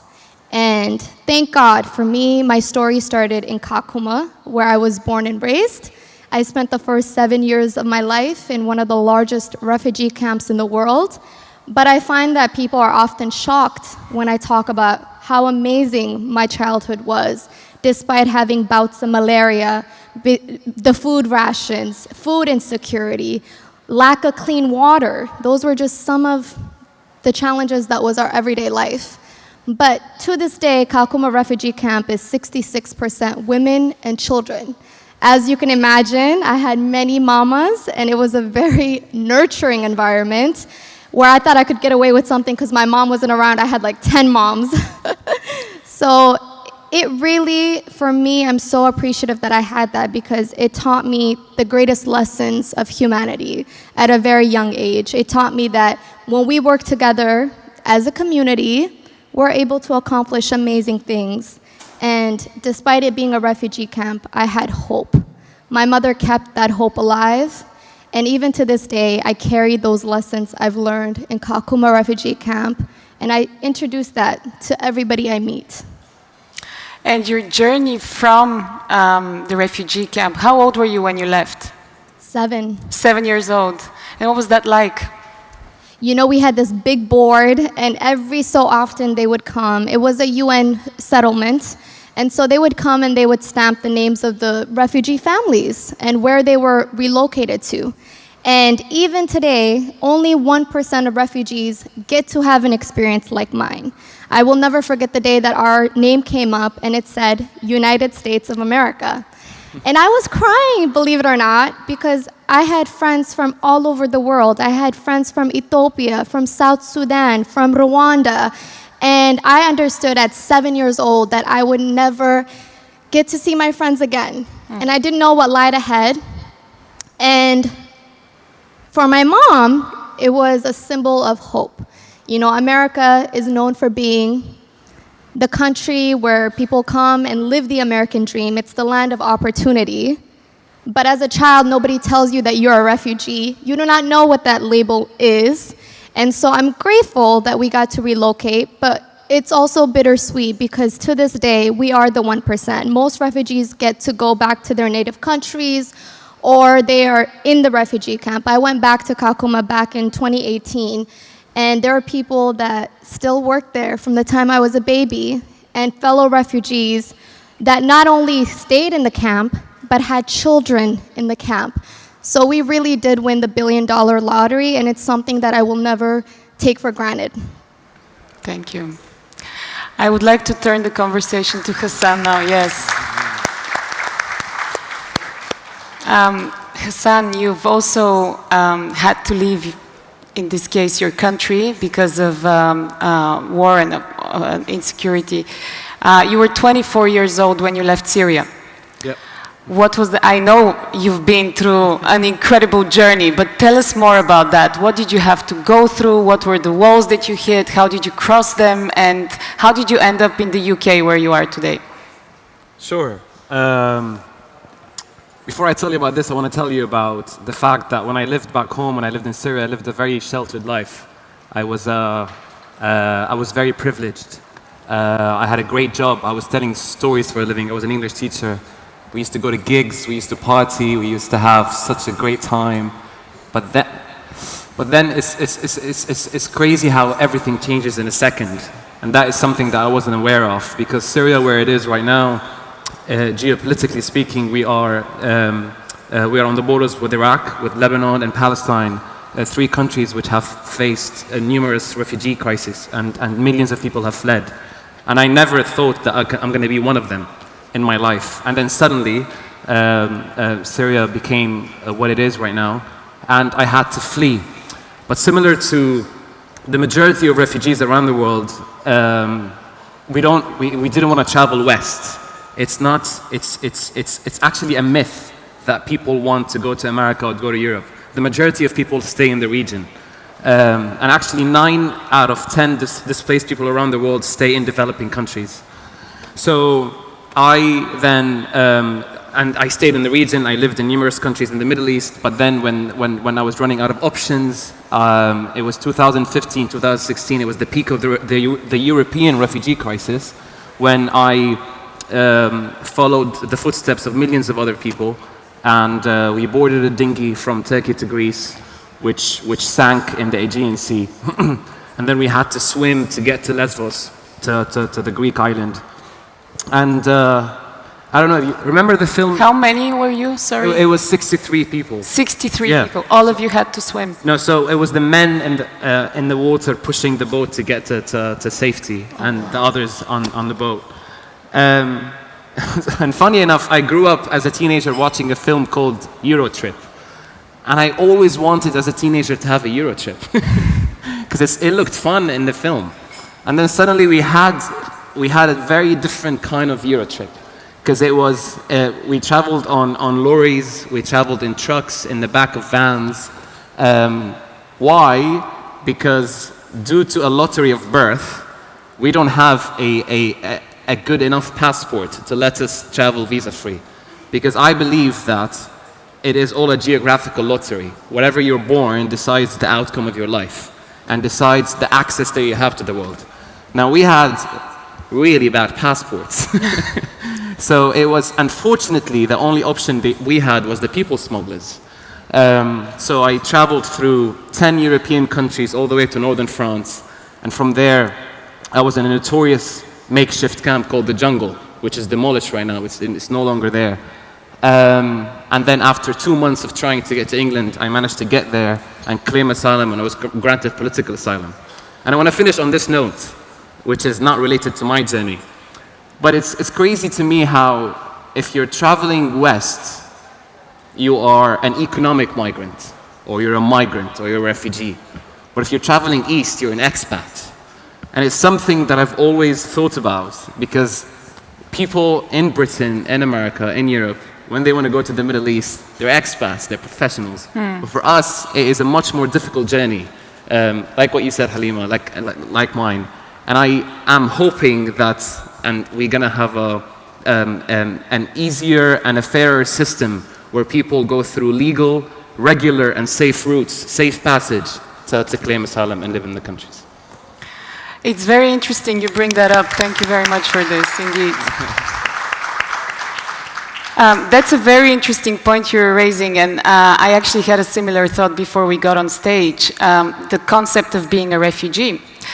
It can mean so many different things. In the cases that you represent, you're extremely accomplished, you lead by example, each of you have their legacy, and being a refugee is you carry it proudly.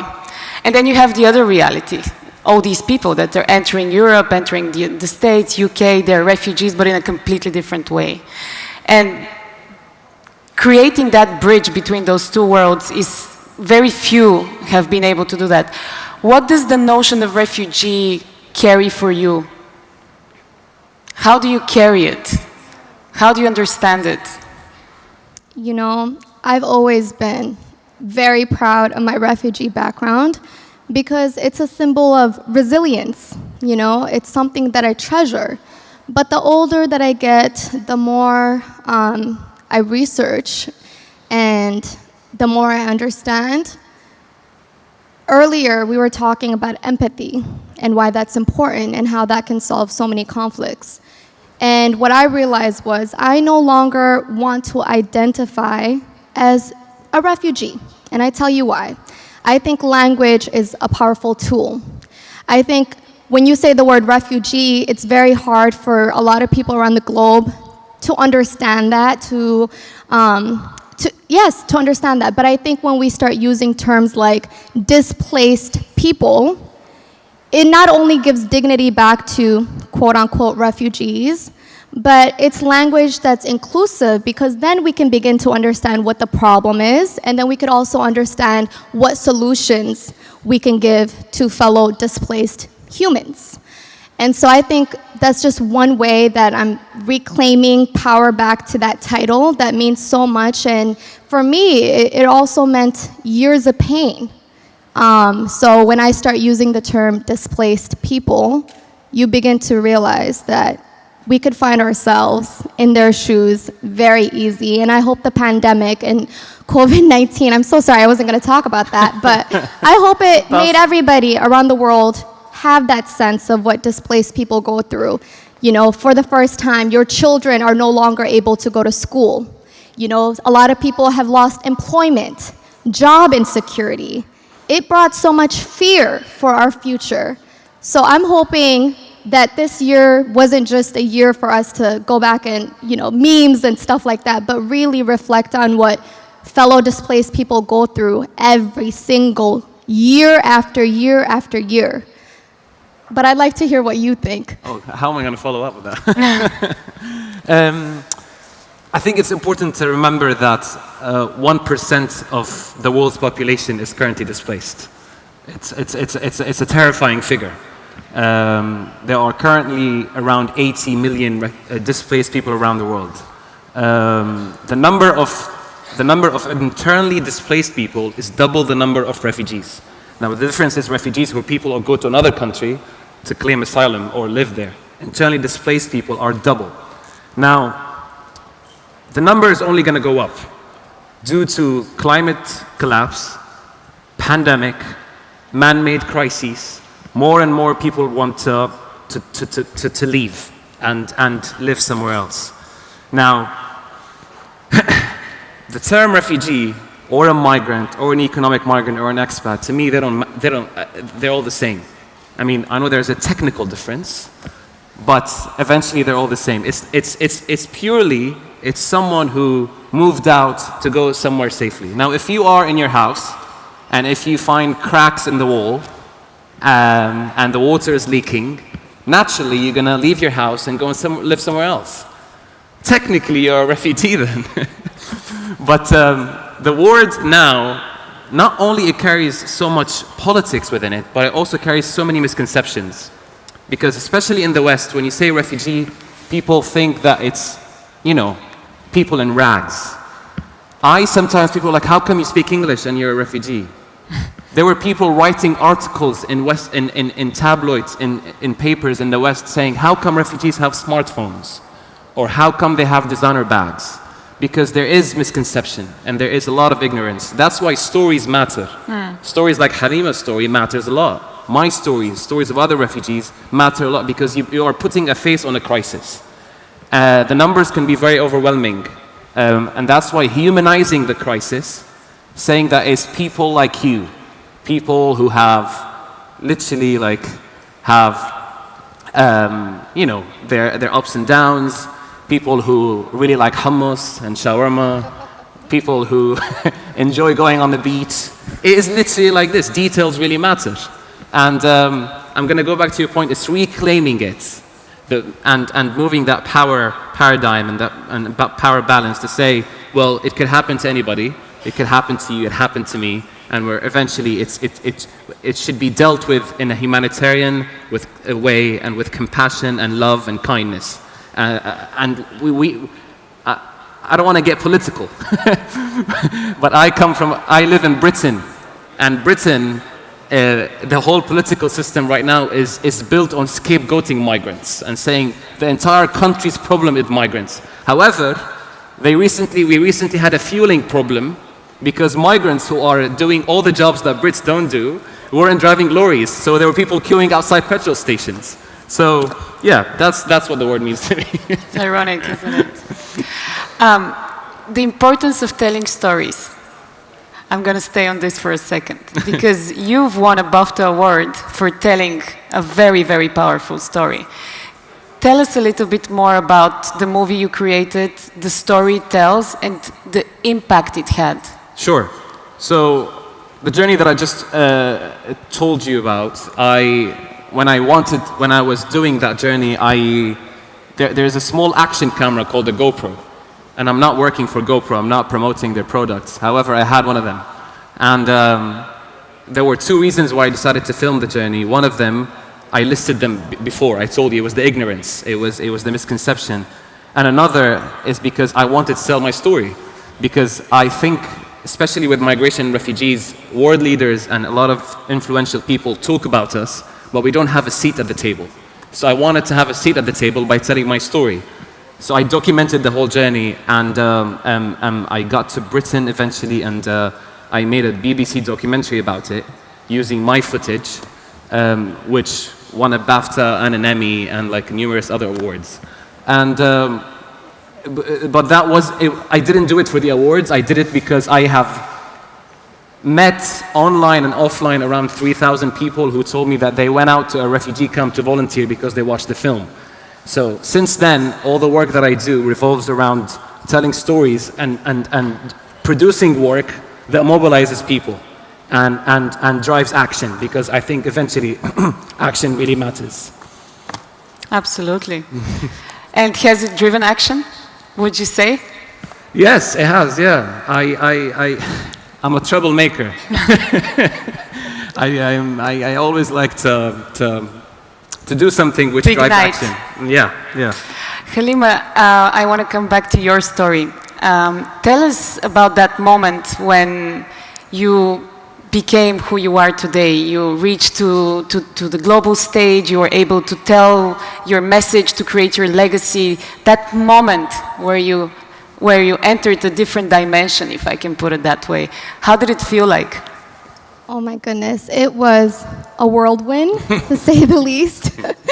So just to give you a little quick story, when I graduated high school, as some of you may know, college is pretty pricey, especially in America.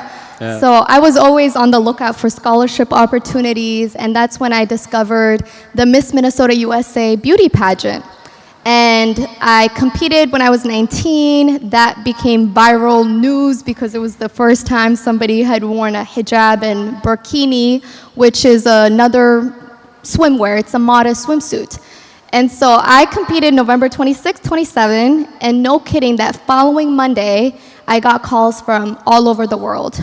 Not to name drop, but I'll do it anyway. Rihanna was like the first big person to reach out, and I shot for Fenty Beauty. And then the next day, I was on a plane to New York City where IMG, thank God for Ivan Bart, he's the president. They signed me to IMG Models, making me the first hijab-wearing model. And that was an incredible experience. And in my 4 years, I've seen myself walk for designers like Max Mara, Dolce & Gabbana, walk in Paris where they're banning the burkini and the hijab. And that was an incredible experience. And also gracing the cover of British Vogue. And that was the first time in over 106-year history that they've ever had somebody in a hijab.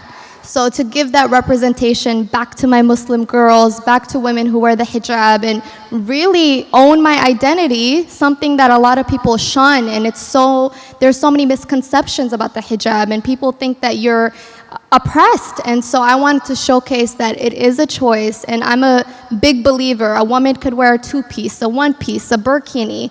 Whatever is her choice is her right. I think you're an incredible ambassador. No, honestly, I'm not saying this because we're doing this together, but I know a lot of women who look up to you, and you're an incredible role model, and you're leading by experience. So congratulations to you.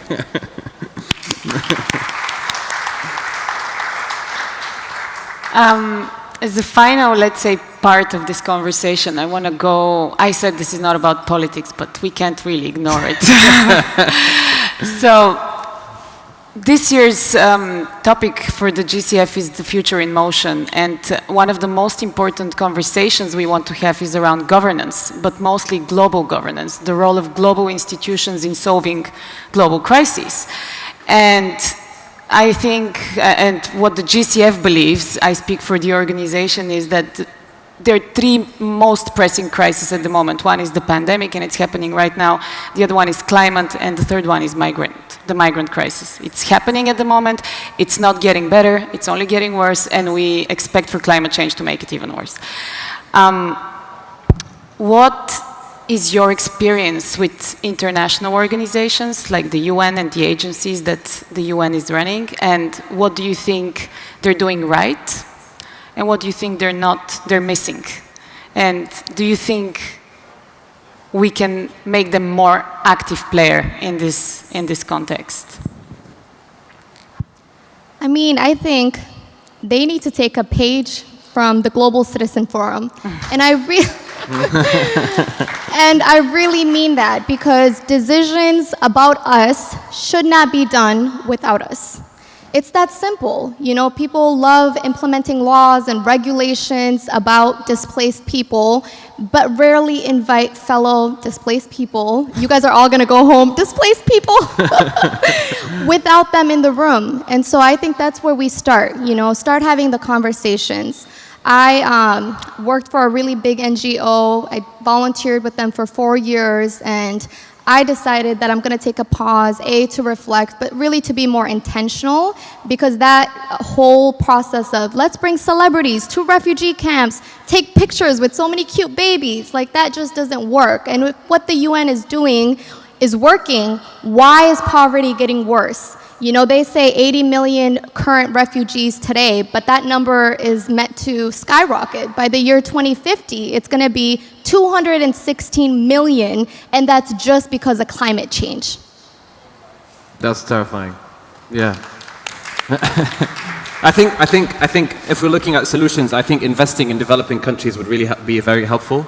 I think no one would ever leave if they are happy at home, if there's no war, and if they can feed their children and they can afford to send their kids to school. And I think, I'm going to take the pandemic as an example. I'm sorry, going back to the pandemic, but the fact that we didn't have a fair distribution of vaccines around the world has created more and more variants, which is threatening the entire global community. So I think we should, as a global community, we should look outward. We shouldn't go by what Trump said, America first, or Britain first, or European first. I think nationalism isn't going to help. And I think that for us to all, as a global community, to thrive and move forward together, is that we should help one another. We should just be compassionate and be kind and be nice and have shawarma and hummus on the beach. Oh, wow. Nobody's safe until everybody's safe. And I absolutely agree with you. I think COVID is teaching us a very valuable lesson of how interconnected we all are. And if Europe has more vaccines, that doesn't mean that Europe is safe. Exactly. And it's interesting to observe, really, and to see governments trying to catch up with that narrative, which is quite different. But it's great because this is the nature of the challenges we're going to face going forward. So COVID is a bit of a stress test for the world, and it's getting us prepared to face everything else that's coming. Thank you very much for joining us here today. It was really a pleasure and honor to have you on the stage of the Global Citizen Forum. Thank you. Thank you.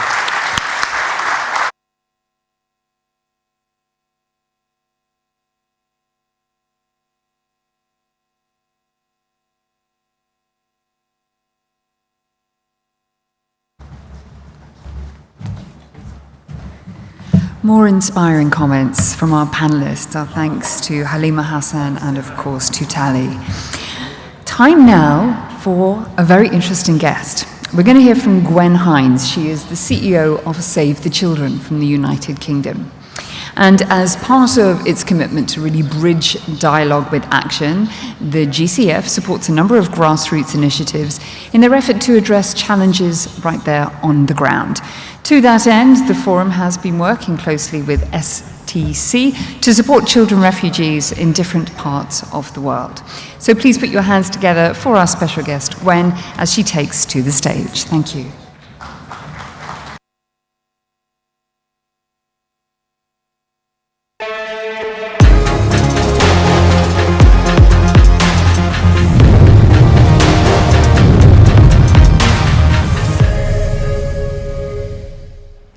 Good afternoon, everybody.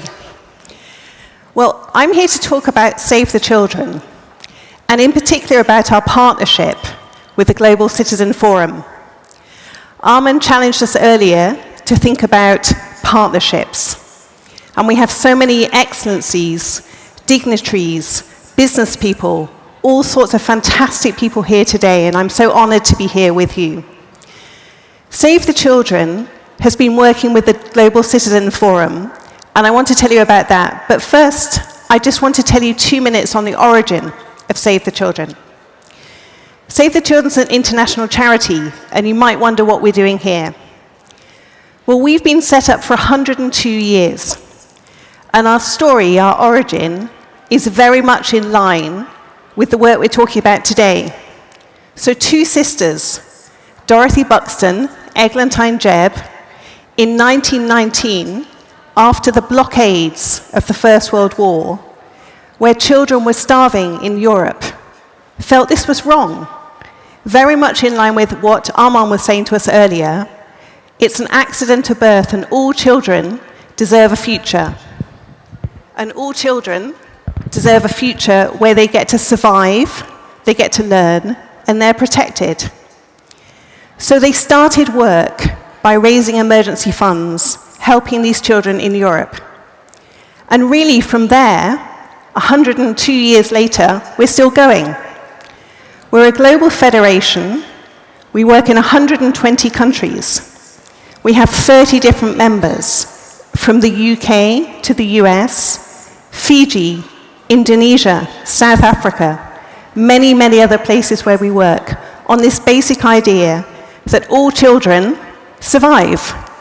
We try and make sure that children don't die of preventable causes, like pneumonia, which kills 800,000 children a year.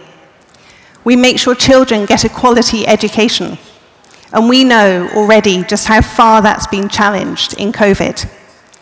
We also make sure that children are protected in refugee camps, in their homes, from teachers. So back to our partnership with the GCF. So in 2020, in the height of lockdown, GCF did a first virtual fundraiser with Wycliffe Jean from the Fugees and raised money, and 50,000 of that went to support refugees in Tanzania. It's very much a forgotten crisis, the refugees in Tanzania. We've talked earlier about the politics of refugees in Europe. Well, Tanzania hosts 300,000 refugees in the Kigoma area. You never see this on the news in my country, the UK. Yet half of those are children. They're not getting an education, and yet they may be there, as you heard from Halima, they may be there for a generation. So we worked with GCF, they raised the money, and we partnered that with the work we were already doing to make sure that children had solar lighting and had power, because we had a brilliant partner who brought digital tablets, WhatsApp technology to try and help teachers to teach and children to learn, which is great. But if there's no power, how are you supposed to use it? So this was an example of a small $50,000 donation. It's big, really. We're a massive organization, the scale we work on.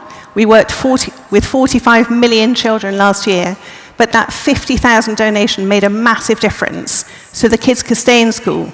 They could keep learning even when the sun went down. They could charge the tablets that had preloaded content.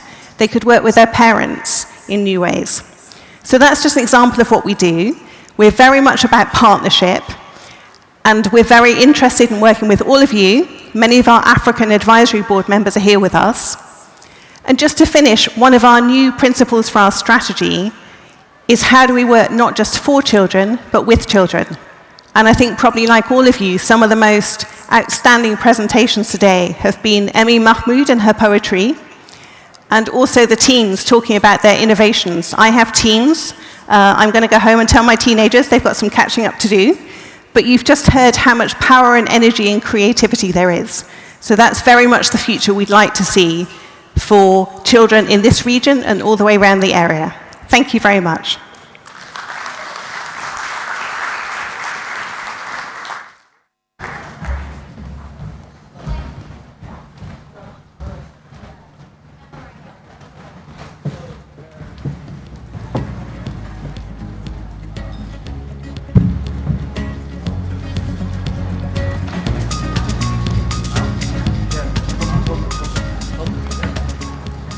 Hello again.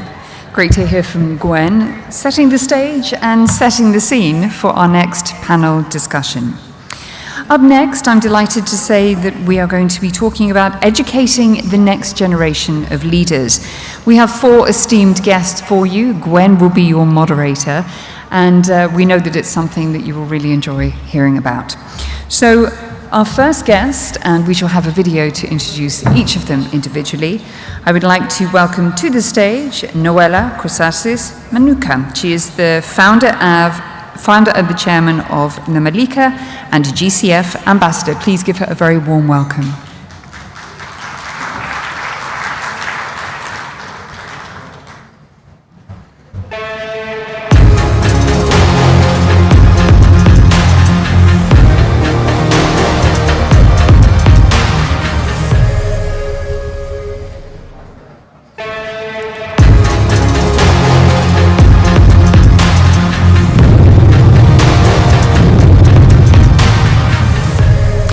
While we wait for Noella Mazunka, let me also tell you that there's more music.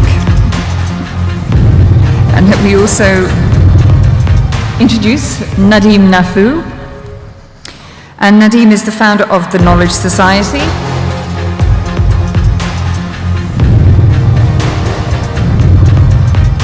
And Yasmin is our final panelist, and she will be joining us on stage to complete our lineup. The founder of We Belong. So please welcome them all as they make their way onto the stage. Thank you.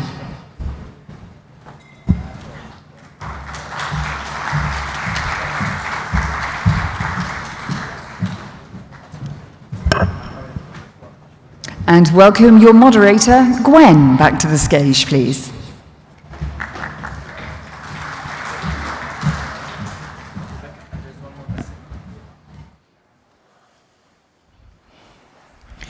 Okay, so we're just waiting for one more of our guests to join us. But just to kick off, we're going to talk about the future of leadership and what it looks like and feels like today.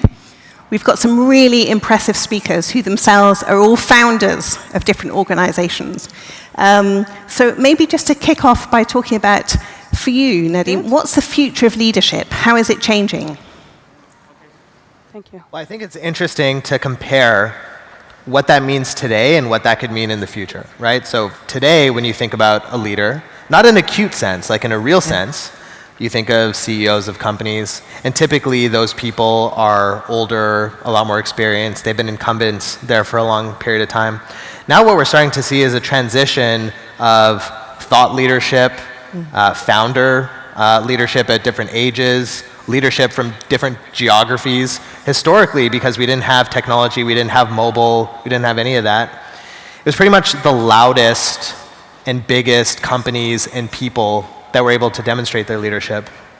Whereas today, again, you have access to a device, social media, whatever. You can become a thought leader in direct air capture, like the kids just shown, quantum computing. You can start a company as early as 20 years old, and we're starting to see that down in Silicon Valley. So I think from a border perspective, an age perspective, what you actually look like, what you think about as a leader, again, as a true leader, is dramatically going to shift in the next 10 years, which is very interesting.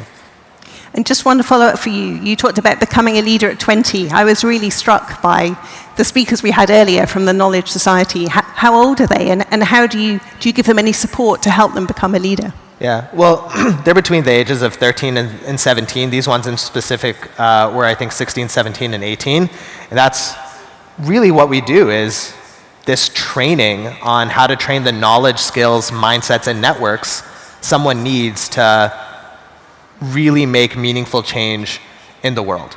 And that doesn't just happen. Like, I actually wouldn't consider my bar for leadership is a lot higher. I wouldn't consider them leaders yet. It's again in a cute sense, but it's like, who are you leading? Yeah. What are you leading? I think they're on the start of that journey, but to really get there, I think is going to take time. And especially on the thought leadership standpoint, they're definitely making a lot of headway there. Okay, excellent. The technical thinking was really off the charts. Totally. They're great. So turn to you, Jasmine, in terms of the work that you do in the podcast, and particularly to encourage more diverse leadership. Can you say more about what you're trying to do and how? Absolutely. Thank you so much. I think maybe bring it. Hi, yes. Yeah. Hello, everyone. Thank you so much for having me here. I'm Yasmin Oiran, and today I will not speak as Yasmin, but I will speak as the founder of We Belong, which is a podcast and platform that, as we say, amplifies the voice of the new daughters of Europe, immigrant daughters. There is, I would say, 2-3 things that for me are important when we think about the next generation leaders. What we try to do at We Belong is fostering new role models. And this is very important because growing up and entering in a very early stage of my life in places of power with ministers at the UN, United Nations, and European institutions, I didn't see anyone looking like me there. So we need to make sure that young people not only are considered in programs as beneficiaries, but they are part of leadership. And this is why I've been making sure, working with different institutions, that, that new programs working with youth, not for youth, are implemented and initiated. Then when it comes to diverse leaders and young diverse leaders, we had this morning the former Prime Minister of Italy, Renzi, that gave a speech and said something that made me think a lot. He said everyone in Italy could become Prime Minister. And we all laughed. I also did. But then thinking about it, I'm Italian, but I could never dream of becoming a Prime Minister. And this because of my name, my skin color, and simply the fact that every time I go back to Italy, I'm reminded that I'm different. So when it comes to diversity and inclusion, when it comes to fostering leadership of young people, imagine being a young woman and coming from an immigrant or underprivileged background. You just have all the wrong elements gathered, the intersection of discriminations that make you just not part of leadership. And so at We Belong, that's what we try to do. We try to create new opportunities and sharing stories of women that made it in different fields to show to other young women and to the next generation that it is possible. And so one very important point is really for everyone listening here, whether you work in a company or in an institution, is the next time, next week, when you go back to office, look around you and think of who is missing. And I say this often because often it's young people, women, and people of color. Thank you. So this is very important for us. Thank you.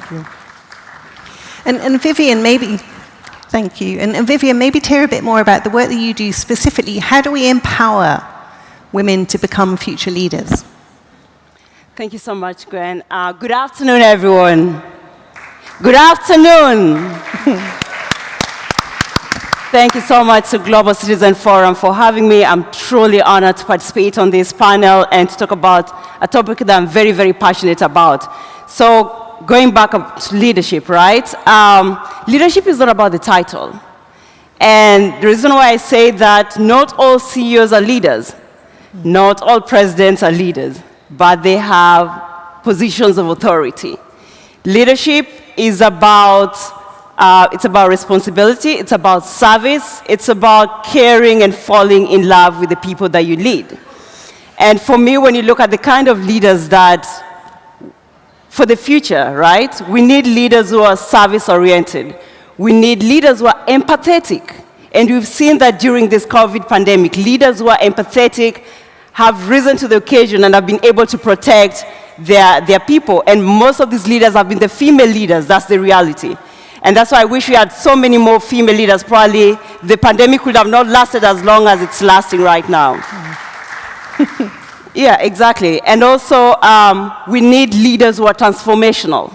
Leaders who want to build for the future, not just for now.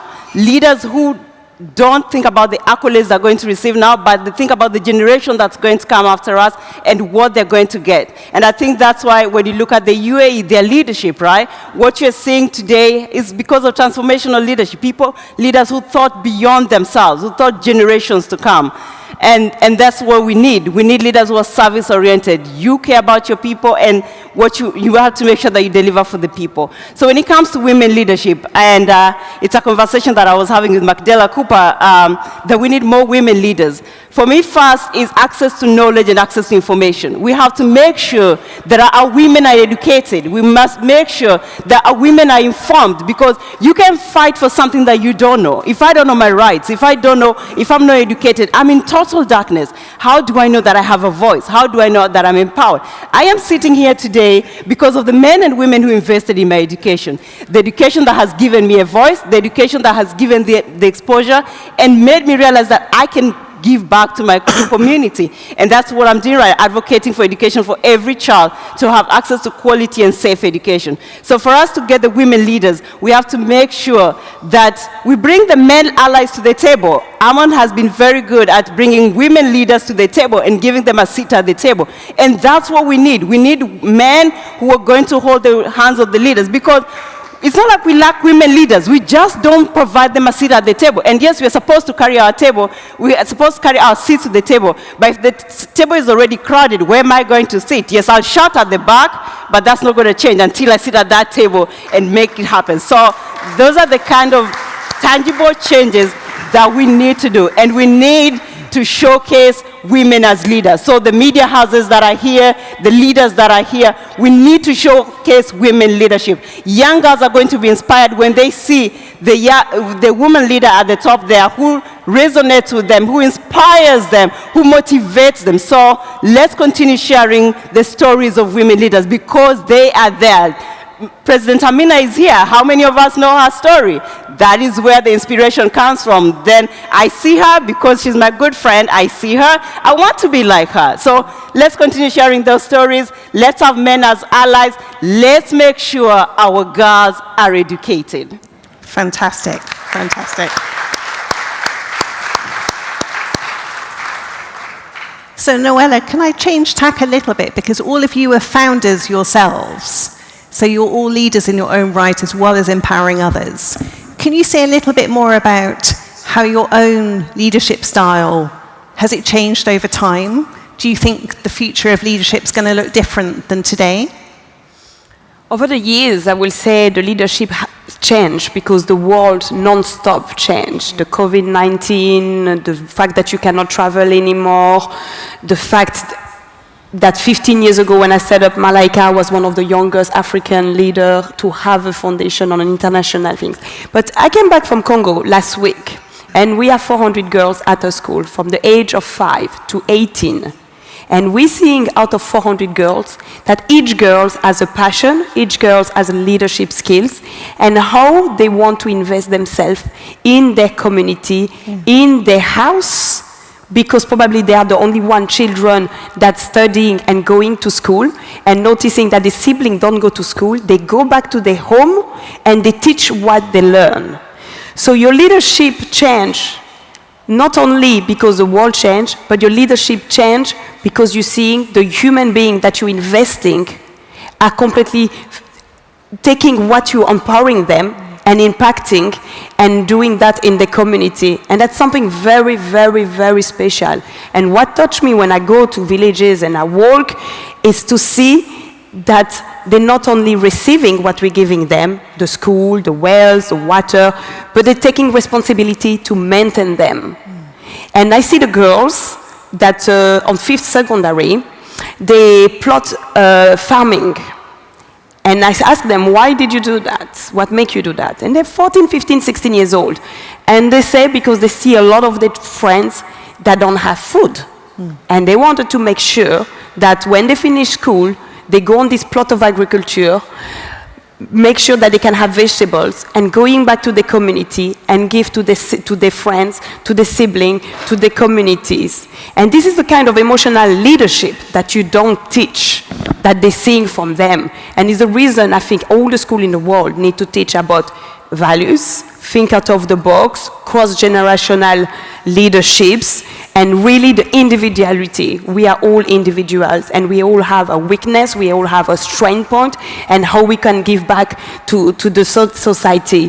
But human intelligence, human leaderships, it's what saves the next few years, what we've been achieving and impacting in the world in terms of giving back or in terms of leading or making money or business. And it's good to be here, but definitely we want to see, I totally agree, we want to see more women leading African continent and having at least 50% of female leaders in the continent. High five.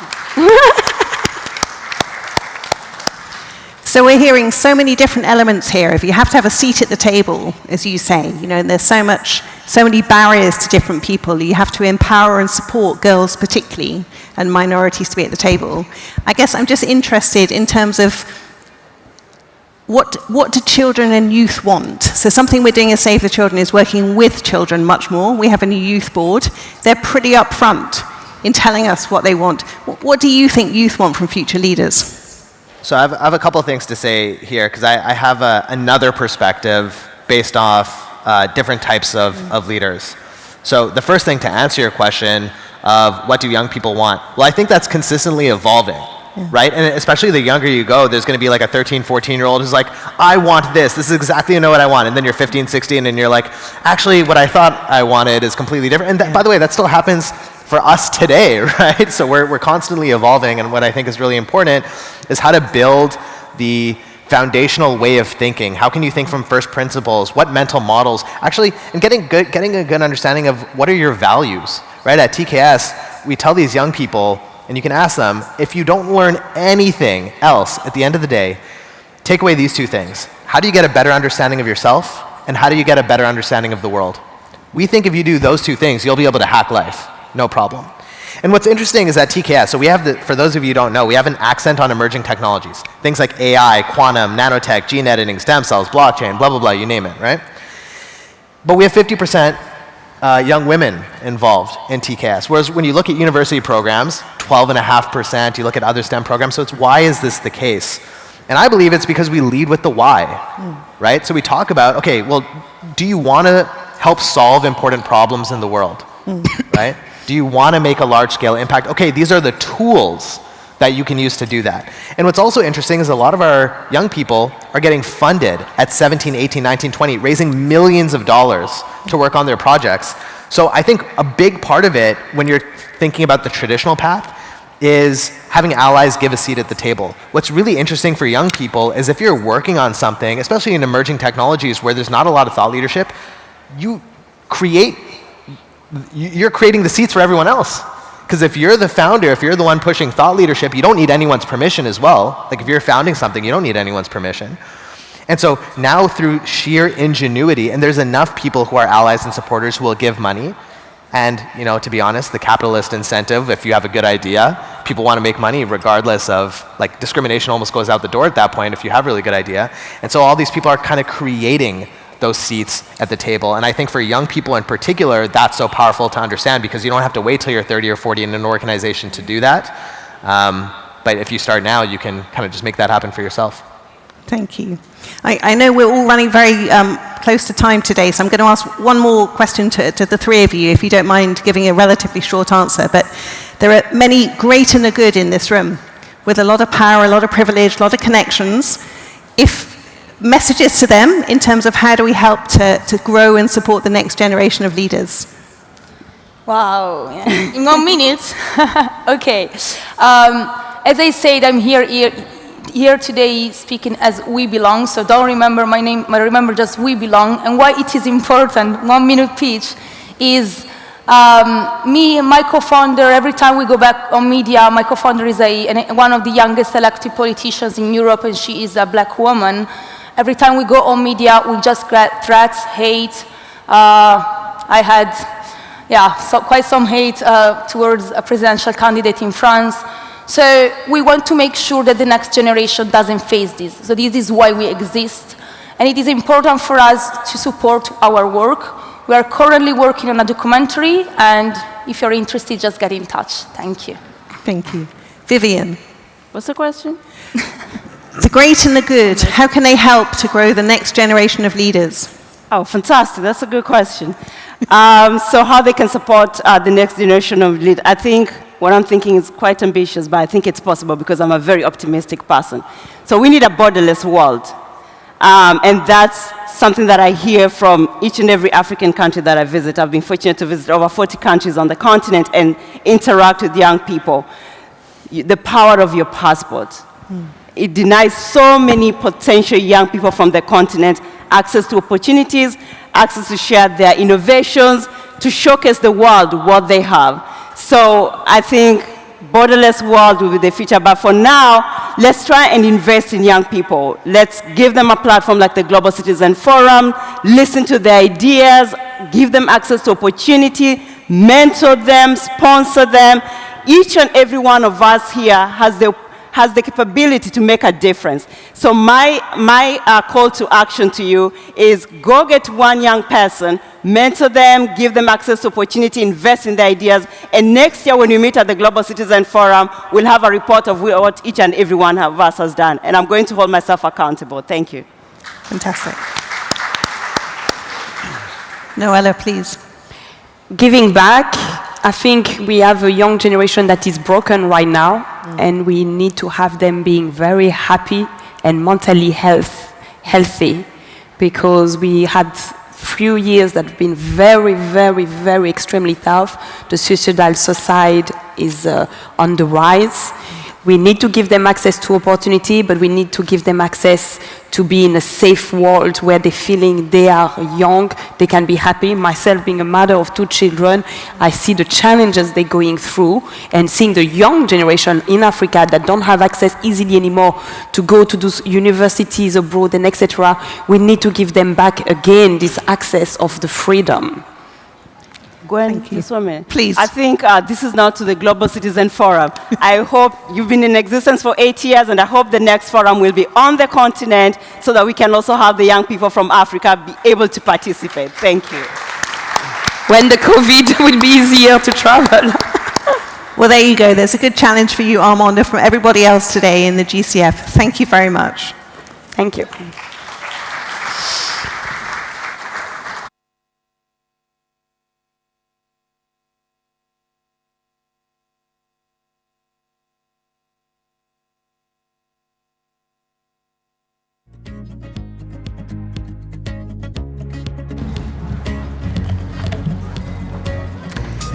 Hello again, and thank you to our esteemed delegates for their contribution to our forum today. Up next, we have a panel discussion which is in collaboration with the CRIM Group, and it is centered around Citizenship 4.0, an era for global consciousness. To set the scene, let me introduce you to your moderator. She has a fine first name. She is Rebecca Ann Proctor, the former editor-in-chief of Harper's Bazaar Art Arabia. Please give her a warm welcome.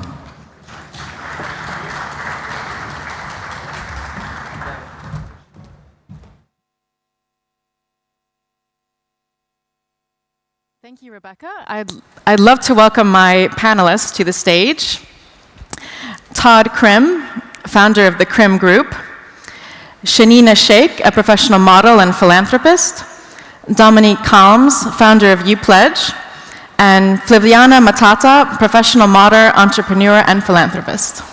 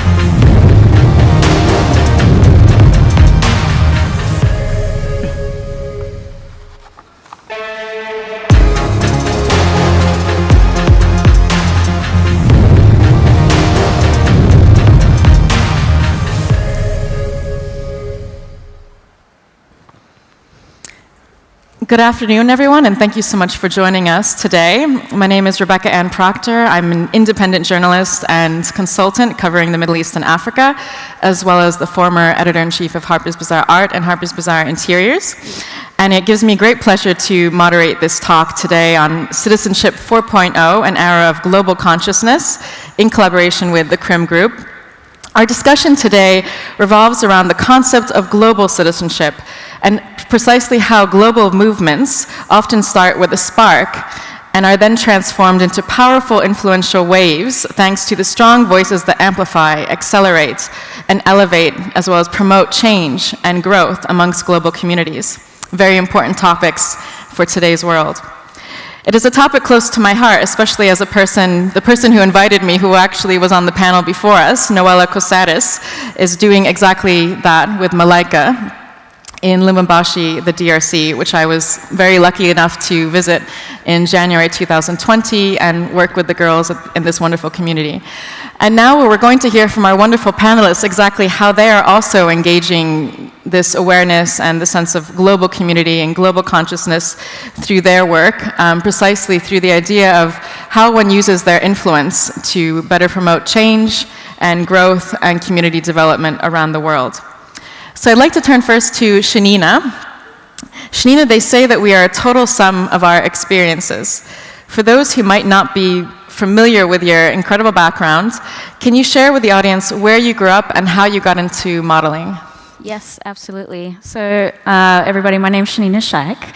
I am a model. I've been doing some acting for a little while now, and I'm from Melbourne, Australia. I don't look like I'm from Australia, and I'll tell you why. Because my father, he was born in Singapore, but he is part Saudi Arabia and Pakistani.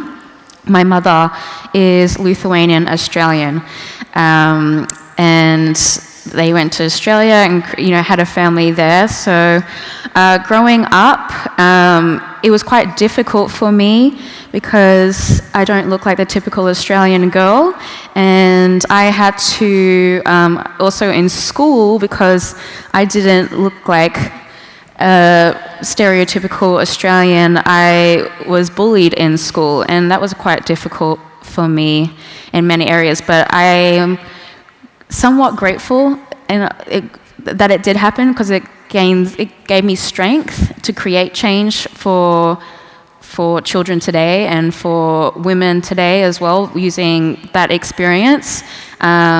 Also being so diverse, I had to really pave the way, especially for models or women in Australia, to be more inclusive of diversity. So for me, I had to go to New York when I was 17 years old and kind of create a platform for me to work and for me to be, I guess, acknowledged in Australia. I had to go to America. So all these unfortunate things that happen, actually, I'm grateful that it did happen, because I want to help people today to create change and hopefully better everything for the future as well. So a lot of things happened over my career, especially starting very, very young, 17, to deal with. I had to grow up very quickly. So yeah. And as an influential person, Shanina, with this amazing global reach, you're using your influence and your platforms to promote this change, particularly through World Vision. You're also sponsoring a child in Africa. Can you tell us a little bit about that and how it's really helping you achieve these aims around the world? Absolutely. Being that I was bullied, and if I wasn't a model, I wanted to do children's psychology. So I love children. And growing up, my mum actually sponsored children through World Vision as well. So I think about 3 years ago, I just decided I want to start the new year like giving back. I use my platform to give back. It's not just all about modeling and acting and the glamour. We're all here today to create change and help. So what can I do for my platform to create change and just help? I want to work with children. So I decided to sponsor a child, and he's from Ghana. And my stepfather is actually Ghanaian, so I related to that. And I've been sponsoring for quite a while now, but using my social media platform, I also created a IG live episodes during the pandemic called Wellness Wednesdays, where I talk to experts in the mental health department And I talked to such amazing women, mostly women, like Glennon Doyle, Latham Thomas, who's an amazing doula as well. That just creates change as well, especially during that time. It was very difficult for everybody, and it was really important to have a discussion about mental health, especially during the pandemic. So I wanted to, do something and give back and not just be a pretty face on social media. Thank you. Thank you. Thank you so much, Shanina. That was very, very inspiring. And Flaviana, you have an amazing reach, and you're working around the world as well to use your influence as a model and philanthropist, particularly supporting your own foundation, the Flaviana Matata Foundation in Tanzania. Tell us a little bit about this and what made you decide to really give back through your work and through your influence. Thank you. First of all, it's such an honor to be here. To me, I believe to whom much is given, much is required. So each one of us has an opportunity to give back to the community. And it's not only about celebrities. No matter how small your platform is, you have a chance to create change. There's this saying that says, Lilo itself will become a lot. So I think each one of us has to make an impact to the community. The most important thing, you have to find your purpose and only do things that you truly believe in. You don't have to start an organization. You can do like what Shanina has done, just find an organization that have the same vision that you believe in and join. But as for me, when I got scouted in 2011, I moved to New York end of 2011, and in 2012, I decided to start the Flaviana Matata Foundation as a platform to give back to my community in Tanzania. Initially, we started by providing scholarship to girls from underserved community, and 7 of these girls have graduated from college this year. Up to date, we have been able to impact over 8,000 girls, this including scholarship, providing menstrual hygiene kit, build school infrastructure. So if there's one thing I can tell people, it's just find your purpose and make change, because each one of us has an opportunity to do so. For me, I found my purpose, and most of it is to use the access and opportunity that I've been blessed to have to benefit those who don't have it. Beautifully said, and this idea of finding your purpose in life, I know this is something as well, Todd, that you are really working to develop with the celebrities that you collaborate with on an everyday basis that you've just been telling me about. You're often known as Mr. Charity. Tell us a little bit about what you do and why you believe that people of influence have a real responsibility to make a difference in the world. Sure. Well, as Flaviana mentioned, I think all of us everyone in this room, obviously, we're certainly very blessed to be here. And for those who are blessed, we have an obligation to use what we have to give back and make the world a better place. And having lived in LA for 25 years, and you can pretty much, cross the street and run into a celebrity, I realized, the benefit of being in LA and meeting celebrities is helping people make a difference. And one of my gifts is making connections. And as much as I love to give back and work with nonprofits, I realized a lot of celebrities wanted to make a difference but didn't know how or what charities to support. So as I built up my relationship with nonprofits and got to know the ones that were run effectively and run well, I started to just introduce the celebrities with the charities. And I've had the pleasure of seeing the fruits of my labor.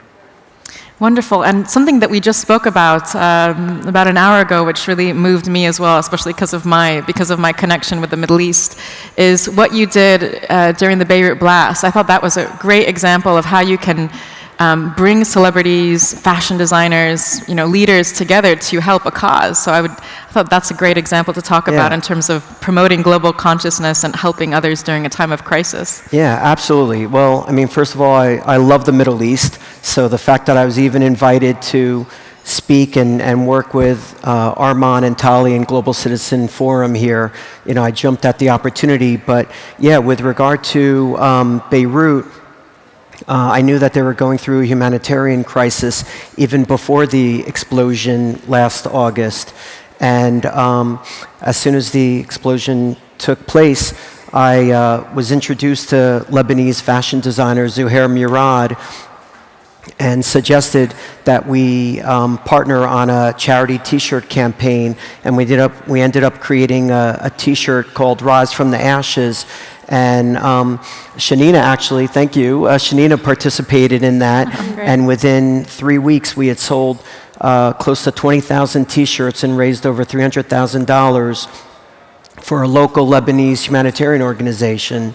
And along with Shanina, we had Celine Dion, Heidi Klum, Sofia Vergara, Huda Kattan. We basically had the biggest celebrities on the planet all come together, which, I think also ties in with global citizenship because, at the end of the day, it's kind of sad, but, it takes sometimes a natural disaster to bring us all together and realize the humanity in all of us.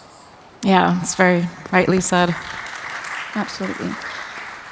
But I hope, obviously the world has gone through sort of the last 2 years, there's been many natural, there's always a natural disaster, but this particular moment of a multitude of crises, and it's amazing how this has also helped us come together, but I hope that maybe this will also be a catalyst for coming together even when there's not a crisis. So yes, it's very important work. Dominique, you similarly, you're working in philanthropy, you're a multi-venture backed entrepreneur, philanthropist with an expertise in fintech, nonprofits, and digital fundraisers, and you've impressively raised over $50 million in venture and philanthropic capital during your career. Tell us a little bit about sort of the most effective ways you found to raise this capital and how you've done it, how you're giving back to the community again to raise this global consciousness for good. Sure. Well, I started my career running the philanthropic organizations for celebrities. So I was involved in the creation of the philanthropic work of everybody from Forrest Whitaker to Miley Cyrus to Richard Branson, who are all previous clients of mine. And I sit on the board of some large philanthropic organizations today. And what you find out very quickly when you're building companies or whether you're working with celebrities is that people want to invest in good. People want to make the world a better place, especially as the world becomes more chaotic. Ironically, it's actually better for the business of social good, which is kind of funny. So COVID, business is booming.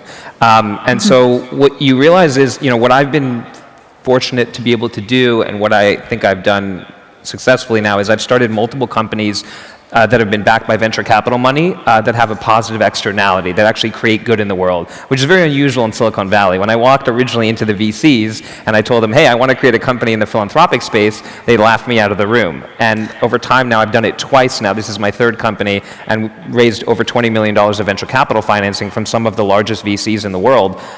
Because what you're doing is we're creating profitable companies that also have a positive externality or positive effect on the world. And I think that that's much more effective in the long run than just philanthropic, pure philanthropic donations, because you can use technology to scale these solutions, then you really can create massive change in the world. And what most people don't realize is the philanthropic market is the largest underserved sector of finance in the world. It's a $471 annual billion-dollar market just in the United States. Globally, it's a $1.5 trillion market. And 72% of Americans donate to nonprofits. 241 million people. It's absolutely massive. And so if you can tap into that market and you can do it through technology and you can do it with venture capital money, I think that's the way to go. Very impressive, yes. And I'd like to end, as we wrap up, to ask the panelists what it means to be, what does global citizenship mean, today? And obviously we're in a period too, the world is coming out of COVID. I mean, there's still question marks over new lockdowns, and there's obviously wars and crises, humanitarian disasters. We are all human beings, regardless of race, color, and creed. And and various other differences. So what does it mean to be a global citizen today? Maybe we'll start first with Todd. I'd love to have your thoughts. Sure. To me, being a global citizen is basically not being defined by the name of the country that's on your passport, but really, relating and being, or I would say being empathetic with people regardless of what country they're from, and giving back and making a difference and helping those that are less fortunate. Thank you. Maybe we'll just go in order. Shanina, Sure. what does it mean to be, what does global citizenship mean to you? I mean, you're someone, we just spoke about how, and you introduced yourself to the audience, you come from many different backgrounds and you Yeah. travel around the world. Definitely. I just find it's a community that comes together to help support, guide, and bring aid to the less fortunate. And I think anyone, or being part of that platform, you can just do something so little by starting within your community, really. Like, find a passion, a purpose. What's happening in your neighborhood? What's something that triggers you that you want to create change? And then bring a community together and have a voice, because that's what really changes the world, really. And we saw this during the pandemic, the Black Lives Matter movement. Voices coming together and putting a microscope over issues. And that was happening in America for so very long. So just the simplest things, like you said, just in your community, finding a purpose and a passion and bringing change. Thank you. And Dominique, and you're also someone that's international and traveling a lot and obviously doing that with your work. What does it mean to be a global citizen? Yeah, I mean, I was born in China and grew up in London and lived in America, so kind of unique perspective on the world. But, philanthropy, the word comes from a Greek word, phil, meaning love, and anthropos, meaning humanity. And so a philanthropist is someone who loves humanity. And I think that that's really what a global citizen is today. I think those words can be used interchangeably. And what I always say when I speak or I write op-eds is that the world's problems can actually be solved with not that much philanthropic money. Climate change, which is the biggest problem in the world, is estimated to cost, it can be solved with a $13 trillion investment. The SDGs can be solved with a $5 to $7 trillion investment, $5 to $7 trillion investment annually. But things like hunger, $30 billion annually could solve global hunger. $175 billion annually could solve global poverty, according to the Earth Institute. So I think these problems can be solved, and that's all of our responsibility. Yeah.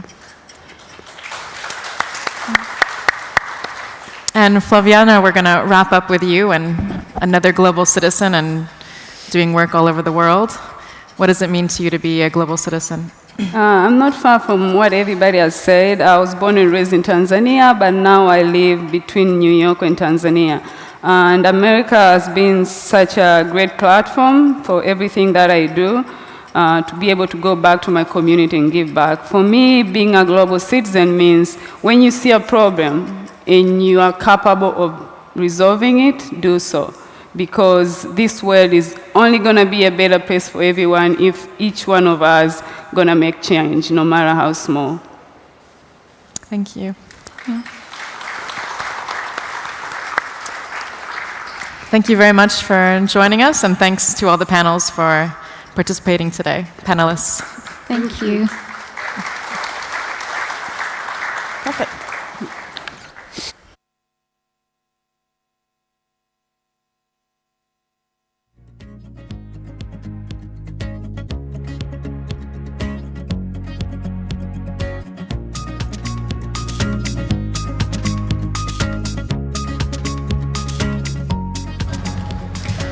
Our thanks to Rebecca and her esteemed panelists for their enlightening conversation this afternoon.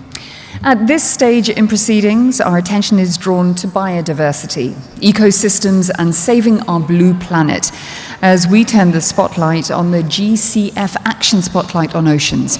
To find out more, Dr. Deborah Brosnan, the founder and CEO of a newly launched initiative called Ocean Shot Project, will join us. This is one of the newest initiatives supported by the Forum and launched in partnership with the governments of Antigua and Barbuda and the entrepreneur and philanthropist John Paul DeJoria. Dr. Deborah joins us now. Please welcome her.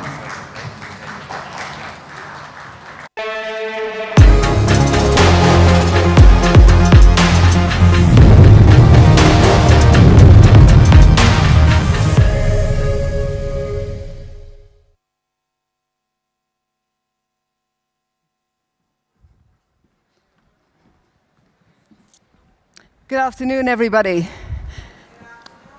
I am thrilled to be with you this afternoon and to share with you the story of Ocean Shot, a coral reef restoration program in Antigua and Barbuda to scale that leverages science and technology and some great partnerships to help us restore these vital reefs. If we can start the video. Oceans support all living species. You and I will not survive unless we have healthy seas. But decades of degradation, now exacerbated by climate change, have driven many marine ecosystems to the brink of extinction. We've caused it, and we bear the consequences. Climate changes impacting our oceans affect poverty, they worsen conflicts, and they contribute to the growing climate refugee crisis that's emerging. Nowhere is this more true than for coral reef-dependent communities. Coral reefs hold 25% of the world's biodiversity, yet they occupy only 0.5% of the planet. 500 million people depend on coral reefs for their lives and livelihood every day. And living coral breaks 97% of a wave's energy, protecting us from storm surge, sea level rise, and keeping our sand on the beach. And any of you here who have snorkeled or dived on a coral reef know it's a life-changing experience. It is magical. But corals are in trouble. We've lost 1/3 of them. On this trajectory, 90% will be gone by 2050. And shockingly, we lose more corals in a day than we can restore in a decade right now. Already in the Caribbean, 45 million people are at greater risk of losing their property, losing their livelihoods if they lose their reefs. But there is hope. We can regenerate coral reefs to having them more than we're losing them today. We can rebuild resilient communities. We have the science, we have the technology, we have the ability. We just have to act. And that is the catalyst for Ocean Shot, taking action for our ocean, restoring a hectare of reef in 2 to 3 years in what would normally now take 10 years. This is a project that we've started in May with John Paul DeJoria, PADI, GCF, and the nation of Antigua and Barbuda. Oceans are the lifeblood of our planet. Without healthy oceans, without corals and sea turtles, we have no future. I'm John Paul DeJoria. All my life I've supported our planet and our people. That's why today I'm the leading sponsor of Ocean Shot, reef restoration to scale that builds resilience to our communities, opportunities for our people in Barbuda, and can be a model for the world. I invite you to be part of our solution for the world. Peace, love, and a lot of happiness. Thank you, John Paul. That is my co-conspirator in the ocean, John Paul DeJoria, who is sorry he can't be here to say it in person. So we started this 6 months ago. Where are we today? Well, right now we have 7 nurseries growing resilient corals in the waters of Barbuda. 6 local people are working in this project, already trained in coral techniques. We have, coming to Antigua and Barbuda, our first AI technology that will help us identify healthy reefs and help us know where to plant living corals. This is on its way, and we're working with Silicon Valley on other techniques.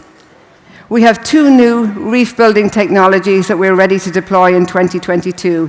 It is a very exciting time. The government of Antigua and Barbuda are leading in the environment and climate change, and we're proud to be collaborating with them on this project and, in effect, creating a blue lab where we're inviting, with the government, technologists, innovators to come down and test new technologies that will help us restore ecosystems. We are extremely proud to be a featured initiative of the GCF, and a big thank you to Armand and to Tally for working with us, and we are looking forward to continuing our work together. As John Paul DeJoria said, come join us. This is inclusive. It's going to take all of us to restore our oceans and our communities. Please come and work with us. Please come give us your ideas. Remember the most important thing, we must align with nature and live in harmony with nature. Protect our oceans, and our oceans will protect us. Thank you very much.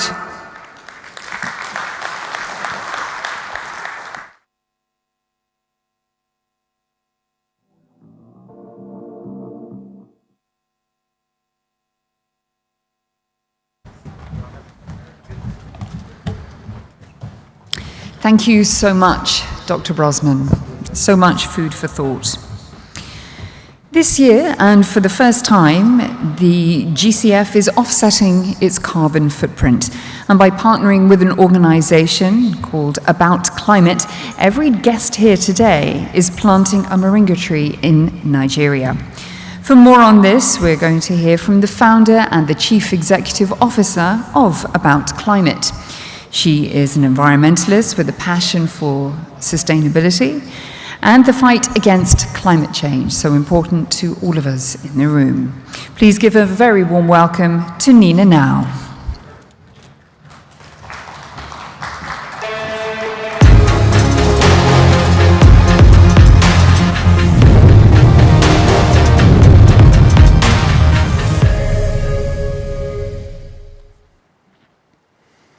Hello, my name is Nina Now, and I'm the founder of About Climate. We are very proud that we are the official sustainability partner of the Global Citizen Forum, and I'm very happy that I have the opportunity today to talk with you about the fight against climate change.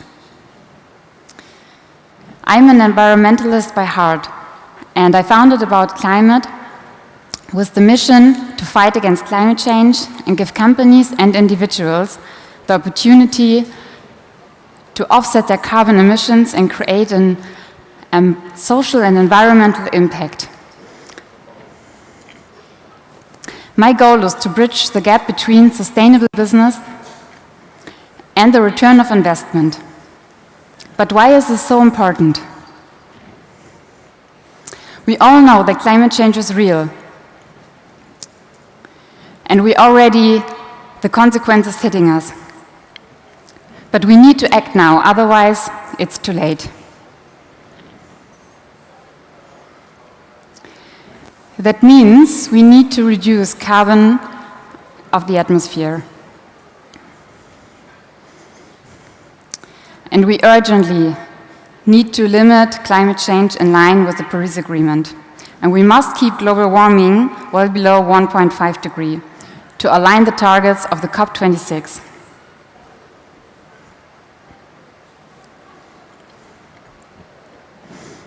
So the problem is clear for all of us. But what is the solution?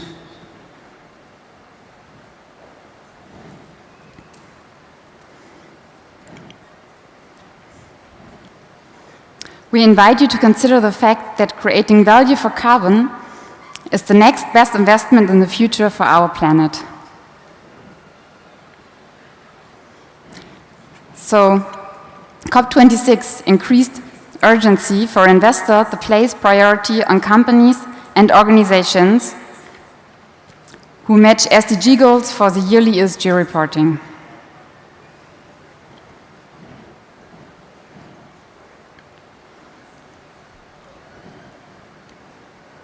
Carbon reduction is very important and necessary, but it's not enough. We need to offset our emissions, and trees and soil are the most proven, scalable, and cost-effective solution. I know I might not look like a typical farmer, and this is correct, but About Climate is not only planting trees. We are developing customized organic forestry projects for companies and individuals to invest in their carbon-neutral future and get a return on investment.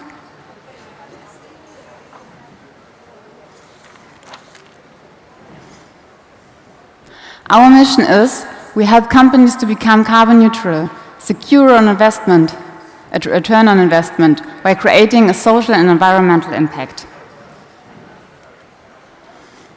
How we do this? The first step is to offsetting your CO2 emissions is to calculate your carbon footprint. We offer different packages to help you become carbon neutral and match your ESG goals. We combat climate change, we decrease desertification, and create jobs in giving underdeveloped people food, education, medical help, and water. So we offer a clear reporting and media packages to share and highlight the value of your impact.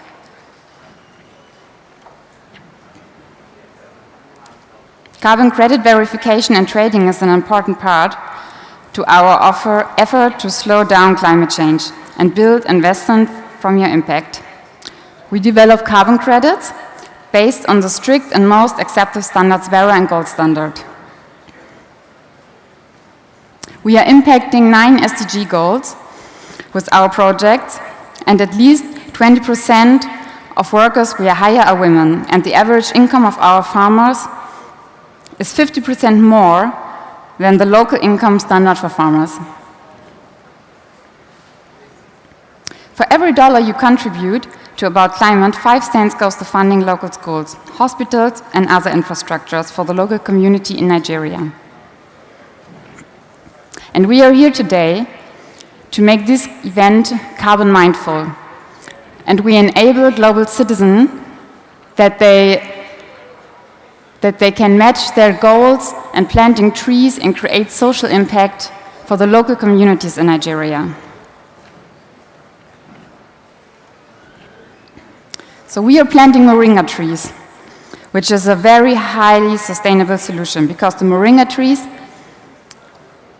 or even called a miracle tree, can absorb 20 times more CO2 than any other trees and have one of the fast-growing biomasses in the world. By planting moringa trees, we protect the climate and empower the people to protect themselves. With the moringa tree, we found a very perfect product to grow in dry areas and create jobs for the local communities.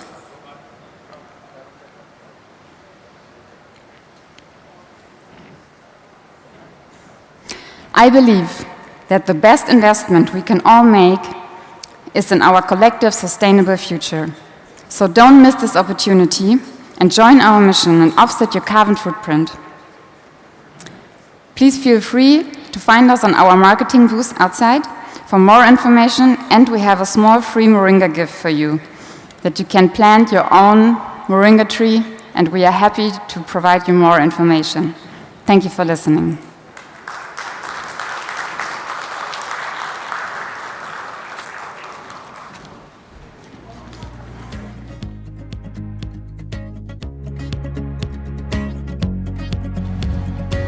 Thank you so much to Nina for joining us here today. It's time now for our penultimate panel discussion, and this time it's focused on calling for tech support for underrepresented groups. To direct the flow of the panel, which is in collaboration with Web Summit, please allow me to introduce you to your moderator. It is Dr. Gavin Morrison, the Director of Politics at Web Summit. Please welcome him.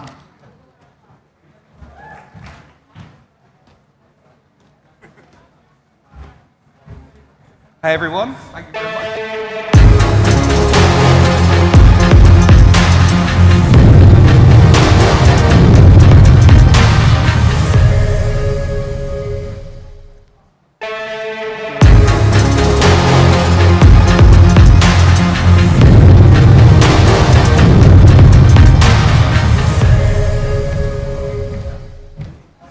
Welcome back, Alex.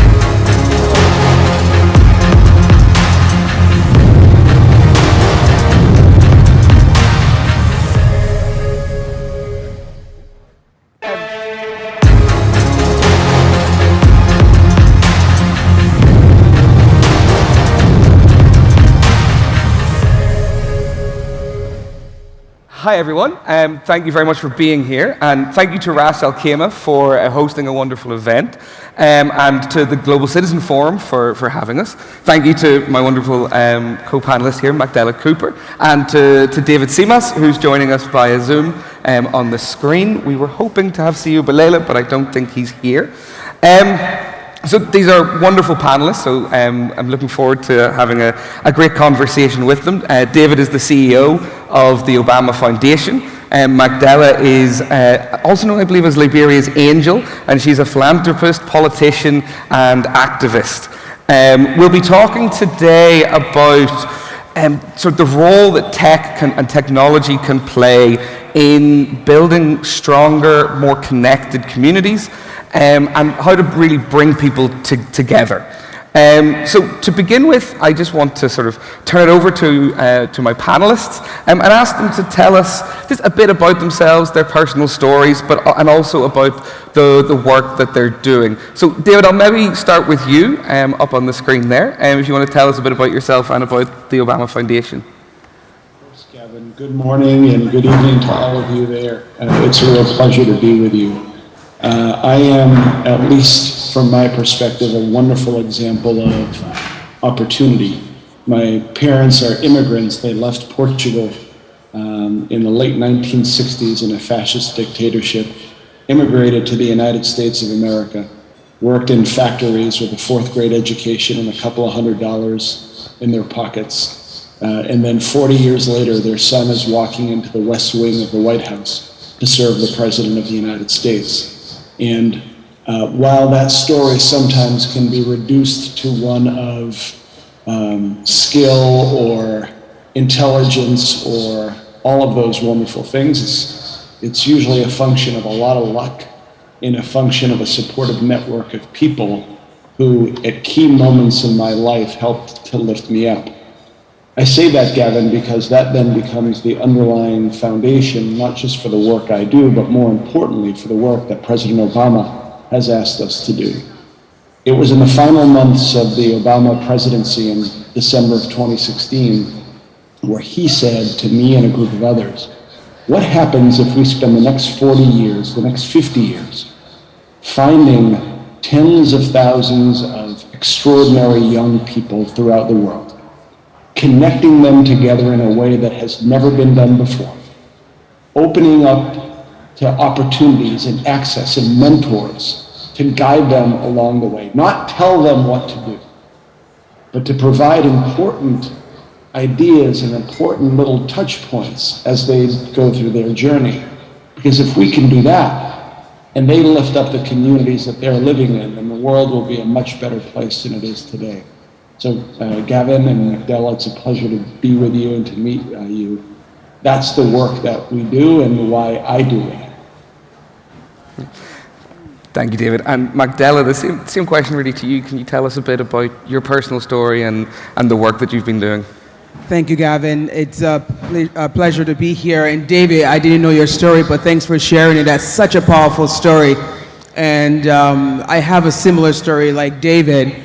Born and raised in Liberia, West Africa, a very small country of 5 million people.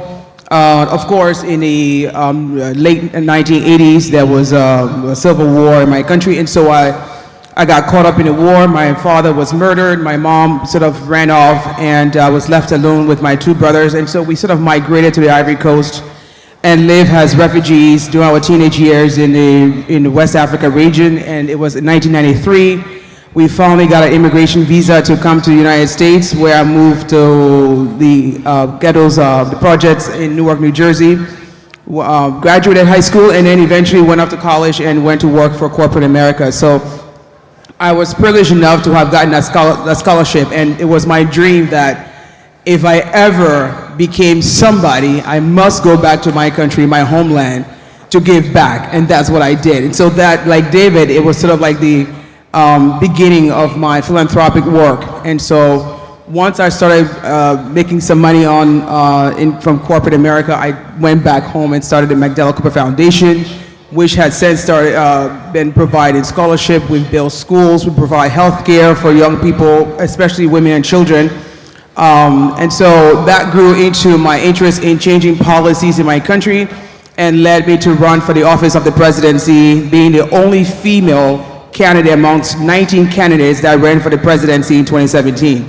I did not win, but I did very well, came number 7, and have since been pushing to get others into Congress, which is the upper house of Senate, and to the lower house of Representatives. Thank you, Magdalena.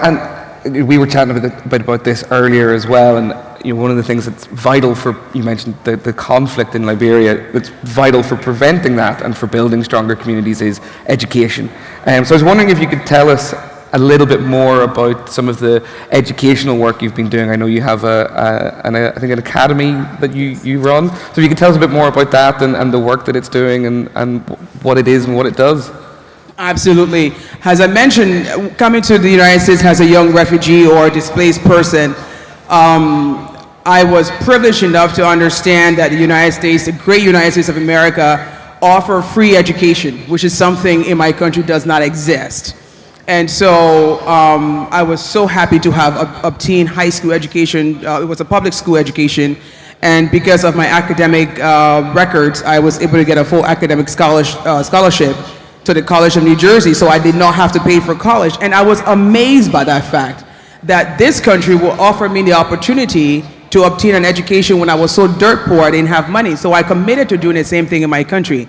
So I returned to Liberia in about early 2005, when Madame Sirleaf, which is the first democratically elected head of state on the African continent, was elected to the presidency.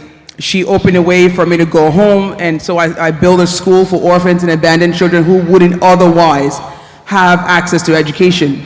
And when we built this school, it was the first of its kind in the Republic of Liberia, a free boarding school for orphans and abandoned children.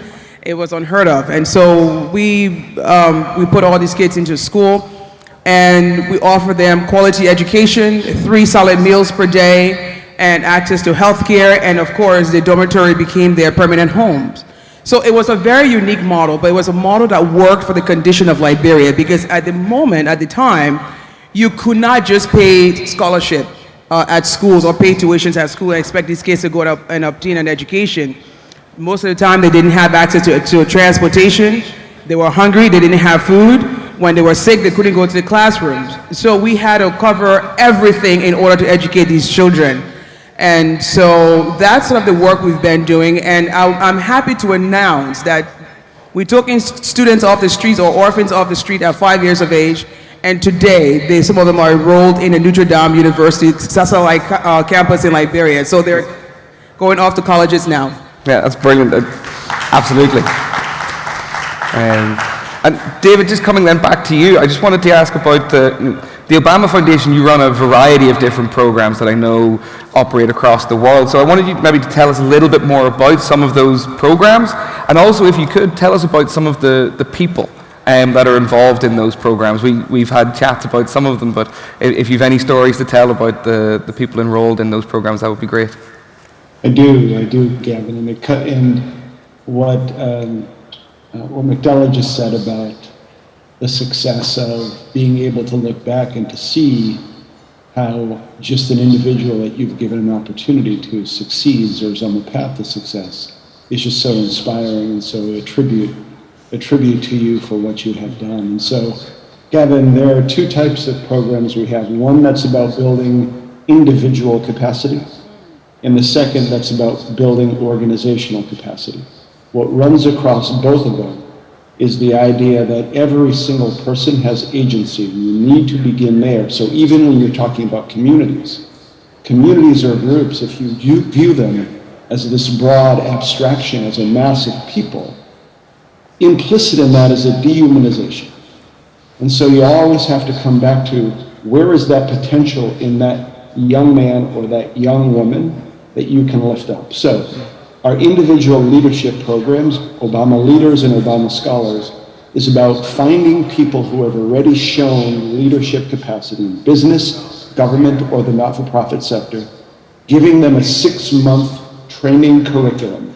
First part is leadership of self, because until you can truly manage and lead yourself, how to navigate emotions, how to get out of ego, vanity, and pride that are always present, but when they are present, to shift to the better parts of our souls, and then to anchor that around the next piece, which is leadership of others. And leadership of others isn't about telling people what to do. There are some instances where in any organization, you need to make the final decision. but those should be rare. Usually it's about listening and empowering and giving people the tools and the portfolio for them to do what they need to do. And then the third piece is about putting this in together in a communitarian form. And again, it isn't about me or anyone showing up in a community and presuming to tell you or a community that I know best. Maybe I've got a little bit more experience or a little bit more technical knowledge. There is a deep arrogance to then presume that that applies in the life of 1,000, 2,000, 10,000 people who don't know you, don't trust you, and frankly, why should they? And so that's about lifting them up. And so those two programs are focused on that. The two programs on organizational development, one is in the United States for young men and boys of color, and the other is global that Mrs. Obama is focused on around girls' education. For those two programs, it isn't necessarily about the leaders of those organizations, but it's about saying, if there are 100,000 global girls' organizations doing amazing work throughout the planet, they're disconnected from one another. They're reinventing the wheel. They're not sharing best practices. They're going after the same resources. So can we, on a monthly basis, and we're up to 7,000 global organizations, convene a virtual platform, and this is where technology then is used, to say, okay, today we're going to focus on crowdsourcing. Today we're going to focus on leadership techniques. Then every quarter we lift up some organizations that are doing good work, and they become the mentors or the exemplars for the rest of the field. So two different approaches. Very quickly, a few success stories. One of the youngest people in our Obama Africa Leaders started one of the first business incubators in Khartoum. Again, we found him. He was already a spark and inspiration. We surrounded him with two things that are important from our perspective. First, small groups. People need a network of peers to engage with, to say, hey, I just came across this. What would you do? How would you think about that? Number two, mentors. People who have already done it, who can then open doors for you to provide a gateway. So that's one example. Another example, two Australian Asia-Pacific leaders we had came together after only knowing each other for 2 months and formed an organization called Ripple. Ripple now has trained over 4,000 teenagers in Australia around civic engagement. Third example, a woman in Athens is overseeing the largest group home for unaccompanied minor children, mostly from Syria, but in Athens. This woman has withstood threats and all kinds of things that I don't know how I would deal with them. But she is providing pathways of opportunity for those 400 children she is in charge of to connect in their community. And final example, and there are many, many, many more, one of our Nigerian leaders just received an award from the Booth School of Business at the University of Chicago for an online platform in entrepreneurship. What he has done is teamed up with 5 other Obama leaders. They are essentially the teachers in this business masterclass that next year is going to touch 5,000 entrepreneurs in sub-Saharan Africa. But again, the idea is, we don't tell you what to do. We have the benefit of having the ability to reach out and find people and then connect them to others. It's fantastic to hear examples of those success stories. It's, you know, and with both of you, it's wonderful to hear that. As I said at the start of our discussion, you know, and the title of this discussion is Calling Tech Support. And, you know, I'm a representative in some ways of the tech sector globally. So I want to ask both of you, you know, what can technology do to support the work that you're both doing through the Obama Foundation and the Magdala Cooper Foundation, and what role do you see for the technology sector to help with these programs, to help, you know, support and build up these leaders and bring education to people and develop social services and things? And Magdala, I'll maybe start with you on that one. Sure. Thank you, Dr. Gavin, for that question. Well, we're focused on providing education and empowerment for women. So on the education side, there are several occasions when we had to close a school. During the Ebola crisis of 2014, we had to close the school, and the only solution we could come up with was to educate the kids remotely using cell phones.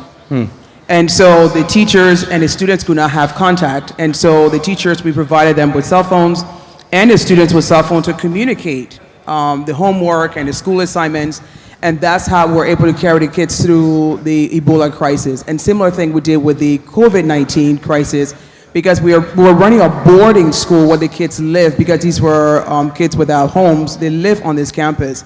And so when you have these pandemics or epidemics, you cannot keep the students together, because the staff of the school, they're commuting from Monrovia to the village where we have the school. And so we have to find ways to disperse the students out of the school and use technology to educate them. So the usage of cell phone has been huge. We work with the local cell phone GSM companies to provide cell phones to continue educating them. The countries have since been opened up, so the kids are going back to school at different schools, not the boarding school that we built, but September 2022, we will reopen the school. It's just the fear of the staff community and not having adequate medical facilities to constantly test and make sure they're not bringing the virus back to the campus. And also on the other side of the advocacy and politics, we empower women to run campaigns. And women experience a lot of election violence. And so we use technology to report these election violence to the election house, to other women's groups, so these women can get help, especially in the rural areas. Liberia doesn't have the luck or opportunity to have a good GSM system, which is the Wi-Fi system, etc. There are very few places where you can actually get internet. And so when during times of election, we try to provide phones for women and journalists to report back to the police. And so the use of cell phones is so important. And also Wi-Fi, or we call them scratch cards, it's very expensive. For $1 US per day, you can have 45 minutes of cell phone time or Wi-Fi time, and for $5 US, you can have 2 days of Wi-Fi. It's very expensive to have access to technology in Liberia because of the economic hardship, and we just don't have access, I guess. So. Yeah. So we still do need we still try to provide as much access, whether they report it through social medias but again, the cell phone is accessible, but the internet there's a major shortage. So tech companies can assist us by, I know Google is in Liberia now providing service, but it's still very expensive, $300 per month. Most people cannot even make $300 per month, mind you, trying to spend $300 a month on internet.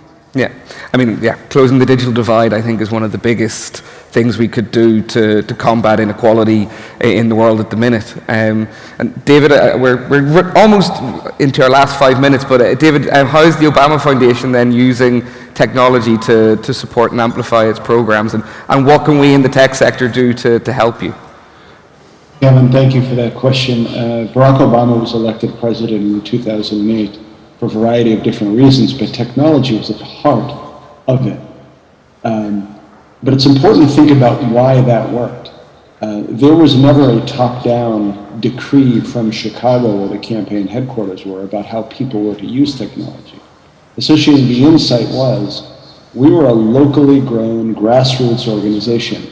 How can technology be used to amplify those connections? And that's the word there that kept on resonating throughout the organization around connection. And built in that is the great paradox of technology that we're in right now. Even though we've never as a species been more connected to one another, we lack profound human connection as we isolate in some ways into our devices. And then when we do make connection, too often it's around people who agree with us only, to the exclusion of the depth of humanity. And for me, notions of democracy are all about mitigating and negotiating differences between and among people. So for us, remember what I said, mentors in small groups distributed throughout the world. We've built a technology platform that allows a leader in Liberia to connect with a leader in Hong Kong and one in Oakland, California, who are doing the same kind of thing. And so they're creating a virtual small group. And when they do that, they're able to connect with a mentor based upon interest and experience that may be living somewhere in Central or South America. And so again, we begin with the very human need for connection, and then it's just the tool that you can construct and build to make those more humanized and personalized. Final thing I'll say around this is on the question that you asked about technologists and what they can do better. I believe, like any tool, technology is that. It is a tool. And how it's used is a function of humanity, who we are. It is important for a technologist in the development of a platform to understand, not from a naive perspective, that this is an unalloyed good. What are the things that you can do to understand how it can be misused, how it can drive further disconnection, how it can drive further polarization? That's not an algorithm. That's a deep understanding of people. And so the embedding in technology of the humanities, of psychology, of sociology, of just an understanding of people and how they will use the tool is something I think is essential going forward. Absolutely. We're now down to our last 2 minutes. So I think just with one final question, and we'll keep this reasonably short with both of you. I want to ask you, you're both obviously very involved in developing young leaders and in leading yourselves. So what advice would you give to anyone out there who is looking to build a stronger community and to lead their community? What is the advice you would give them in doing that? So David, you first, and then we'll finish with Magdala. It's what Mrs. Obama has often said, it's the mix between humility and confidence. The humility to know that you don't have all the answers and you're not supposed to. The humility to know that just because you may have a title doesn't mean that you have power over someone. But the confidence to also know who you are, and when you believe in something and you can articulate it and you've listened to your community and the people around you, that you should show that confidence. And so it's that wonderful mixed buy-in between that I wish I'd heard 30 years ago. So those are the things, Gavin, that I would say. And Magdala? I absolutely agree with David on that. Humility, listening to the people, and also collaborating. I think it was former President Bill Clinton that said that the future belongs to creative collaborators. And he could not be more truthful with that statement. I think it's time to encourage young leaders to collaborate. I think collaboration is so important. There's so many organizations being started, but it'll be great to see new young leaders or new leaders in the communities collaborating with other existing sort of projects or NGOs, stuff, starting new things. Because sometimes I see duplicates or replicas of other projects within the communities. If one person comes in to build a water well, another person's walking build another one, and you have all these water wells instead of collaborating on and maintaining that one water well and maybe building and maintaining the clinic and the school. Everyone wants to build a clinic and a school. So I think collaboration will be my thing, in addition to humility and listening to the community. Absolutely. So with that, our time is unfortunately up. I could talk to both of you all day, but I want to say thank you to Magdala, thank you to David, and thank you to Ras Al Khaimah and the Global Citizen Forum. Thank you very much. After you.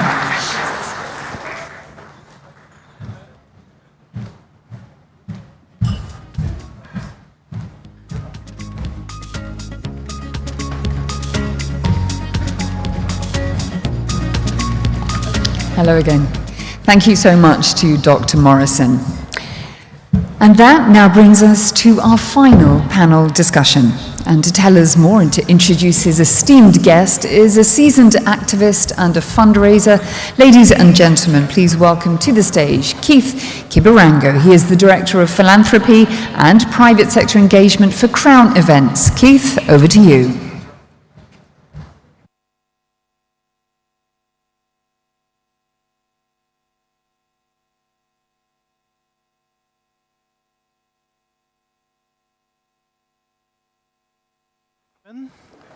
I am delighted to be here to moderate the final session.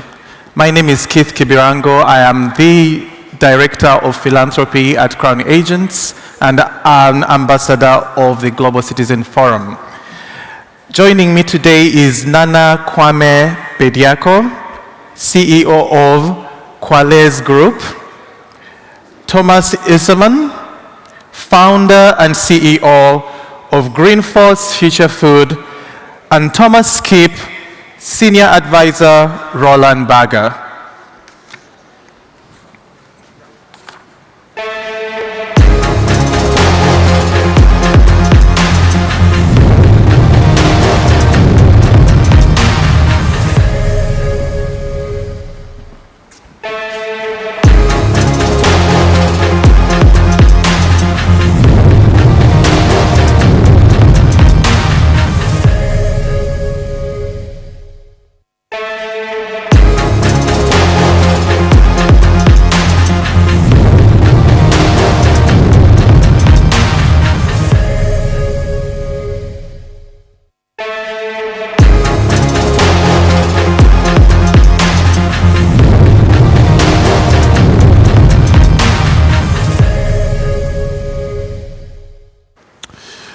Ladies and gentlemen, as we know, the private sector plays a crucial role when it comes to addressing climate change.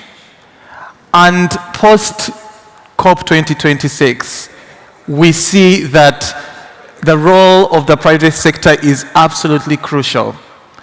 And with me here, we have got Thomas Skip, Nana Kwame Bediako, and Thomas Isserman, who are going to share their experiences and knowledge on how the private sector can actually contribute to net zero.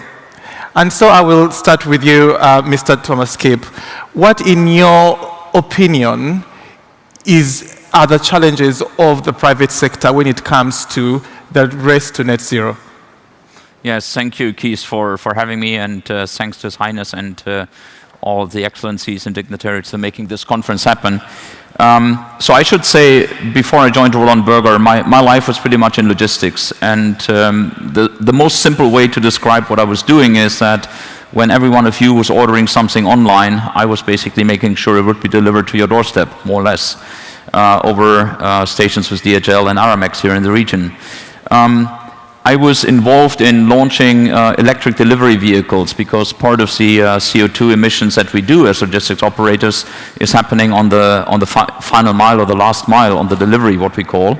The other main contributor to CO2 emissions is in the aviation industry. Now, I think coming out of COP26, as you mentioned, I try to remain positive and forward-looking. I think what it needs is a different type of reinforcing the dialogue between politics, the private sector companies, society, and science. And I think a good lesson learned is actually what we see during the COVID pandemic.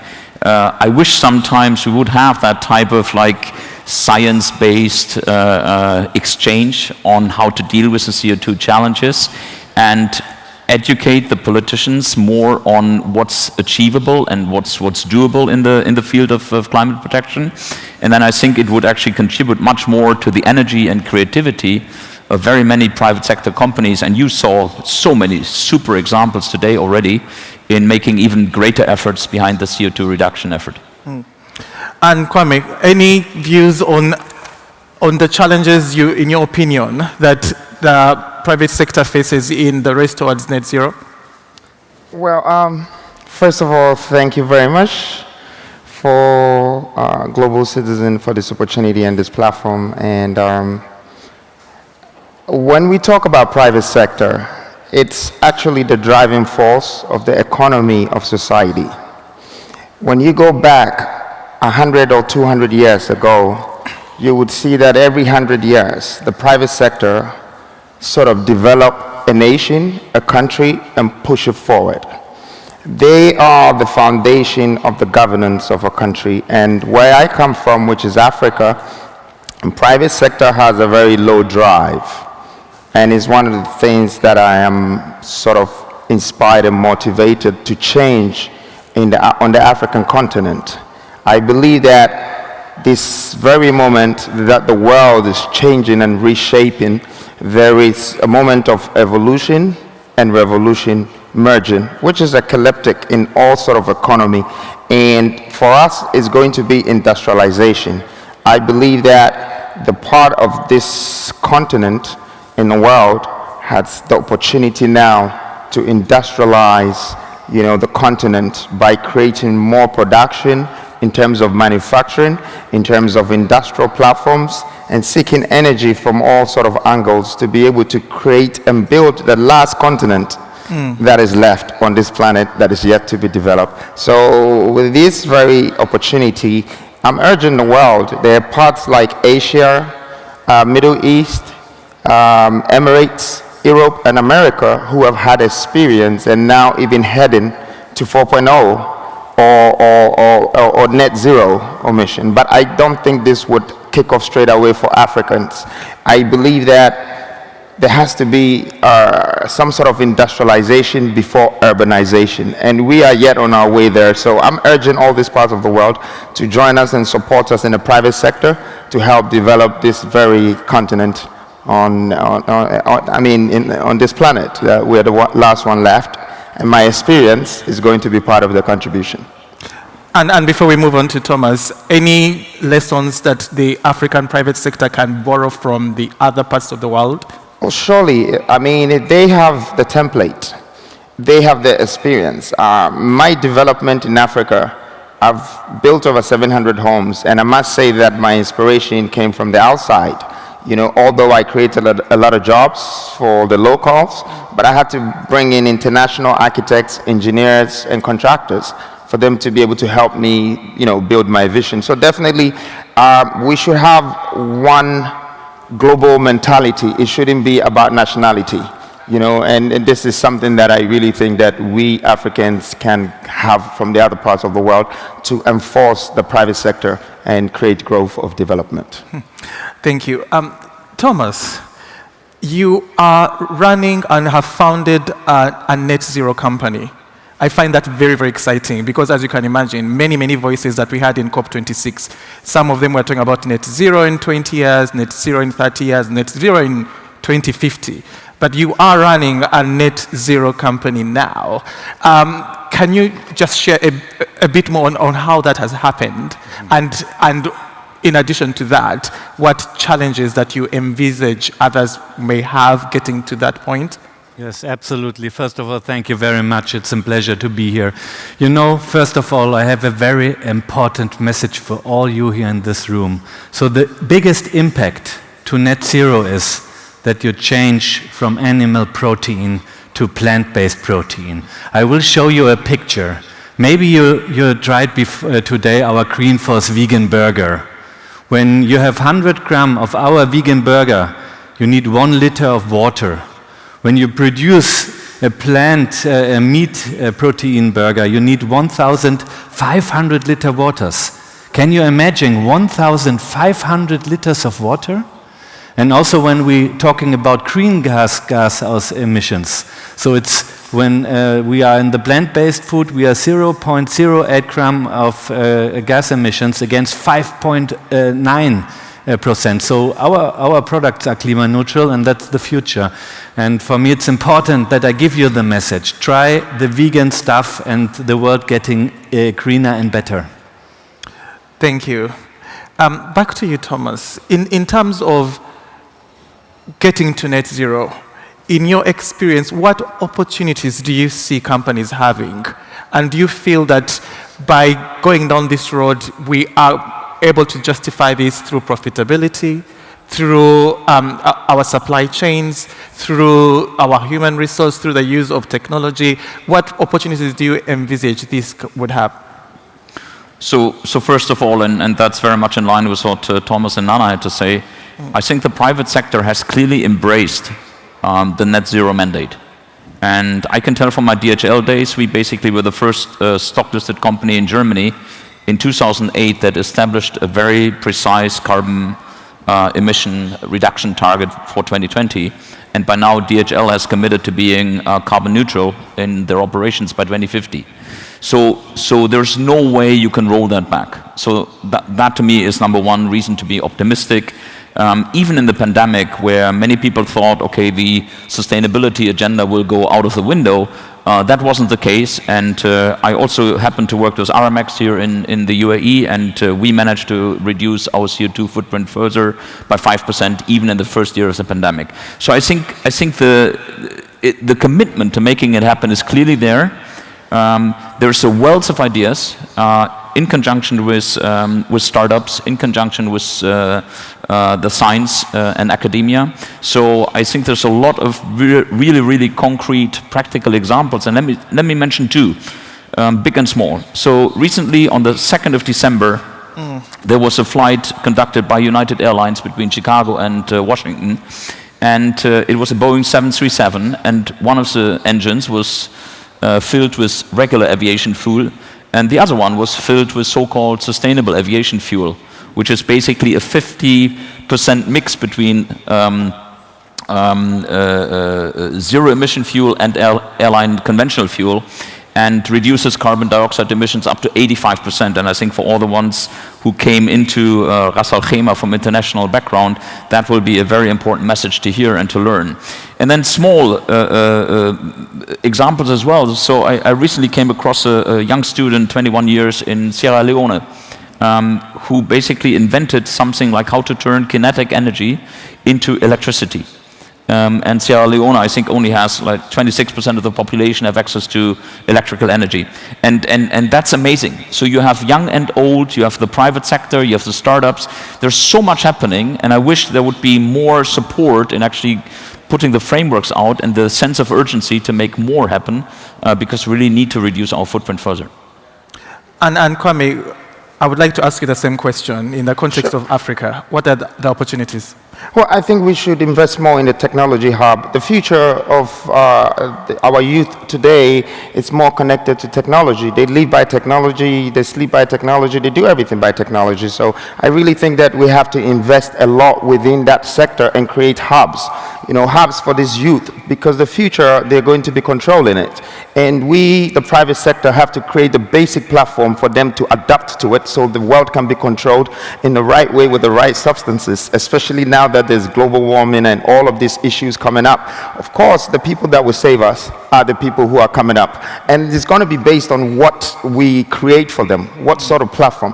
And I really believe in technology, and I believe in industrialization. These two things are getting married right now, and that's what is causing a shift in the world.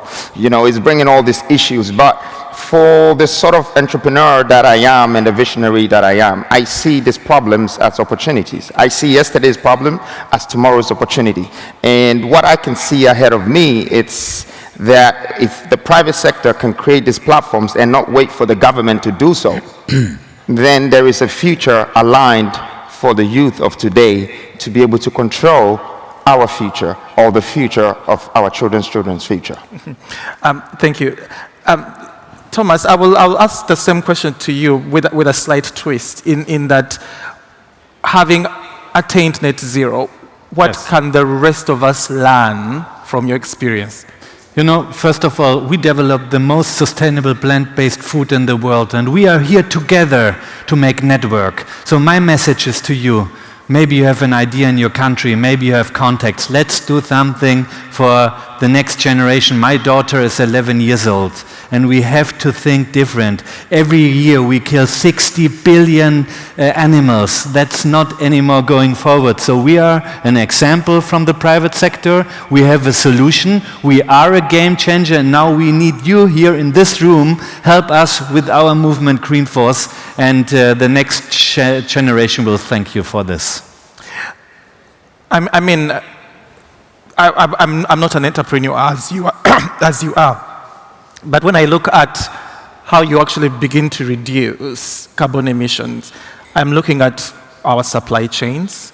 I'm looking at the way we access electricity and use it.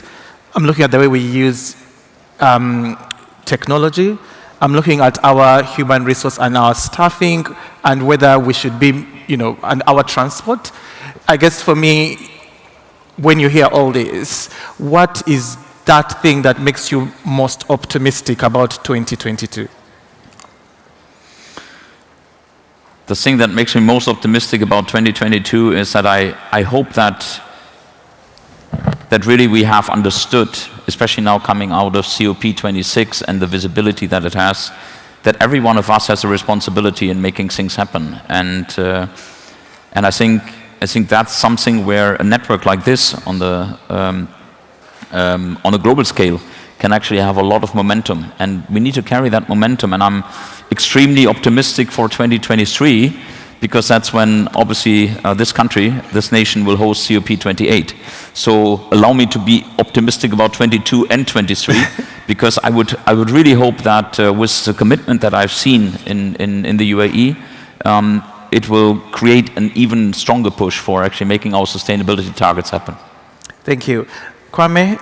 Yes, what makes it more optimistic for me is how 2021 is ending and how we're entering 2022. Of course, with all these things that have been happening in the world, these pandemic issues, and I see it, for me, 2022 is the greatest opportunity that I can have for a fresh start, a new beginning for a new generation. You know, I believe that where I come from in Africa, you know, you have about 80% jobless people.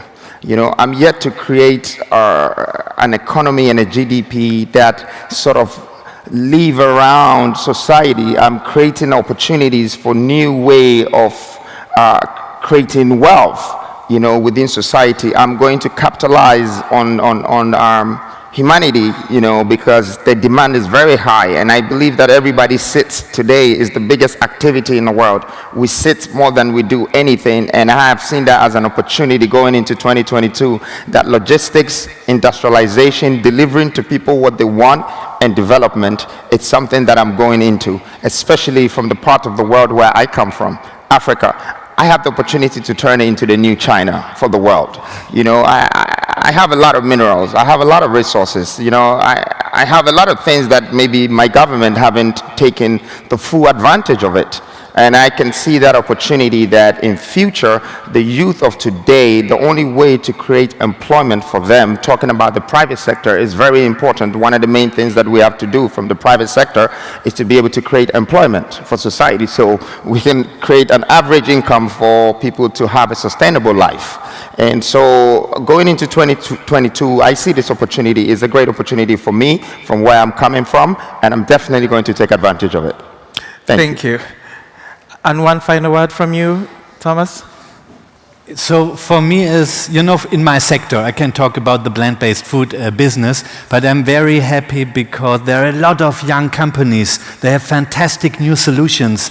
And the next generation, you know, these guys are, when we're talking about net zero, they are living net zero. We are talking about it, but the next generation, they act completely different. And that is the thing when we are talking about the future, and I'm very optimistic that we have a fantastic new generation. They will live completely vegan, and this is the message and also the future. Thank you, Thomas. Thank you, Kwame. Thank you, Thomas. Thank you very much. Ladies and gentlemen, thank you for your time. Thank you. Thank you.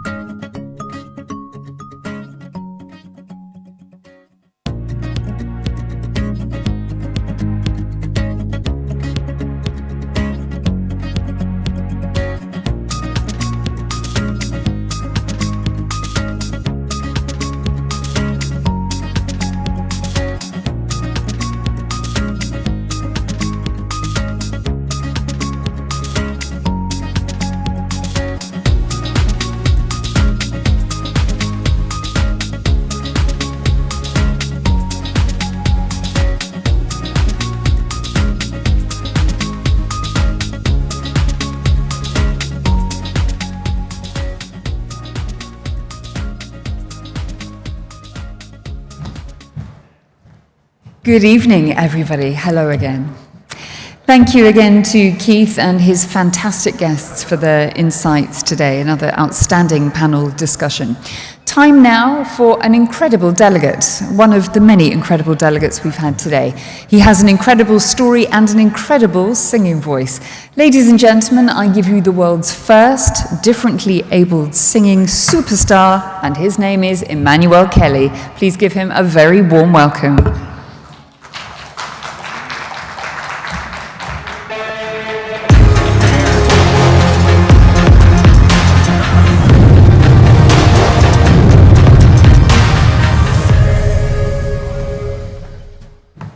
Guys, oh, hey, can we hear? Yeah, we can. How we doing, guys?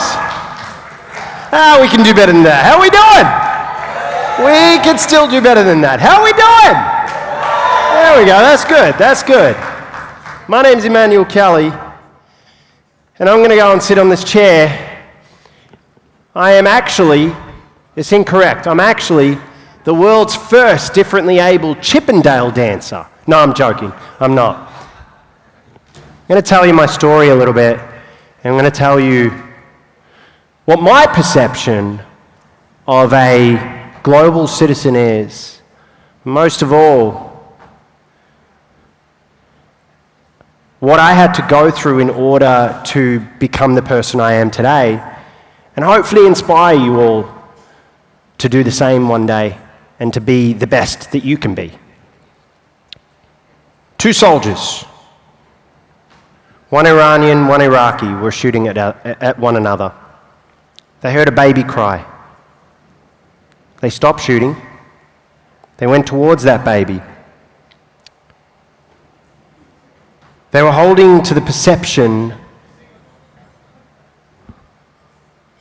of what they thought their identity is.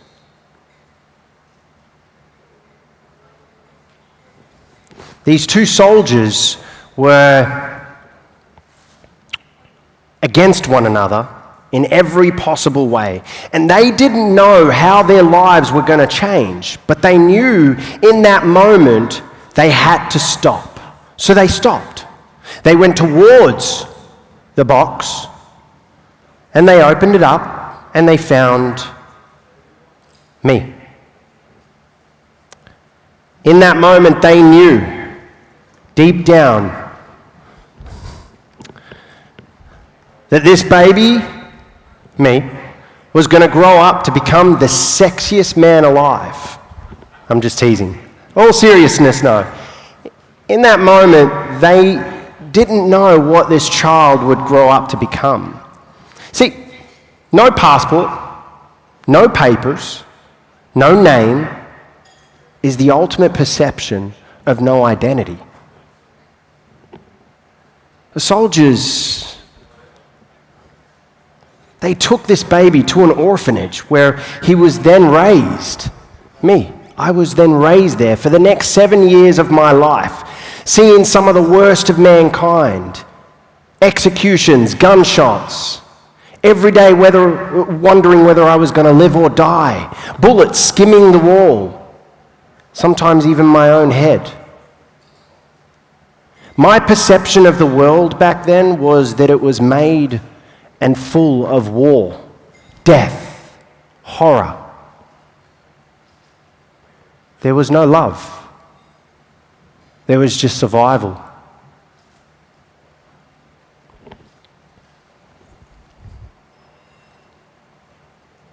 One day, this incredible woman, Moira Kelly, humanitarian, she heard about these two little boys. She was in Albania working for Mother Teresa, running her projects. And she heard about these two little boys. This nun goes up to her. Now, listen, Mum has a saying, never trust a nun. They've always got ulterior motives. Good, but ulterior. But this nun goes up to her. I can't do an Albanian accent. I can try and do a Russian. So let's assume that the nun was Russian. She says, Moira, do you have some vodka? No, she didn't say that. She said, Moira, there are these two boys. They need your help. So Auntie Moira, we called her, made a trip to Baghdad, Iraq, to one of the most dangerous places on earth at the time. just on her own. I remember getting told by the nuns 3 days before she arrived that this incredible woman is going to come to the orphanage and potentially help us. So, with that in mind, for 3 days straight, I sat on a window ledge waiting and waiting and waiting. And finally, on the third day, she arrived.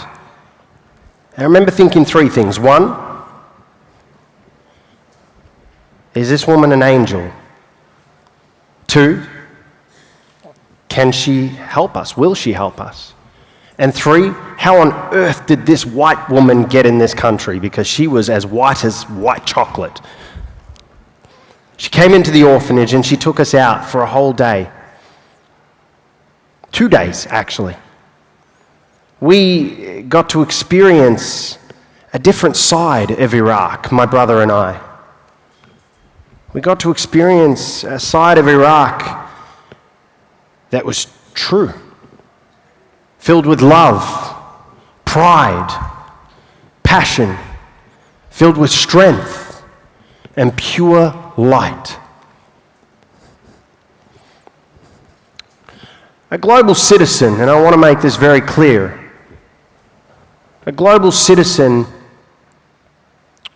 isn't an individual who gives tons of money to people or supports dozens and dozens of charities. A global citizen is somebody that acts in a way that's selfless. A global citizen is somebody that does little acts of kindness and doesn't expect anything in return. That, to me, is what a global citizen is. I learnt this that day. See, when we got back to the orphanage, my brother went up to my mum, or now mum, and said, Auntie Moira, can you help Emmanuel and myself? And she said, I'll do my best. And he said, you know what? If you can't take both Emmanuel and I, take Emmanuel, don't worry about me. My brother isn't related to me by blood. We don't share any kinds of relation. We're not related. But his love for me was thicker than blood. A global citizen thinks with love, and we've been talking about it all day today, empathy. What's that word? What have we been talking about? I can't hear you. What's that word? That's it, exactly. It's empathy. See, a global citizen is every single person in this room. Just the fact that you guys showed up makes you a global citizen. That's Tali. You're a global citizen. Tim, the sexiest man alive, me. Thank you, appreciate it. Yeah. Haran, backstage. Aman, Milos, every single one of you. Dominic, Chris, Mimi, who literally is just Mimi. Every single person is a global citizen just because you showed up. Eventually, I was brought out to Australia where I had a bunch of surgeries. It took 2 years, but this incredible humanitarian of a woman who, to date, has, by the way, saved probably about 20 to 25,000 families' lives, which is incredible. So, round of applause to my amazing mum. She brought me out to Australia where I had a bunch of surgeries. I learned how to walk for the first time. I learned how to use a knife and fork, all the basic things we take for granted. I experienced a bunch of cultural changes, like my grandmother telling me that women ran Australia, not men. And she made that very, very clear to me and made me call her ma'am. And I said, yes, ma'am, you're right. And women do run Australia, not men. Yep. Oh, yeah. So, Aman, smart man for putting Tali in charge. But I learned a bunch of cultural changes. I learned about inclusion, about diversity. I learned how to love myself. I learned how to shine my light and the importance of that. I learned so many amazing things. The biggest thing I learned, though, was that I have a gift. And that gift is to not be a voice to the voiceless, but instead to be a voice and a light to inspire and motivate and empower them, the voiceless, to voice themselves. That's my gift. So I started to pursue that gift. That was music. Started to train and go for it. Eventually I went on this TV show and became the first Iraqi differently abled. I call it differently abled. I'll explain that right now. I call it differently abled because the word disability means that you are limited to live your day-to-day life. But I literally can do everything. There are things that you may be able to do that I can't do. There are things that I can do. For example, can you do this?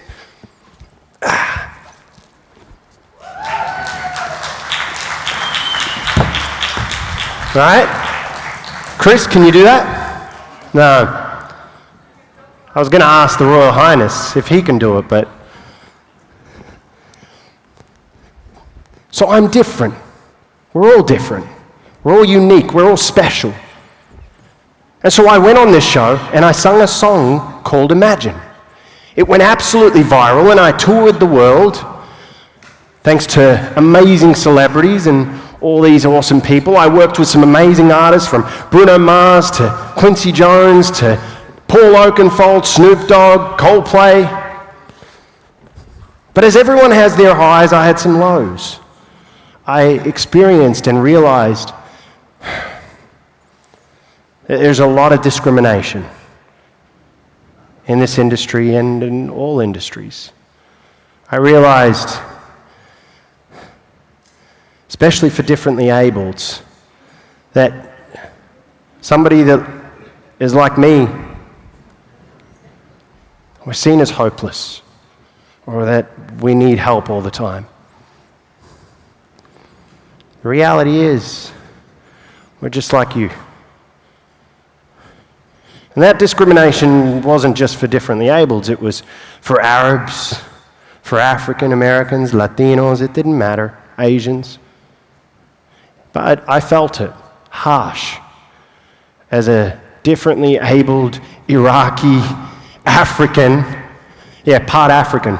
I didn't get the height of an African, but, I'll take it anyway.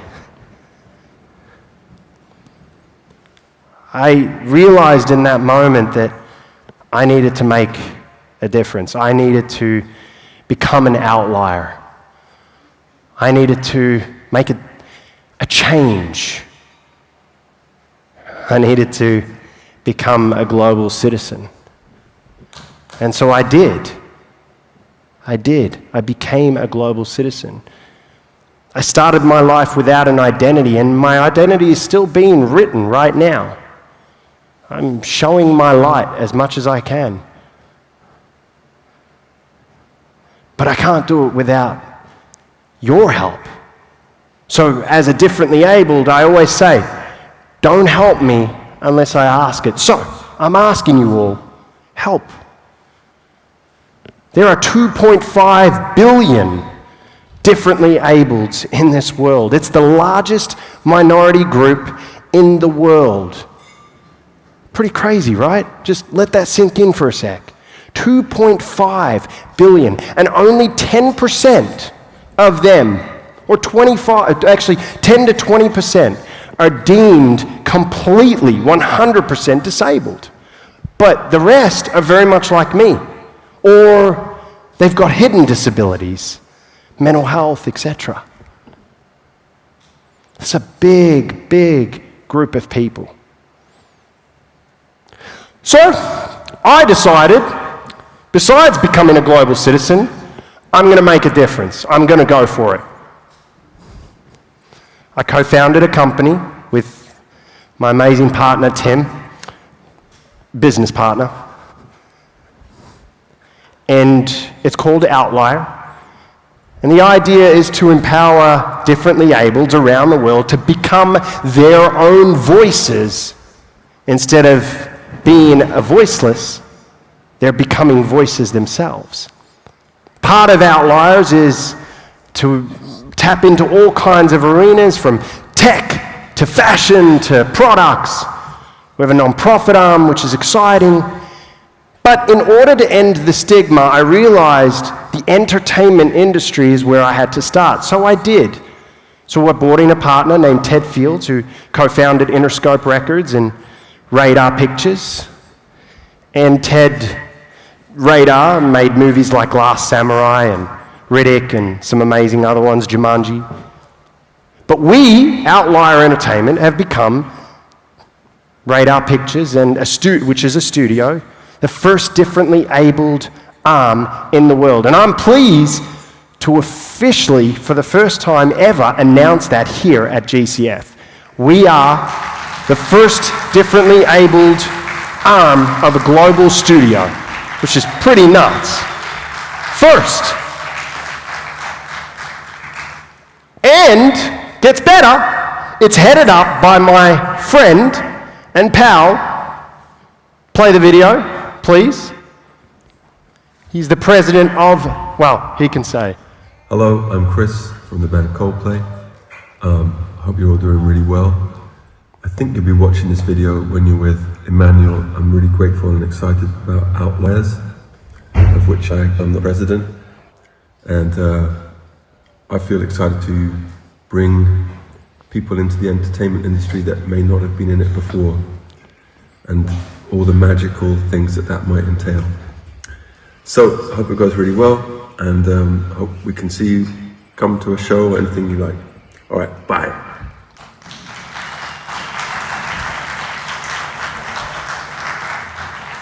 I started my life with no identity, without anything. I could have ended up dead, and I'm blessed that I'm even alive today. And today, I've chosen to be Emmanuel Ali Matthew Mustafa Kelly. I'm a global citizen. I'm an outlier. I'm the first differently abled pop star, physically differently abled pop star. I'm a disruptor. I'm you, and you're me. And together, we can change the world for the better. Mother Teresa used to say, little acts of kindness, little things in great ways. Chris said it today, little things in great ways. So start doing those little things and empower others to do the same thing. With that said, Tali, you're amazing. Thank you for having me here. Aman, thank you. Rasal Hamen, thank you for having me here as well. This place is beautiful. Your entire GCF team, Your Royal Highness, everybody that's made it possible for me to be on this stage today, my mum, my brother, the nuns, the 2 soldiers who saved my life, Tim, Dominic, thank you for having me here today. Remember, little things in great ways. Be the light, empower, and most of all, you're all outliers, and you're all global citizens. So thank you.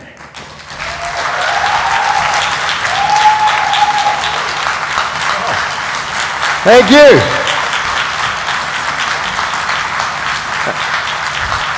Are we doing stretches now? Okay.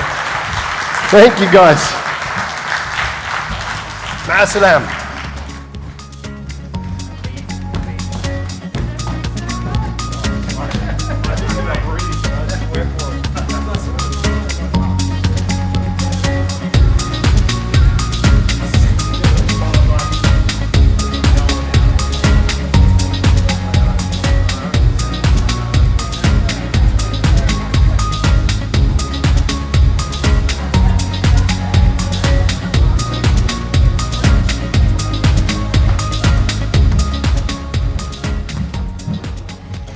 Your Royal Highness, Excellencies, dignitaries, ladies and gentlemen, what a fantastic way to end our first day of the forum. Our deepest thanks to Emmanuel for being such a superstar guest. As he says, together we can make the change. Just takes little acts of kindness. Be the light. Other memorable parting gifts from the eminent speakers that we've heard from today include that improving mobility really does remove the barriers for so many people, their personal freedom and economic growth in these really challenging times. We need to empower society through mobility. Also, another panel garnered pearls of wisdom, such as major issues like climate change really can be solved. The same applies to displaced people, global hunger. We can solve these problems. It takes trillions of dollars, but we can write the checks today. We need to act now, came up repeatedly in our panel discussions. There is hope is also another key takeaway message, and that's where I shall leave things today. I very much hope that you enjoyed all of the panel discussions, and on behalf of the organizers, let me extend again our deepest thanks to everybody who has traveled so far to participate both virtually and today in the beautiful emirate of Ras Al Khaimah. We hope that you found the conversations both fulfilling and fruitful, and we promise you much more of the same tomorrow. We have a stellar lineup of executives, CEOs, artists, philanthropists, and spiritual gurus. You must not miss a second.